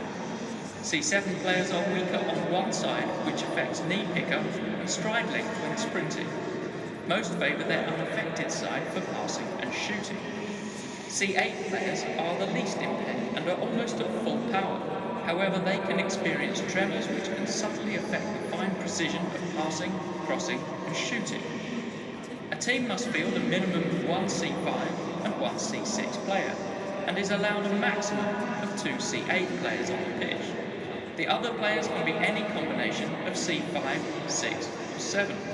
This is Lexi's starting 7 and makes for a good team choice.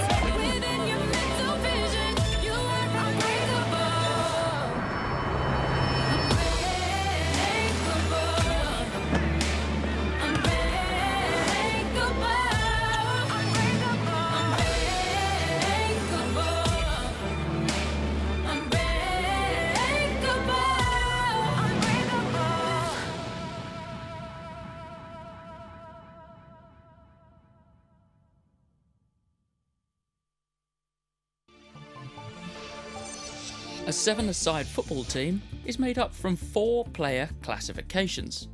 C5s are the most impaired players on the pitch. They have reduced acceleration over the first 5 yards, but overall good pace. They have balance problems when changing direction, turning, pivoting and stopping. C6 players are similar, though they have better control, power and precision. C7 players are weaker on one side, which affects knee pickup and stride length when sprinting. Most favour their unaffected side for passing and shooting. C8 players are the least impaired and are almost at full power. However, they can experience tremors which can subtly affect the fine precision of passing, crossing and shooting. A team must field a minimum of 1 C5 and 1 C6 player, and is allowed a maximum of 2 C8 players on the pitch. The other players can be any combination of C5, 6 or 7. This is Lexi's starting 7 and makes for a good team choice.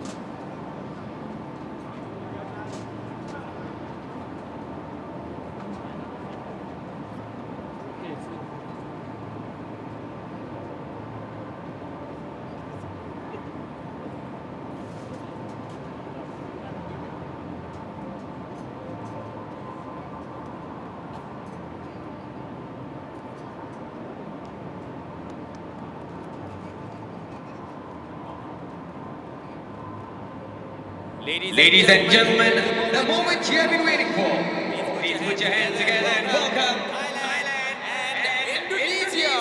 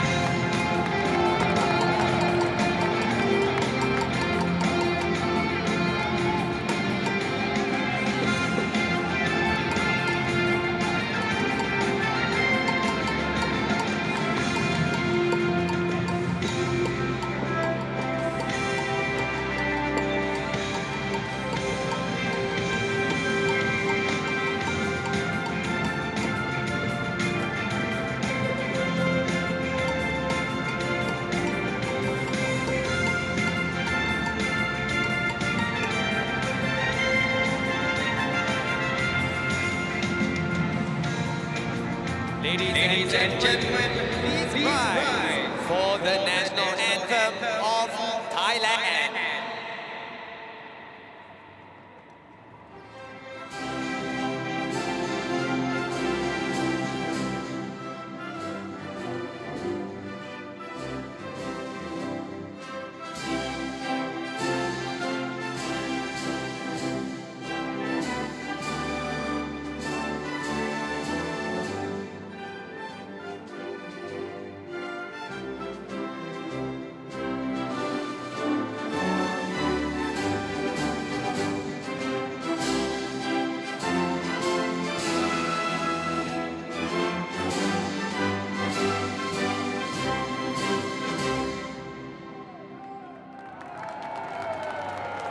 Please remain standing for the national anthem of Indonesia.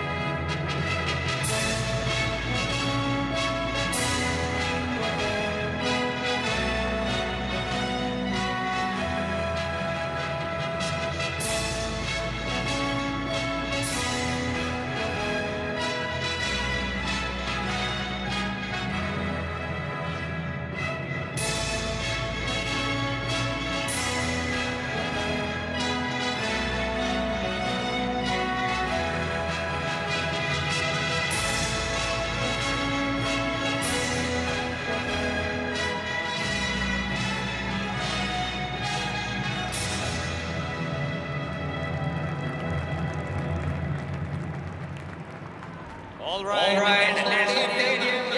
we go. It's time for kickoff. Let's give it up for your teams, Thailand and Indonesia.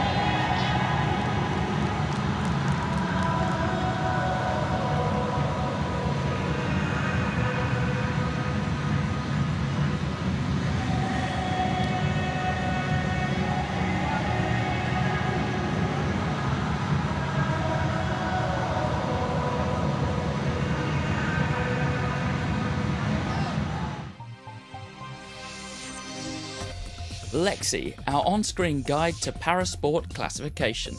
Lexi illustrates the different levels of impairment in each class by simply using 4 colours.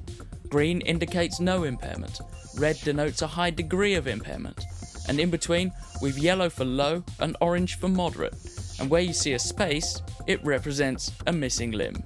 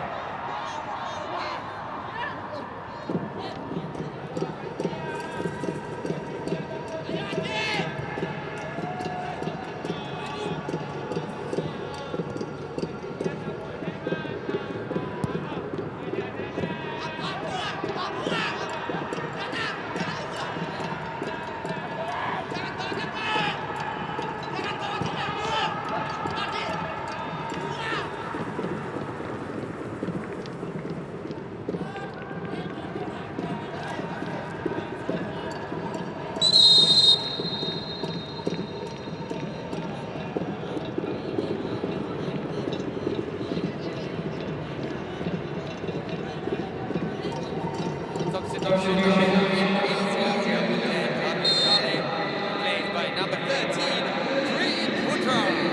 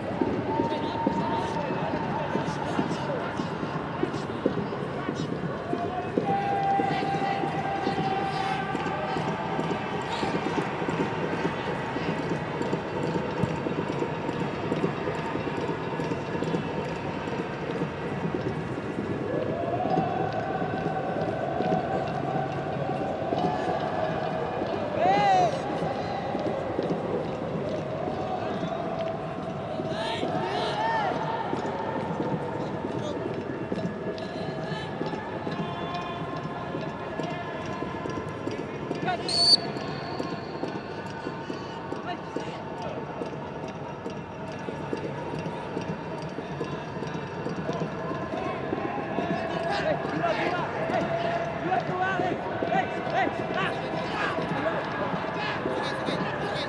official has indicated 1 minute additional time.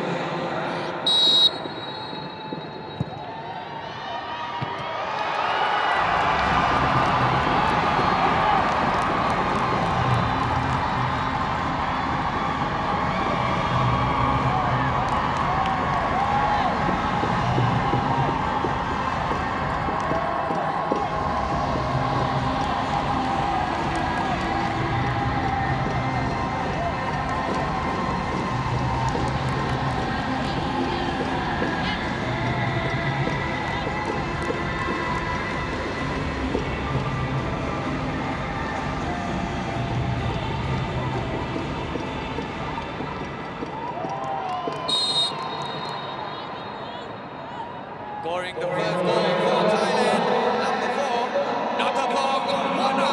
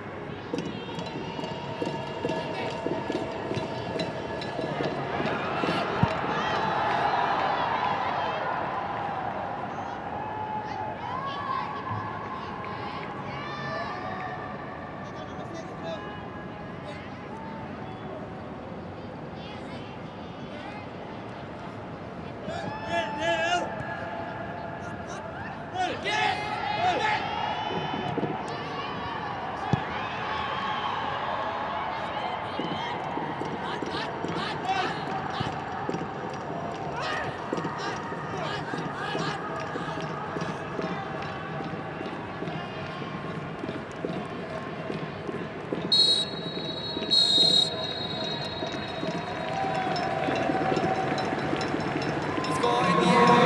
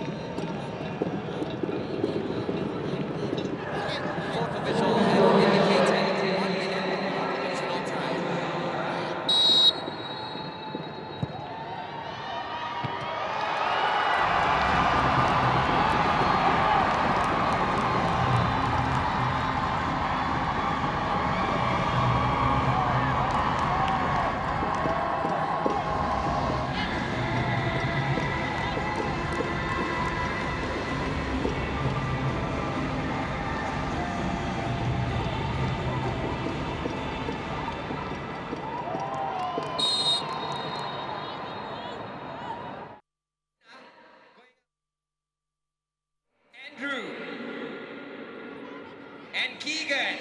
All right, gentlemen, take your places. Okay, yeah, let me hold the ball for you. Okay, why don't you hold that? Okay, come. All right, yes, to the end of the pitch and back. All right, I'm gonna balance it. Find a way to balance it. Okay, find a way to balance. All right.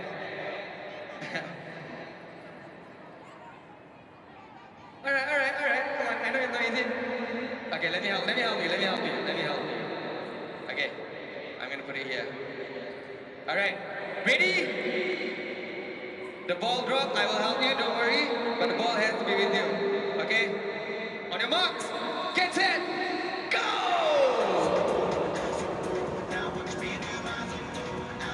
Team corner is in the lead. Oh, the ball dropped. Okay, don't worry, I'll help you. Okay. What do we have? Not the ball. Okay. 30. Come on. That's right. Oh, they've got tactics. That's okay. Where are you going? Okay, come. Let me help you. Where are you going? We're talking about the end there. Yeah. Where are you going? The ball. Look at the ball. What are you doing? You can't pull it like that. What is going on? What is this? That's right. Slow and steady. Kick it to Jason. Come, let me help you. Okay? Ready? Go. Oh, you're taking it long. Come on. Alright, let's get straight to the end here. Alright, so you have to go all the way back. It's the next end. Come on, guys. Let's give them some encouragement. Are we okay here, boys? The shoes drop. What's going on? What's happening? Not there. Oh, you want to go back? At the end. Right to the end here. There we go! We've got a winner! Come on, guys. It's okay. Just come on. Complete it. You gotta complete it. Come on. Okay, without the ball. So. Alright, come on. Almost there. Yeah, there we go! Let's give them a round of applause! Congratulations! Well done, boys. Are you okay? Are we good? Are we doing good? Come on, winning team. Congratulations. Come on here. Each of you have won yourself a Samsung Galaxy Young 2. This is for you. Don't worry. You will still get some prizes too. Hang on, we'll just get the prizes there. A phone for you. And you will get a notebook each. Special limited edition 8th Para Games notebook. Congratulations, boys. Once again, ladies and gentlemen, let's give this 4 fine young gentlemen a round of applause.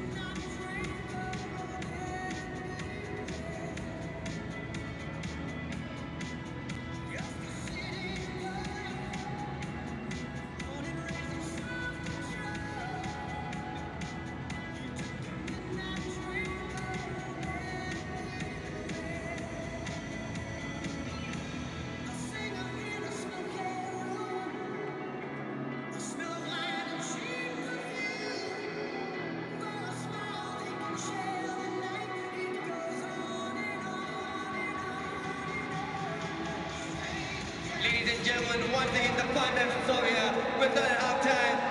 Let's have a dance competition with each other. If you see yourselves on the camera, wait for the music to start and bust the move, start dancing. Wait for the music. Let's have music. That's right, if you love music, just dance around. Wiggle if you want. Wiggle, ladies and gentlemen. Wiggle if you want.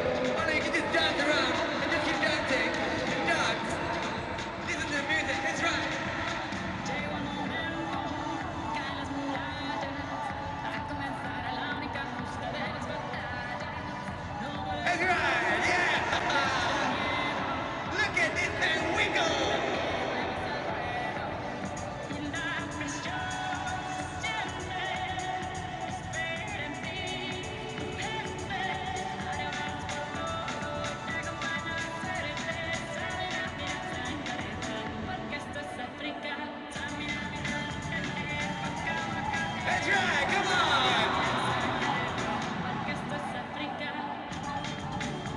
Do the wiggle, yeah, that's right. Oh, you're doing the Shakira dance. That's right, excellent, keep it going.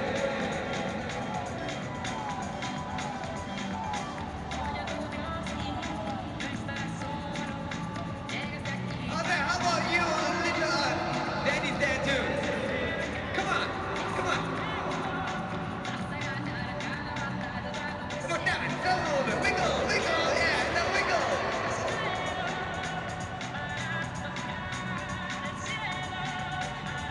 Come on, Danny. Oh, what about you? There you go. Yeah. Oh, look at that. That's very, very cute.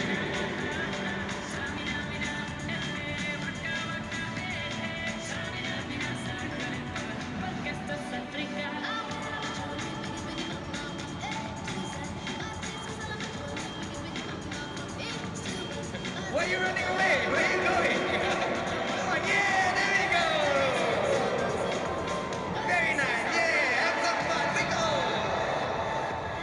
That's right. Very nice, very, very nice. There you go, how about you lot there? Come on, yeah, there we go, hi. Nice to see you.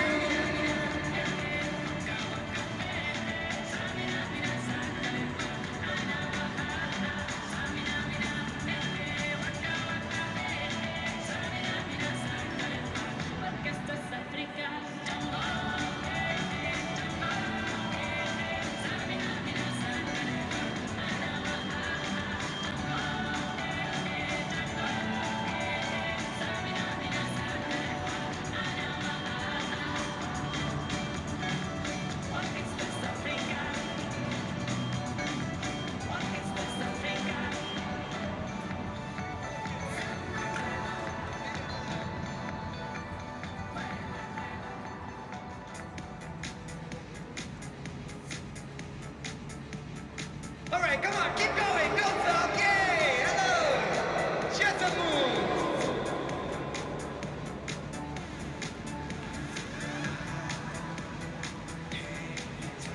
There we go, look at me, yeah, look at me, got the ball, boys.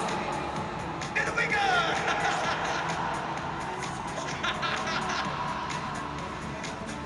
Oh, that is amazing, very nice. It's an official as well. Hey, oh look, you want to talk in drums. Well done, very nice, guys.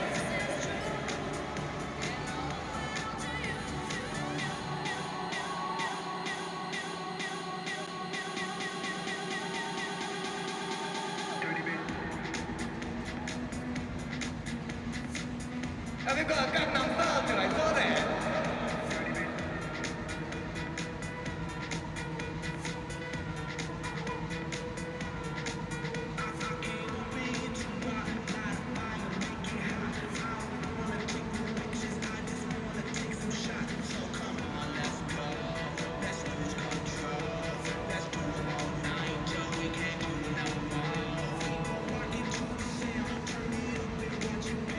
Thank you, ladies and gentlemen. Let's give ourselves a round of applause. Fantastic work. Well done. Amazing.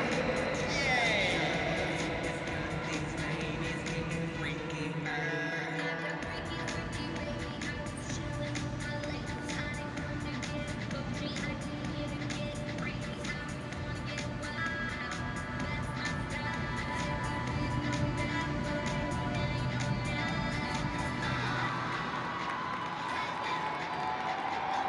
The teams are coming out before the second half.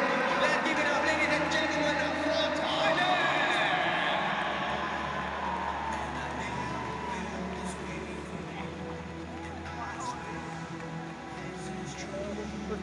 Come on, ladies and gentlemen, let's show some love for Indonesia!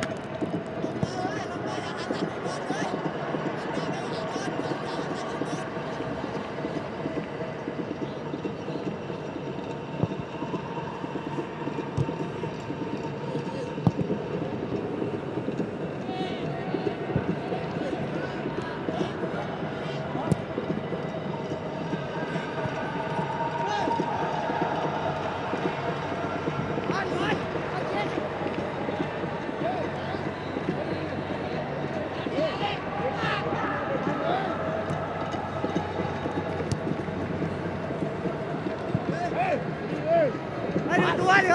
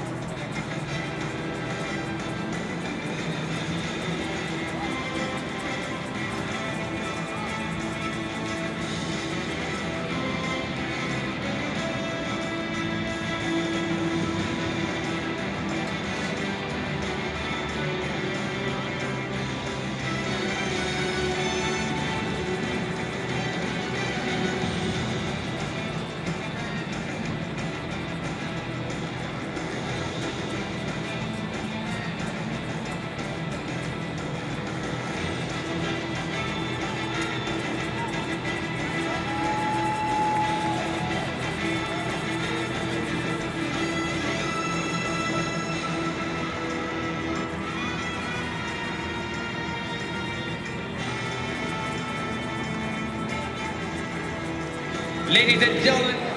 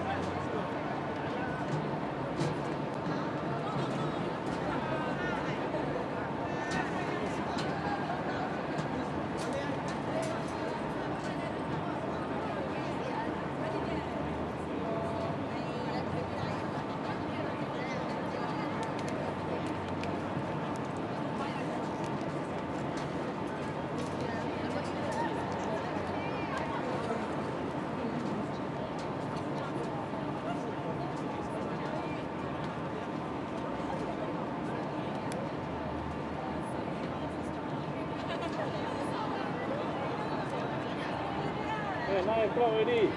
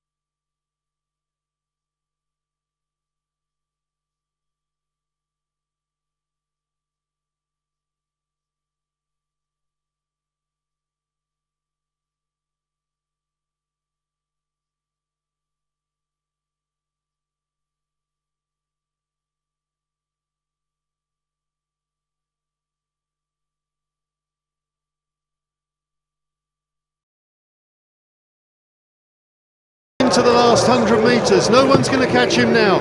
Peo Pongsakorn comes away with a great outing in the men's 800 metres T53 category. And he's going to cross the line 1:41.36. A superb outing from the Thai athlete. Peo Pongsakorn, the clear winner. And he looks absolutely exhausted now, but he's earned that gold medal. A superb effort from a fine young athlete. Followed home by two of his compatriots. And the last of the field coming home.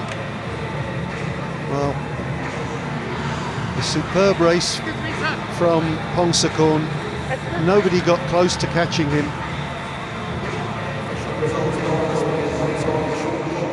Well, athletics is very much a young man's event, and this fella was outstanding there. Got off to a good quick start. Intersen Sopa alongside him there. Well, a wry smile. He knows that he was never in with a shout.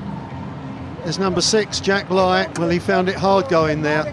Struggled at the start. He's a big man. He's a fair bit older than the rest, but he's earned his place on the starting lineup. And he's competed in the 8th ASEAN Para Games. You can see Jack Lai struggled to get away, but Peo Pongsakorn out in lane 7 was flying from the outset.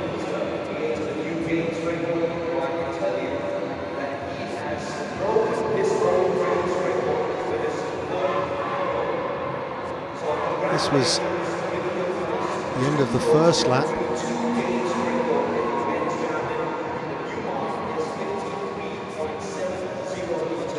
Here we have Peo Pongsakorn. Great technique. By this stage he was struggling a little bit, but he knew he had the race won. Just had to get to the line. Taking a little bit longer and then resting at the finish. Superb effort from the young man. Second place, Intersen Sopa. Third place, Krungket Pichek.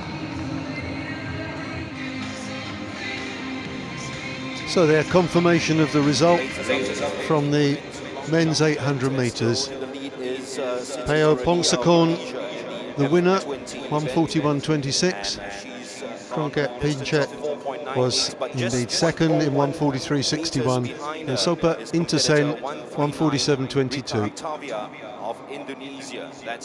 Seung Hyun came fourth, Kuratana Siri Pichaya fifth, Jack Lai sixth, and Thong Ho Lok came in 7th place. So here are the competitors for the first of these heats. For the T37, lane 1, 308, Saiwong Satpet. I'll let the stadium announcer do the work.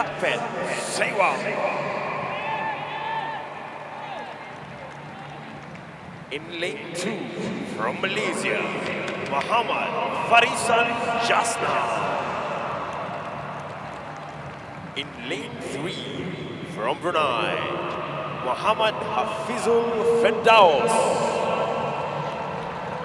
In lane 4, from Singapore, Lionel Toh.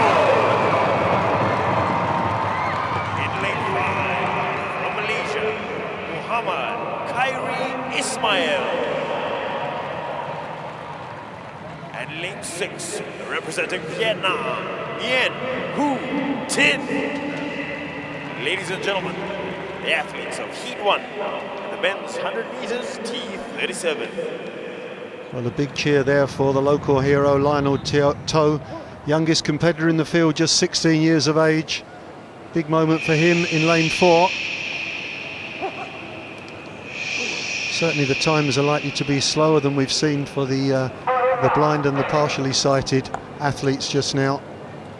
And this is going to be a tough race, no question. And Lionel there is the man who the local fans here will clearly be giving great support for. We wish him the best of luck, of course. And that's a full start from Lionel. I'm assuming that in these games they take a fairly liberal view on false starts.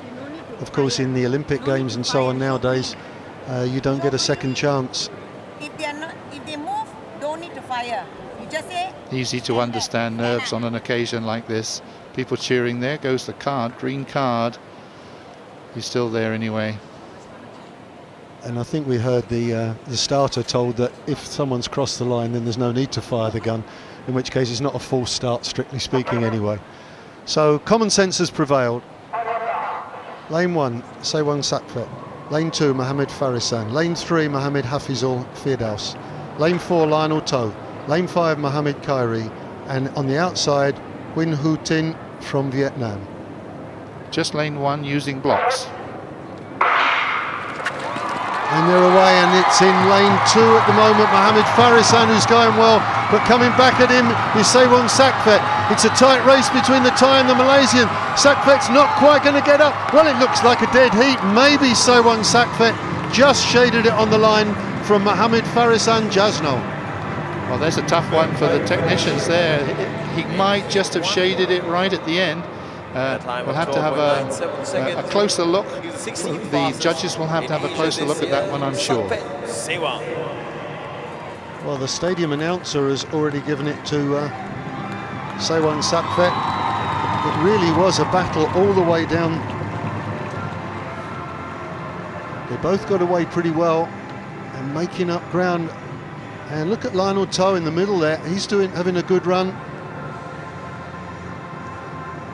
But they've all had a good run.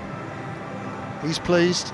He thinks he just about got up, and I think he's probably right, just about shaded it on the line. Good run from Lionel there. Didn't give up, kept fighting his way there, edging back towards the end. He'll be a happy man, I'm sure. Looking forward to the second heat in the T37 100 metres. And we've got 5 competitors going in this one. And here's confirmation of that first. Wow, look at that. 12.99 to 13 dead. And Mohamed Khairi coming in 3rd position.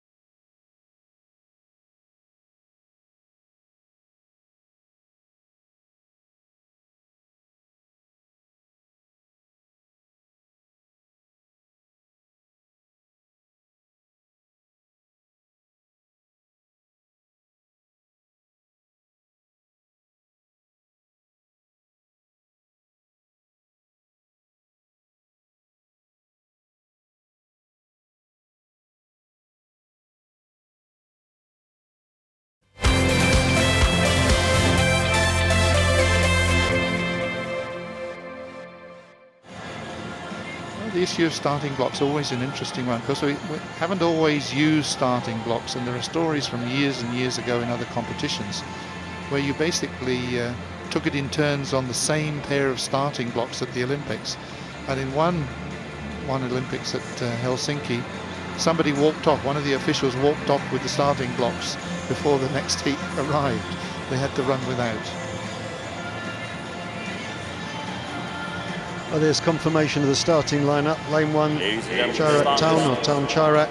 Lane 2, Chuleng Hin. Lane 3, Wako Jafar. Lane 4, Jack Klung. And lane 5, Le Van Man. In lane 1, from Thailand, Chairat powered. And I'll be interested to see how he uses the blocks. Singapore, Chu Leng Hin. In lane 3 from Indonesia, Wako Jafar. In lane 4 from Malaysia, Jacklon Gandeng. And lane 5 from Vietnam, Le Van Man. Ladies and gentlemen, your athletes for Heat 2 of the men's 100 meters T37.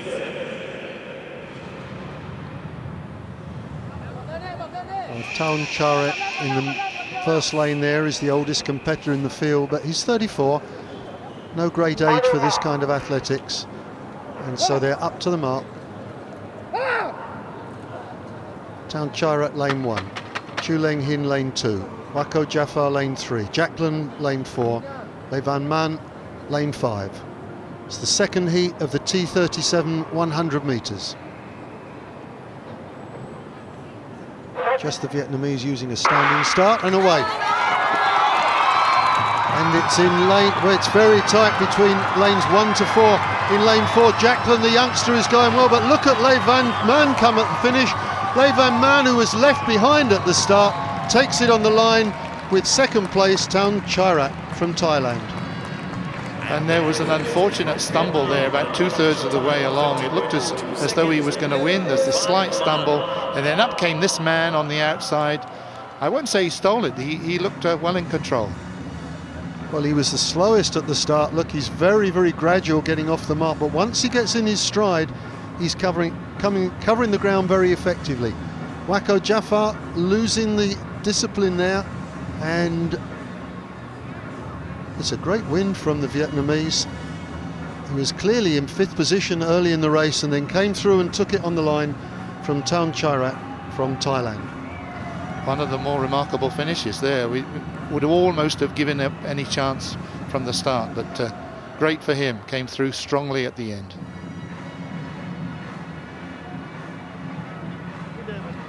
And in the minor placings, Jacqueline just about holding on to 3rd place. And that's confirmation of the second heat there. I promoted Chu Leng Hin. He actually came 5th, but in a very decent time, very close, and just over 13 seconds for Le Van Man from Vietnam. Well, there is the start lineup and some of the familiar names there. Ingin Kin, who we saw this morning in the long jump from Myanmar. We've got Lai Thi Nok An, who won the gold medal in the long jump this morning. Karisma Tiarani, she was in the long jump this morning, the Indonesian. Competitor number 230, representing Myanmar, Ingin Kin. In lane 2, number 339 from Vietnam, Lai Thi Nok An. Winner of the gold this morning in the long jump. Lane 3 is vacant. Moving on to lane 4, ladies and gentlemen. The athlete from Cambodia, 117, Bet Chanta. Well, looks very confident now. Lane number 5, number 340 from Vietnam, Nguyen Thi Thuy. Oldest competitor in the field, winner of the bronze medal this morning in the long jump. Number 6, number 118, representing Cambodia, Bin Seng Hon. Ladies and gentlemen, that's the field for the women's. Well, I think the race is likely to be between lanes 2 and 4.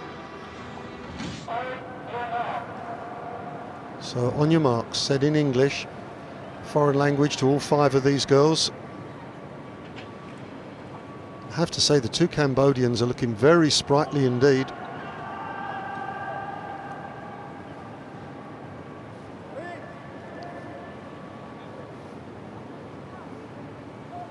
This time they're more settled. Yeah, Vetchanta didn't get a very good start there, but Vetchanta's coming back very strongly on the inside. Ingin Khan, but Vetchanta making up ground on the veteran Huyn Te Toi, but she's going away. Huyn Te Toi, look at the strength of her. She's coming away. She's taken the lead. In Khan is just, she's lost it. She's gone completely. Lane 2, Lai Thi Nok An. And coming on the outside is Tin Seng Hong, but then nobody's going to catch the veteran. Huyn Te Toi is the gold medalist. Tin Seng Hong comes second, and Ingin Khan is third.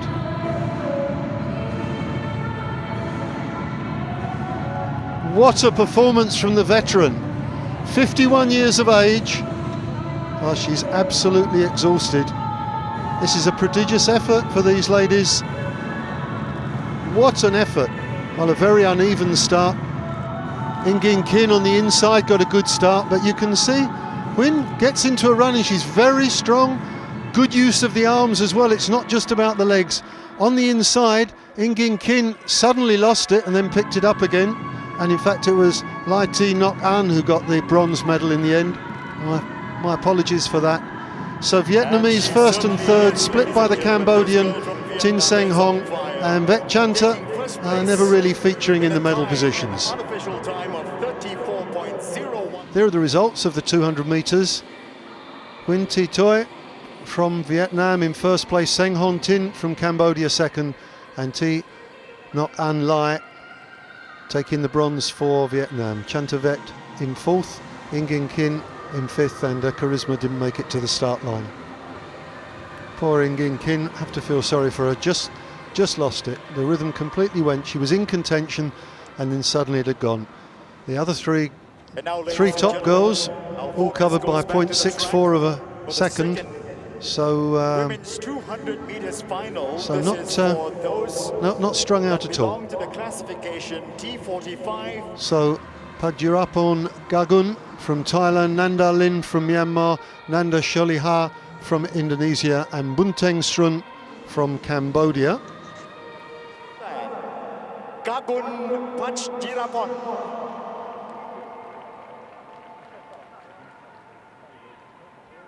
In lane 2, number 232, representing Myanmar, Nanda Lin. Gosh, she looks like she ought to be doing her homework at home, really. Very youthful looking Nanda Lin. Competitor number 146, from Indonesia, Sholiha Nanda. Sholiha Nanda, 16 years of age. In lane 4, 119, from Cambodia, Srun Bunteng. And Srun Bunteng, So there you are, ladies and the gentlemen, final the competitor. finalists for the women's 200 meters final. So just 4 competitors. Srun Bunteng on the outside. Crowd will need to quieten down. They've been excited by some of the field events. Need to be quiet now to give the track athletes every chance. Obviously, with one arm missing makes the crouch start difficult, but 3 of the athletes choosing to start that way. Gagun Pagirapon, Nanda Lin, Sholiha Nanda and Srun Bunteng, 200 metres final. Oh no, and on the outside Srun Bunteng didn't realise they'd started, and away out in front, Sholiha Nanda in lane 3. She's being chased down by Gagun Pagirapon, and it's a battle between the Indonesian and the Thai, and I think Pagirapon's coming back. She's got good strength, but has Nanda got enough in her legs? I think she has. Sholiha Nanda just going to hold on, and she stays on for the line. Gagun Pagirapon in second, Nanda Lin in third, and tragedy really for Srun Bunteng, who didn't really hear the gun go and was just standing in her block still and didn't start the race. Well, delight for the youngster Sholiha Nanda. 16 years of age. And you could see poor Srun Bunteng was still standing there. It's the thing that every athlete fears most of all, just getting it confused. Nanda Lin well beaten in third place, and a game run from Pagirapon, but although she's a very strong athlete, she just didn't have quite enough strength to get up. And that's confirmation of that last race. Well, Nanda Shaliha, excellent run for 28.45. Pagirapon Kagun, that's a good run, sub 29 as well, but spare a thought for Bunteng Srun. She ran gamely, but she was completely left at the start, didn't realise the gun had gone, and as she was on the outside, she only realised it when the other three competitors went past her. Absolute heartbreak for her. Mohamed Radwan Emiari of Malaysia, Mohamed Agung Laksana of Indonesia, Mohamed Ridwan from Malaysia as well are the only three competitors.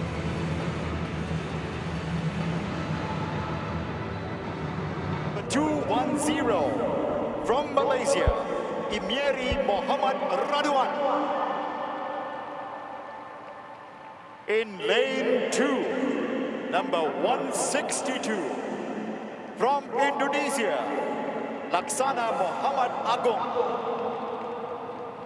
And in lane 3, number 367, also from Malaysia, Muhammad Puzi Muhammad.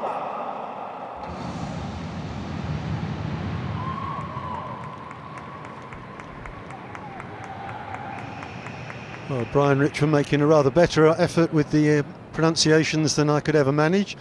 But here we have Emiari Mohamed Radwan, Laksana Mohamed Agung, Mohamed Puzi Mohamed, the three competitors for the 200 metres in the T36 class. And I'm guessing this is going to be a quick race.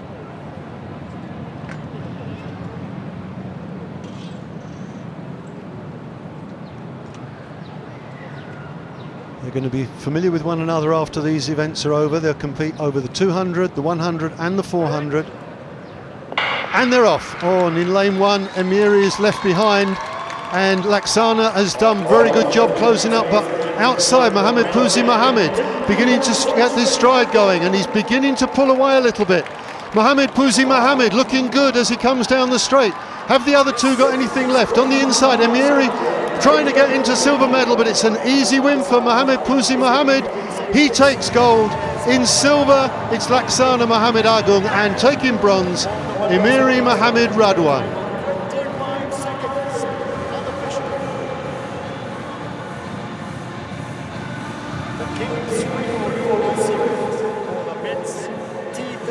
Well, these guys know each other very well, but just take a look at the times there. This is quick athletics. Yeah, they're all winners, very similar in stature. And a dreadful start on the inside for Emiari. He almost stumbled over. Difficult to get into his running. Then he does at this stage, but it's the man in the third lane, Mohamed Puzi Mohamed, really showing his strength, stretching the stride out there. Not easy, limited control over the limbs, but he's very, very happy with that. So confirmation of that last run, 25.02. What a good run from Mohamed Ridwan, or Mohamed Puzi Mohamed, as we were calling him. Good effort from Mohamed Agung Laksana and Emiari Mohamed Radwan after that terrible start, came back gamely, but really he lost the race in the first 10 yards.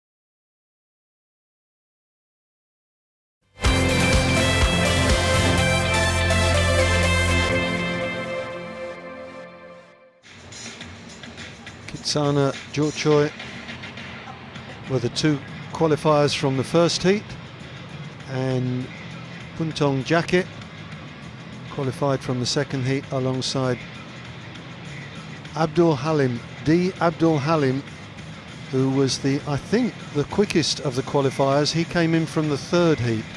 So we've got two competitors through from the first heat, and actually they were recorded with the same time, 12.00. 151, representing Indonesia, Sunoto. The lanes in between are occupied by their respective guides, ladies and gentlemen, seen in the yellow bibs. In lane 3, number 294, from Thailand, Kitsana. In lane 5, number 152, from Indonesia, Abdul Halim. And in lane 7, 295, from Thailand, Jacket.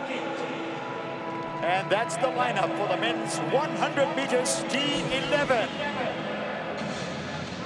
So once again, Brian Richmond announcing the starters, and two from Indonesia, two from Thailand, and they're separated from one another. Sunoto, Kitsana Jorchoi, Abdul Halim, Jacket Buntong, and those are the four competitors. And I think Abdul Halim goes in marginally as the favourite, but it's anybody's race. Once again, as we saw this morning, the guides carefully positioning their man. Need to get the feet positions right. Need to get the hand positions exactly right. The angle exactly spot on. These are men with no sight at all, or incredibly little sight, in which case they all have this blindfold over them, so they have no vision whatsoever.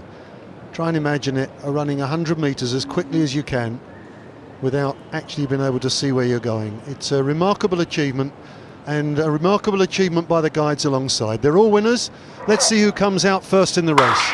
And they're off. And it's a very even split. And it's probably in lane 2 at the moment. It's Kitsana, and coming through in lane 3, Abdul Halim. Abdul Halim in his stride. He's just going to take it from Kitsana. And Sunoto in third, Jacket in fourth. But what a great race. It's close all the way, but the pre-race favourite, Abdul Halim, once he hits his stride, this fella is just that little bit quicker than the other competitors. And I make it Abdul Halim first, Kitsana Jorchoi in second. He was very game, gave him a good race all the way. Sunoto looks a little bit disappointed, but I think he got the bronze. And Jacket Buntong has to settle for fourth place. Well, it's a very even split. Look at that, nothing to choose between them. But the man in red, once he gets going, really does have a very smooth action, and he's won it by a metre. And it is indeed Sunoto in third place. So Abdul Halim wins Indonesia's, I think that's their third gold medal already. One of the powerhouses, of course.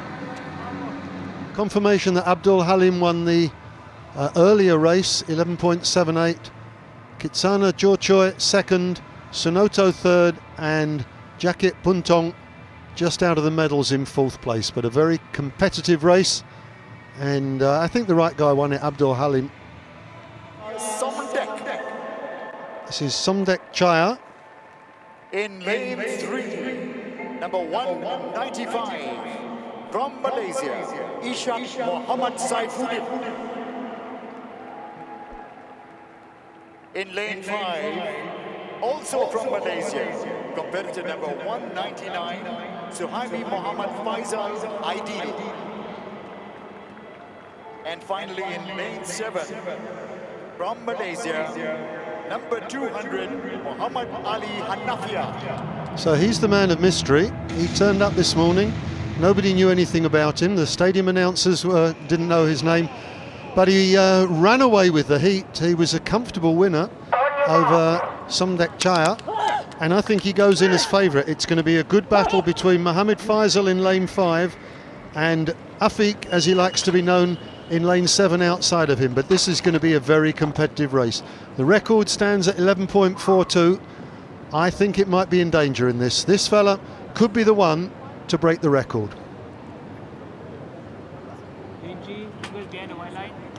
Somdek Chaya, Mohammed Saifuddin, Mohammed Faisal, Afiq, 4 competitors, 1 gold medal. And they're away. And on the outside, Afiq's going well already, but in lane 3, we've got Mohammed Saifuddin going really well. Lane 5, Mohammed Faisal. It's the 2 Malaysians. It's a dead heat on the line, but Faisal comes through. Mohammed Faisal takes it on the line from Mohammed Saifuddin, and Afiq, I'm afraid, failed to deliver.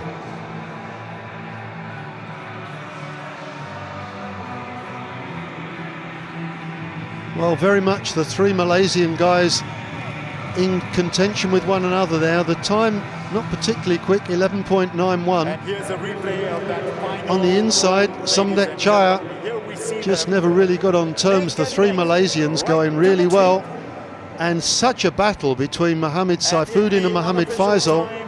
But Mohammed Faisal just coming out on top. A new games record. The unofficial time at the moment is 11.29 seconds. Oh, the time 11.29. We had the time up at 11.91 then. Very much like... if that's confirmed at 11.29, that is a new games record. It looked quick. His compatriot Ishak Mohammed Saifuddin to the tape. 1, 2, 3 finish for Malaysia. Confirmation of that earlier race. Mohammed Faisal 11.31. It is inside the record. We're hearing all sorts of different times. He's broken the record, as has Mohammed Saifuddin.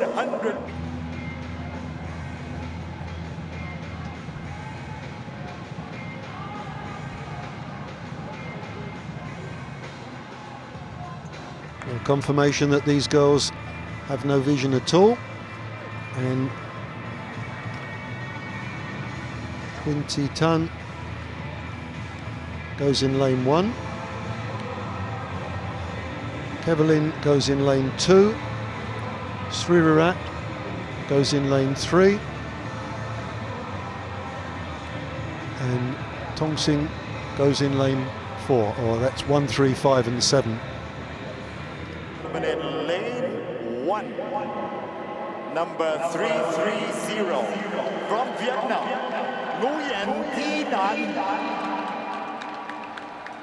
In lane 3, number 276, the game's record holder with a time of 13.01 seconds, Kiwalin Wanarumon. Kiwalin with the Hello Kitty. In lane 5, number 275. Blindfold. Srirat Riangkrawilakriti from Thailand. I doff my cap to Brian for attempting her surname.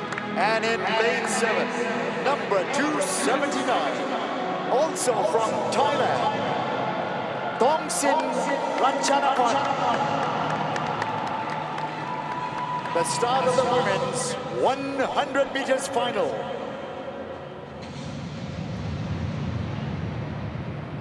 And that's pretty scary from Tongsing on the outside there. The Hello Kitty, much less scary. I think Tongsing's mask with the eyes looks a little bit freaky, but there you go. So Vietnam in lane 1, Thailand lanes 3, 5 and 7, and you'd think probably the winner will come from either lane 3 or lane 5. Kevlin or Srivirat. Those have looked the 2 most impressive this morning, but doesn't matter how you did it this morning, it's what happens this afternoon that counts now. Quinty Nan in lane 1, Kevlin in lane 3, Srivirat in lane 5 and Tongsing in lane 7. You notice that all 4 of the guides are male. There's nothing against that.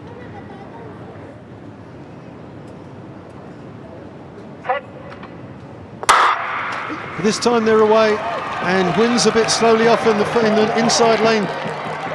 Oh, Kevelyn is running away with it. Kevelyn is way too strong for the field, and she's absolutely decimated the field. She's broken the record. Tongsin second, Sirirat disappointed in third, but it's a 1-2-3 for Thailand. Win on the inside got a dreadful start. She'll be disappointed with that. But the three Thais are delighted, but Kevelyn absolutely blew the field away there.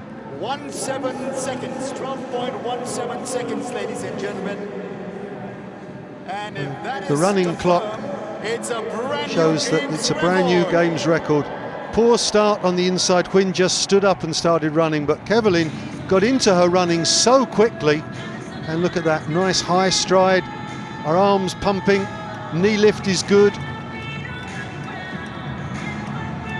Just cruising. Sirirat, once she got going, was okay, but she didn't get a great start either. And Tongsin on the outside took the silver. And everybody's delighted. And it's that guy who is celebrating the victory, ladies and gentlemen. A fast time indeed. She looked superb, got into her running quickly, was upright, and, oh no, that's more like it, 12.77.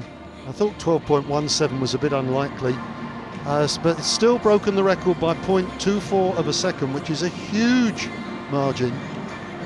And you can see Tongsin well back, almost a second behind. Sirirat a little bit disappointing with 14.04, and Quinn Nan, well, never recovered from what was a pretty awful start, to be honest.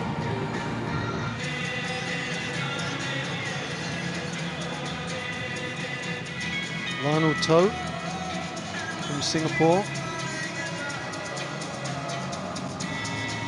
Jaffa Wako Jaffa. Taeyon Charat, Lei Van Man, Sewang Sakphet, Ismail Mohammed Khairi, Jacqueline, and Quinn Hu Tin. Number 269, representing Singapore, Lionel Chun Chie. Lane 2 is vacant. In lane 3, ladies and gentlemen, 309, Taeyon Charat from Thailand. In lane 4, number 351, from Vietnam, Le Van Man.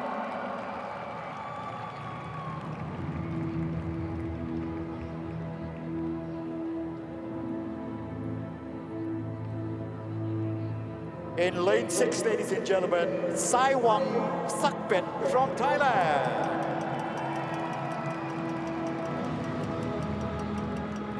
In lane 7, representing Malaysia, number 215, Ismail Mohammed Khairi.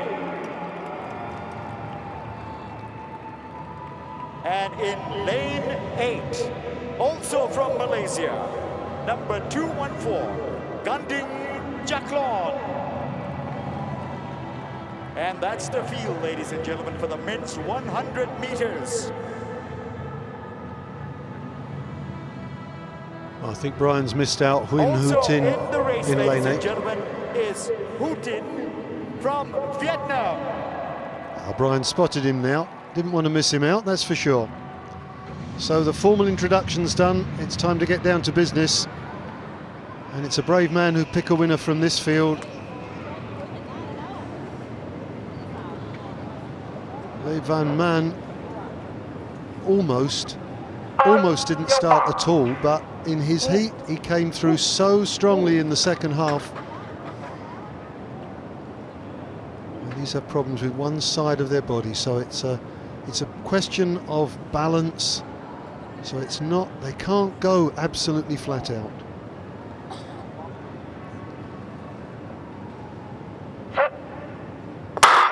And they're off. Van Man's got a better start this time. Van Man going well in the middle, and at the moment Lionel To on the inside. But Le Van Man, he's looking like the man to beat. Le Van Man from Vietnam takes the gold position. Second, Sewang Sakphet from Thailand. But with a good start this time around, a great run from the Vietnamese. There's your winner, number 351, Le Van Man from Vietnam. Well, the lanes are seeded for a final like that. The quickest finishers in their heats occupy the middle lanes. And well, Sewang Sakphet didn't get the best of starts, but he gets back into his running and finishes second. But there was no question, Le Van Man, after a better start than he got in the heat, was the man to beat. And wrapping up the medals in third place, Theon Chairat. So it's gold for Vietnam, silver and bronze for Thailand. In second place, ladies and gentlemen, is Sewang Sakphet from Thailand.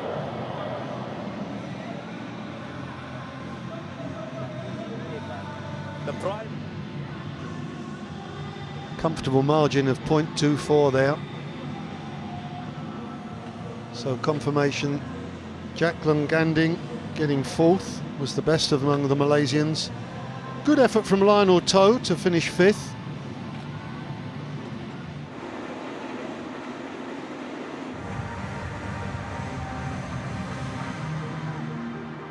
Here they are, ladies and gentlemen, in lane 1, 323, Ekachai Chanthong from Thailand.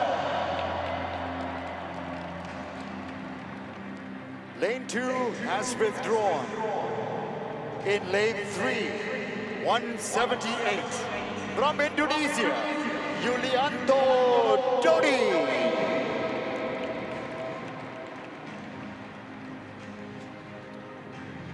In lane 4, number 273, Singapore's Muhammad Firdaus Nordin. It's got the crowd excited. Firdaus Nordin. 325 from Thailand, Kongrat Putaret.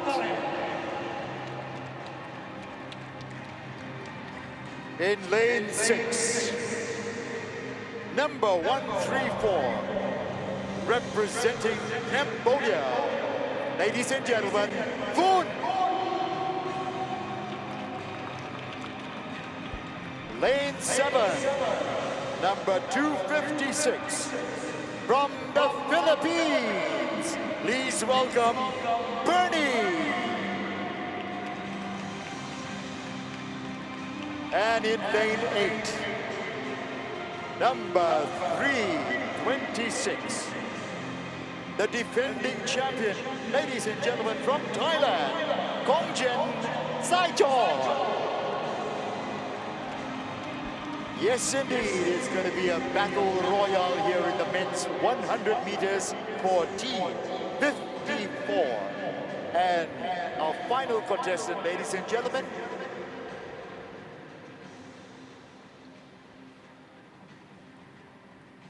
Come on, Brian, it's Jainal Arifin. Arifin Jainal. Also from Indonesia, 27 years of age.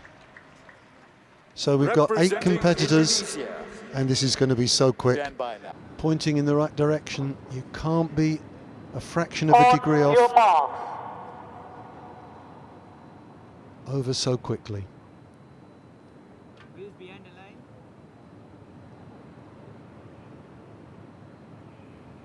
This time they're under orders.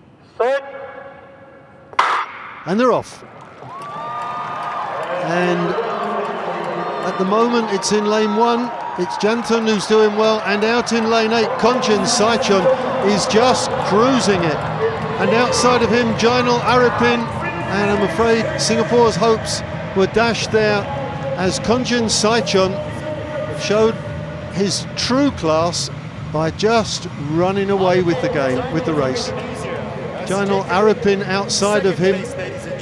Brian on the announcement almost forgot him, but he didn't forget himself. Came in second place. A very good performance. These are super fast bikes. And unfortunately Firdaus Nordin didn't get a great start and was always playing catch-up.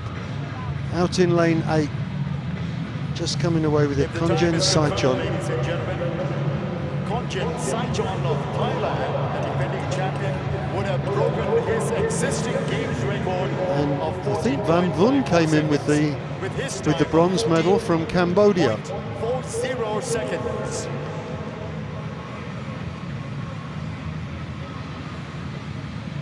But the business end of things was up front, and Konjen Saichon, the reigning champion, and he'll go in as favourite for the 200 and 400 as well, I suspect.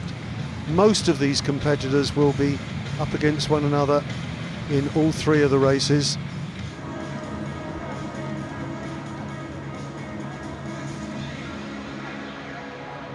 In confirmation, Saichon first, Jainal Arapin second, Vun Van indeed getting the third position, and Firdaus having to settle for last place, I'm afraid. Of the race that you just witnessed.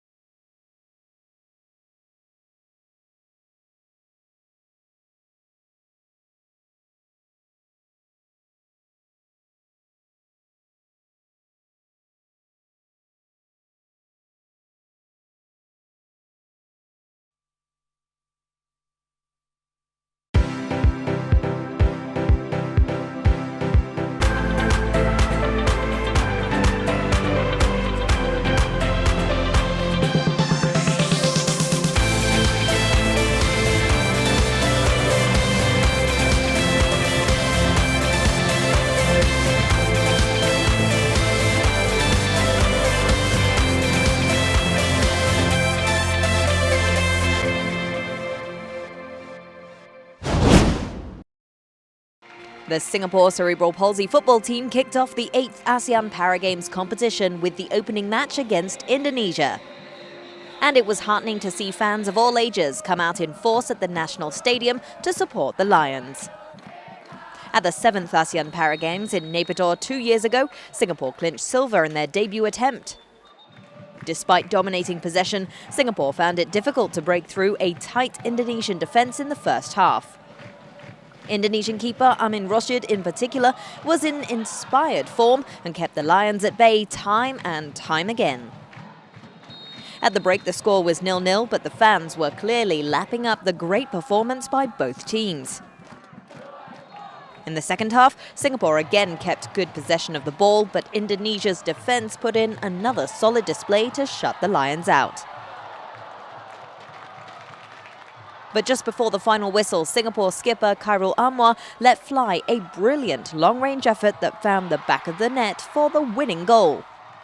Congratulations then to the Lions for a morale-boosting opening victory, but kudos to both teams for kicking off the games by wearing their hearts on their sleeves. Been a great year for us, preparing for APG. As you know, it's a culmination of all the hard work. First game, some jitters here and there. The team was in Osaka just 3 weeks ago for the last phase of our training tour. And we can see, they are all united and looking forward to the game, and it was a great start today. We keep on trying. So I mean, during the break itself, coach, I think coach played a big part. The first half we were trying and trying and trying. It was there, but it was not enough.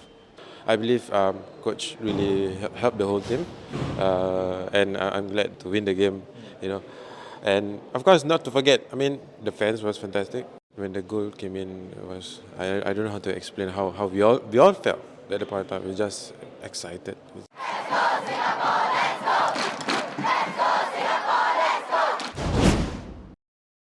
So here are the competitors for the men's 800 metres. Well, they're off, and you can see Jack Light struggling to get going. He's a big man. And he's dropped to the back, and at the moment in the outside lane we've got Pao Pongsakorn, the youngster, making the headway, and they will cut across after 100 metres. It's like the old style 800 metres in Olympic Games. So Pao Pongsakorn, the 19-year-old from Thailand, led pretty much from the gun. He's into the last 100 metres. No one's going to catch him now. Pao Pongsakorn comes away with a great outing in the men's 800 metres T53 category. And he's going to cross the line 1:41.36. A superb outing from the Thai athlete, Pao Pongsakorn, the clear winner. And he looks absolutely exhausted now, but he's earned that gold medal. So their confirmation of the result from the men's 800 metres. So here are the competitors for the first of these heats. Just lane one using blocks. And they're away, and it's in lane two at the moment. Mohamed Farisan, who's going well, but coming back at him is Sewon Sakphet. It's a tight race between the Thai and the Malaysian. Sakphet's not quite going to get up. Well, it looks like a dead heat. Maybe Sewon Sakphet just shaded it on the line from Mohamed Farisan Jasno. Well, there's a tough one for the technicians there. He might just have shaded it right at the end. And here's confirmation of that first. Wow, look at that. 12.99 to 13 dead. It's the second heat of the T37 100 metres. Just the Vietnamese using a standing start, and away. And it's in lane, well, it's very tight between lanes 1 to 4. In lane 4, Jacqueline, the youngster, is going well, but look at Le Van Man come at the finish. Le Van Man, who was left behind at the start, takes it on the line with second place, Taun Chairat from Thailand. And that's confirmation of the second heat there. I promoted Chu Leng Hin. Lionel To from Singapore.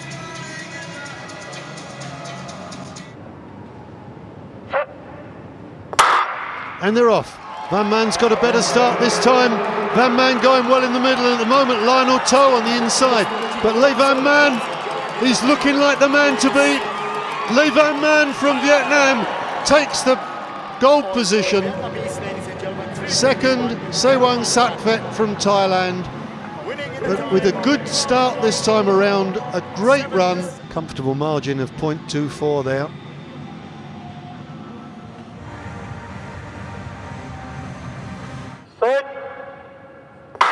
And they're off. And at the moment it's in lane 1. It's Janthun who's doing well, and out in lane 8, Konchen Saichon is just cruising it.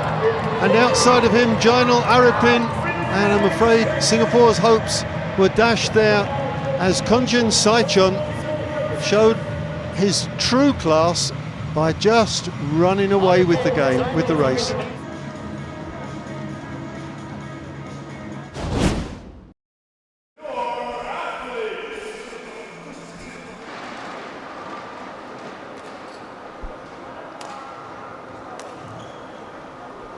Just goes out.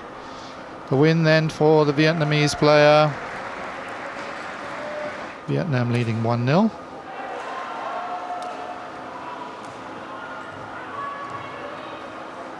Oh, what a wonderful touch. Takes the first game 21-19. Talk about nail biter for Tay Wei Ming of Singapore against Hong Tan Pham. And this brings the game to a conclusion, brings the match, setting the match score to 1-1. Singapore 1, Vietnam 1. What has been a very, very tight contest so far. Still not over, of course. Into the net. First game to Vietnam, 21-18. This is match point to Vietnam.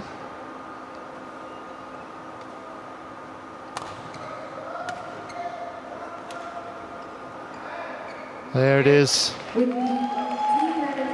Good victory to the Vietnamese pair against Bobby and Kelvin. And there's the final score. Men's standing team event quarter-final. Singapore 1, Vietnam 2.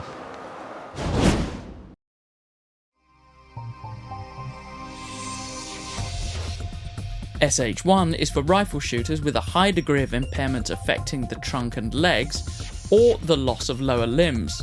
They can support the weight of the rifle using both arms. Most fire from a sitting position with varying levels of support depending on trunk control.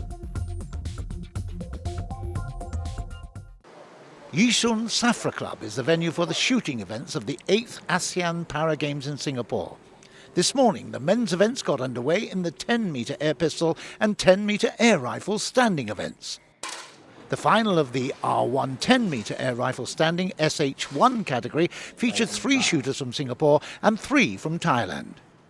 After the first competition stage, Games debutant Richie Chan, who has spina bifida, was in second position with Thailand's Pirapong Wongbok leading the field.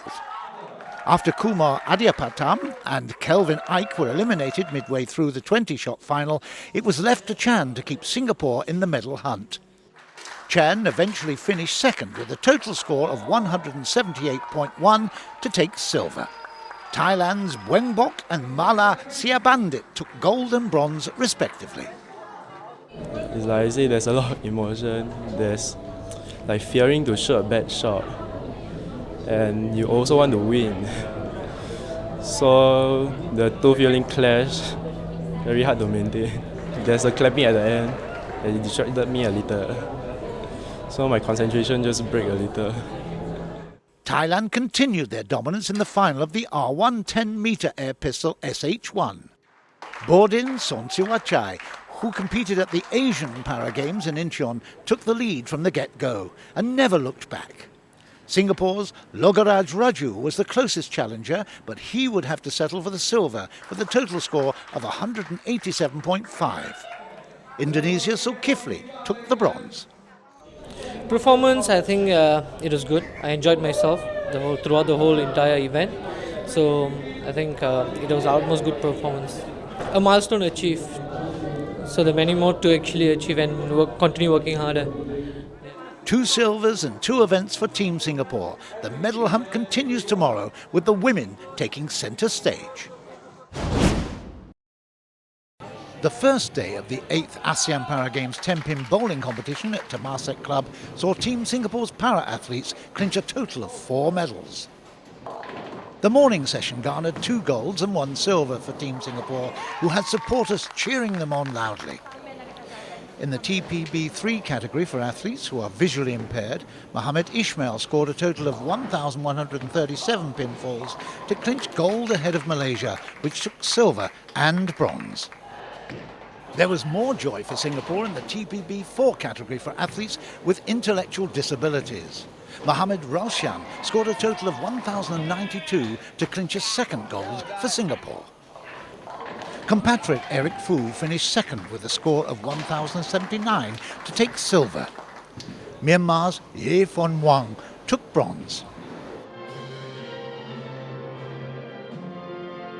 Wow, I was very delighted, I was so happy, It's just unbelievable, I hope that he maintained his coolness Just got to calm him down, because if he rush, he cannot concentrate on the game. So at least got to make him calm down and making sure that his spirit is high. That's why I keep on encourage him. Things like that.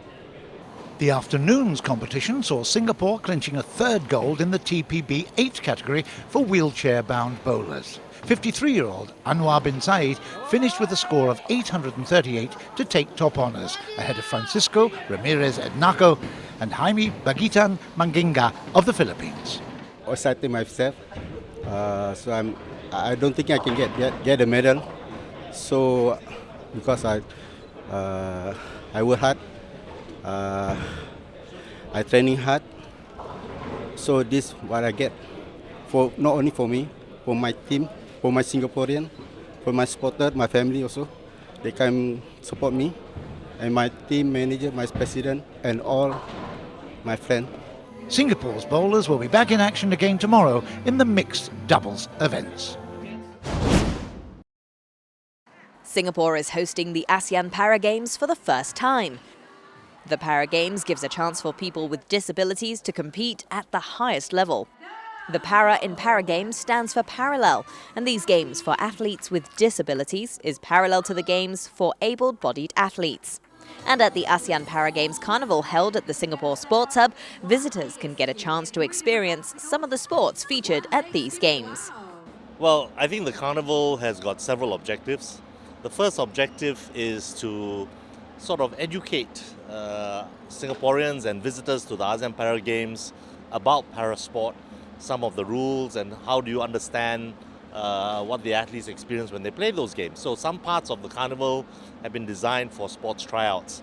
The second objective is to, provide that lively and fun atmosphere that families can come out and they can have a day out at the games. Not only can you go and enjoy and support the athletes in their sport, you can also come here and let the children play and experience the games as a whole. And I've seen some of our senior citizens also coming out to enjoy the atmosphere. Well, I think it's an excellent outdoor activity to keep our son occupied during the holidays. And I think he had fun, right? You had fun? I think this is a great experience for the kids as well to come down and know what the athletes go through, what kind of training they go through, and what are the challenges they have to overcome to be on stage, to compete live with other athletes around the world. The carnival runs from 10 a.m. to 9 p.m. daily till December 9th.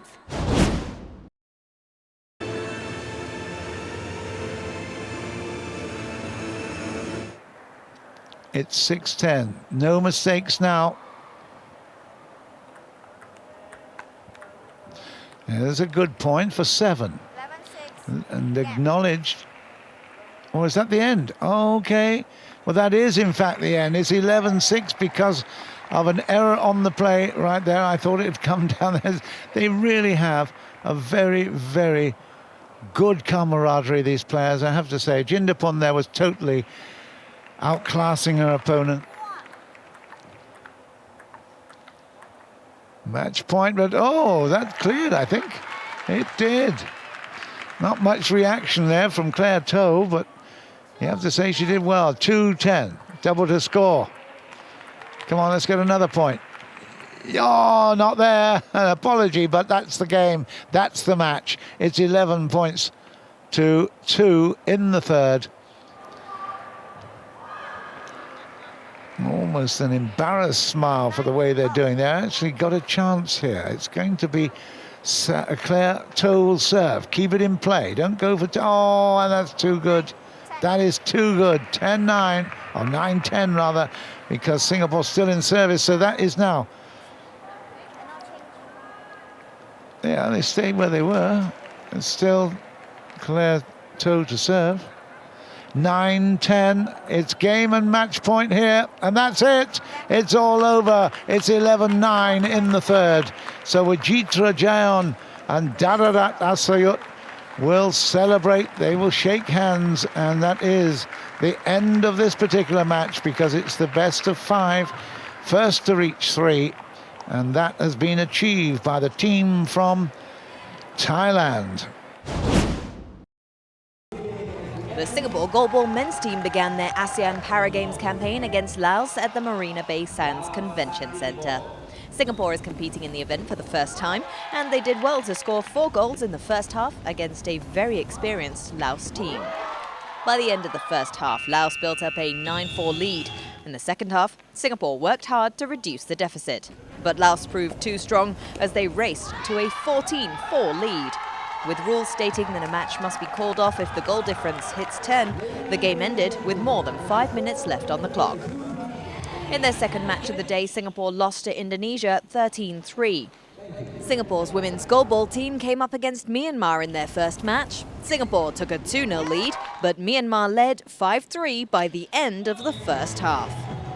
In the second half, the Singapore team, which included a grandmother, restricted Myanmar to scoring just 2 more goals. Despite losing 7-5, Singapore won over many fans with their determination.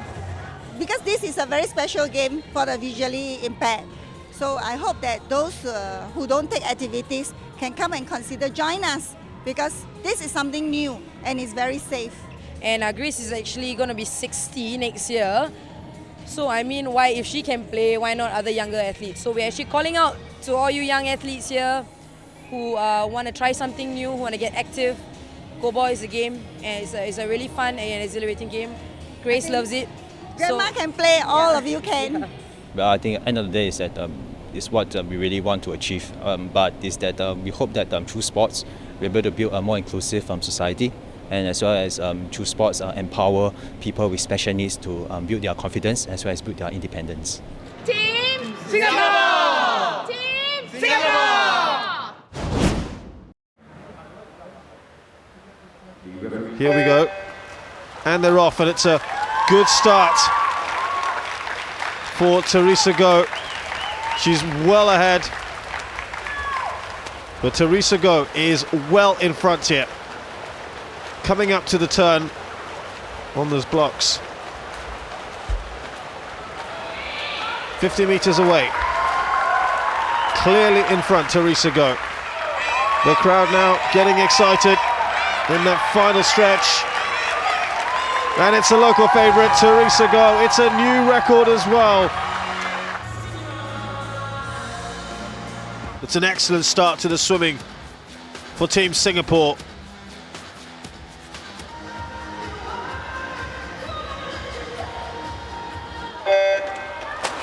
Lane 6 and lane 1, the ones to watch out for there, but then very quickly. It's tight, isn't it? The old rivals. Han Leong Cho in third. Malaysia, Singapore, always a healthy rivalry. Very little separating them. It looks like it's Benson though, who is in second. Yun Chung Wei now has to fight off Lawrence Tay. Lawrence Tay trying to push Yun all the way. I think Yun will get it. He will. Oh, hold on. It's very, very tight, but the officials here say it's Han Leong Cho. Han Leong Cho has somehow managed to win this. He was in third for much of this race. Absolute delight from him.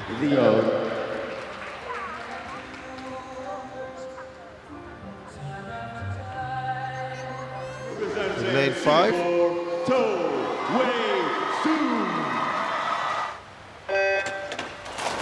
Good start in lane 4 and 5. James Wong and Guntur. Guntur had a superb start this morning. I was so impressed with it. And he's not disappointed again. He is just ahead of James Wong. Or rather, Erniaga doing well as well.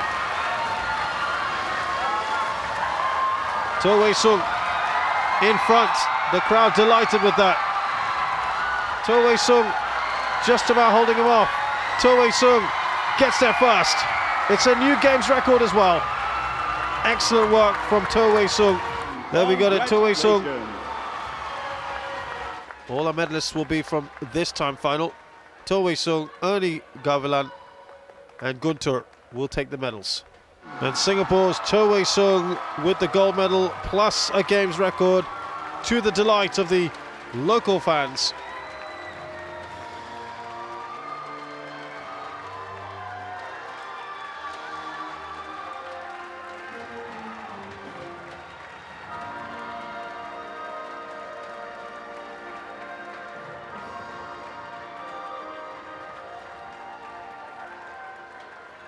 it's a culmination of many months of hard work, and at least I just gave it my all. You know, you just roll with the flow and you just don't stop for anyone. And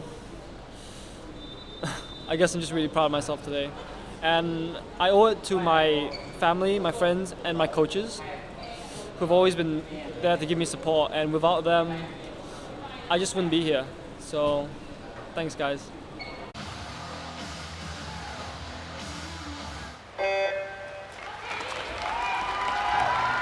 She immediately takes the lead. Teresa Go. Second is Dante Mai Tan. One of the biggest margins we've seen so far as she comes to the halfway point.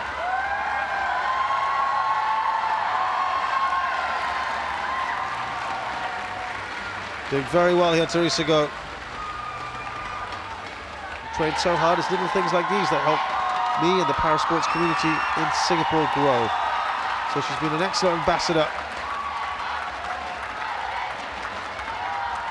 She wants to help this community as much as she can. And she wins in style with a new Games record, just a couple of seconds away from the Asian record by 16 seconds. Look at that. And Singapore's golden girl, literally, Teresa Go, is the gold medal winner. Yet another one she can add to the goals she won this morning in the women's 100 meters freestyle. And she's absolutely smashed that record in the 100 meters breaststroke as well, an SB4 classification. I've never competed in front of I guess home crowd before, at such an international stage especially, and I didn't know what to expect, and it was amazing. You know, I finished my race, I looked up in the stands and I instantly saw someone I knew, and it's something that it's definitely a feeling that I will treasure for a long time. Being in Singapore there's the factor of distraction, and familiarity is there, so we have to always make sure that we keep our goals in mind and remember what we are here to do, you know. And I think everyone's doing really well so far. We are really training up towards Rio next year, so all my timings have been really positive and on track for Rio next year. So I'm nothing but happy right now. So at the end of the first day of official competition, let's take a quick look at the medal tally.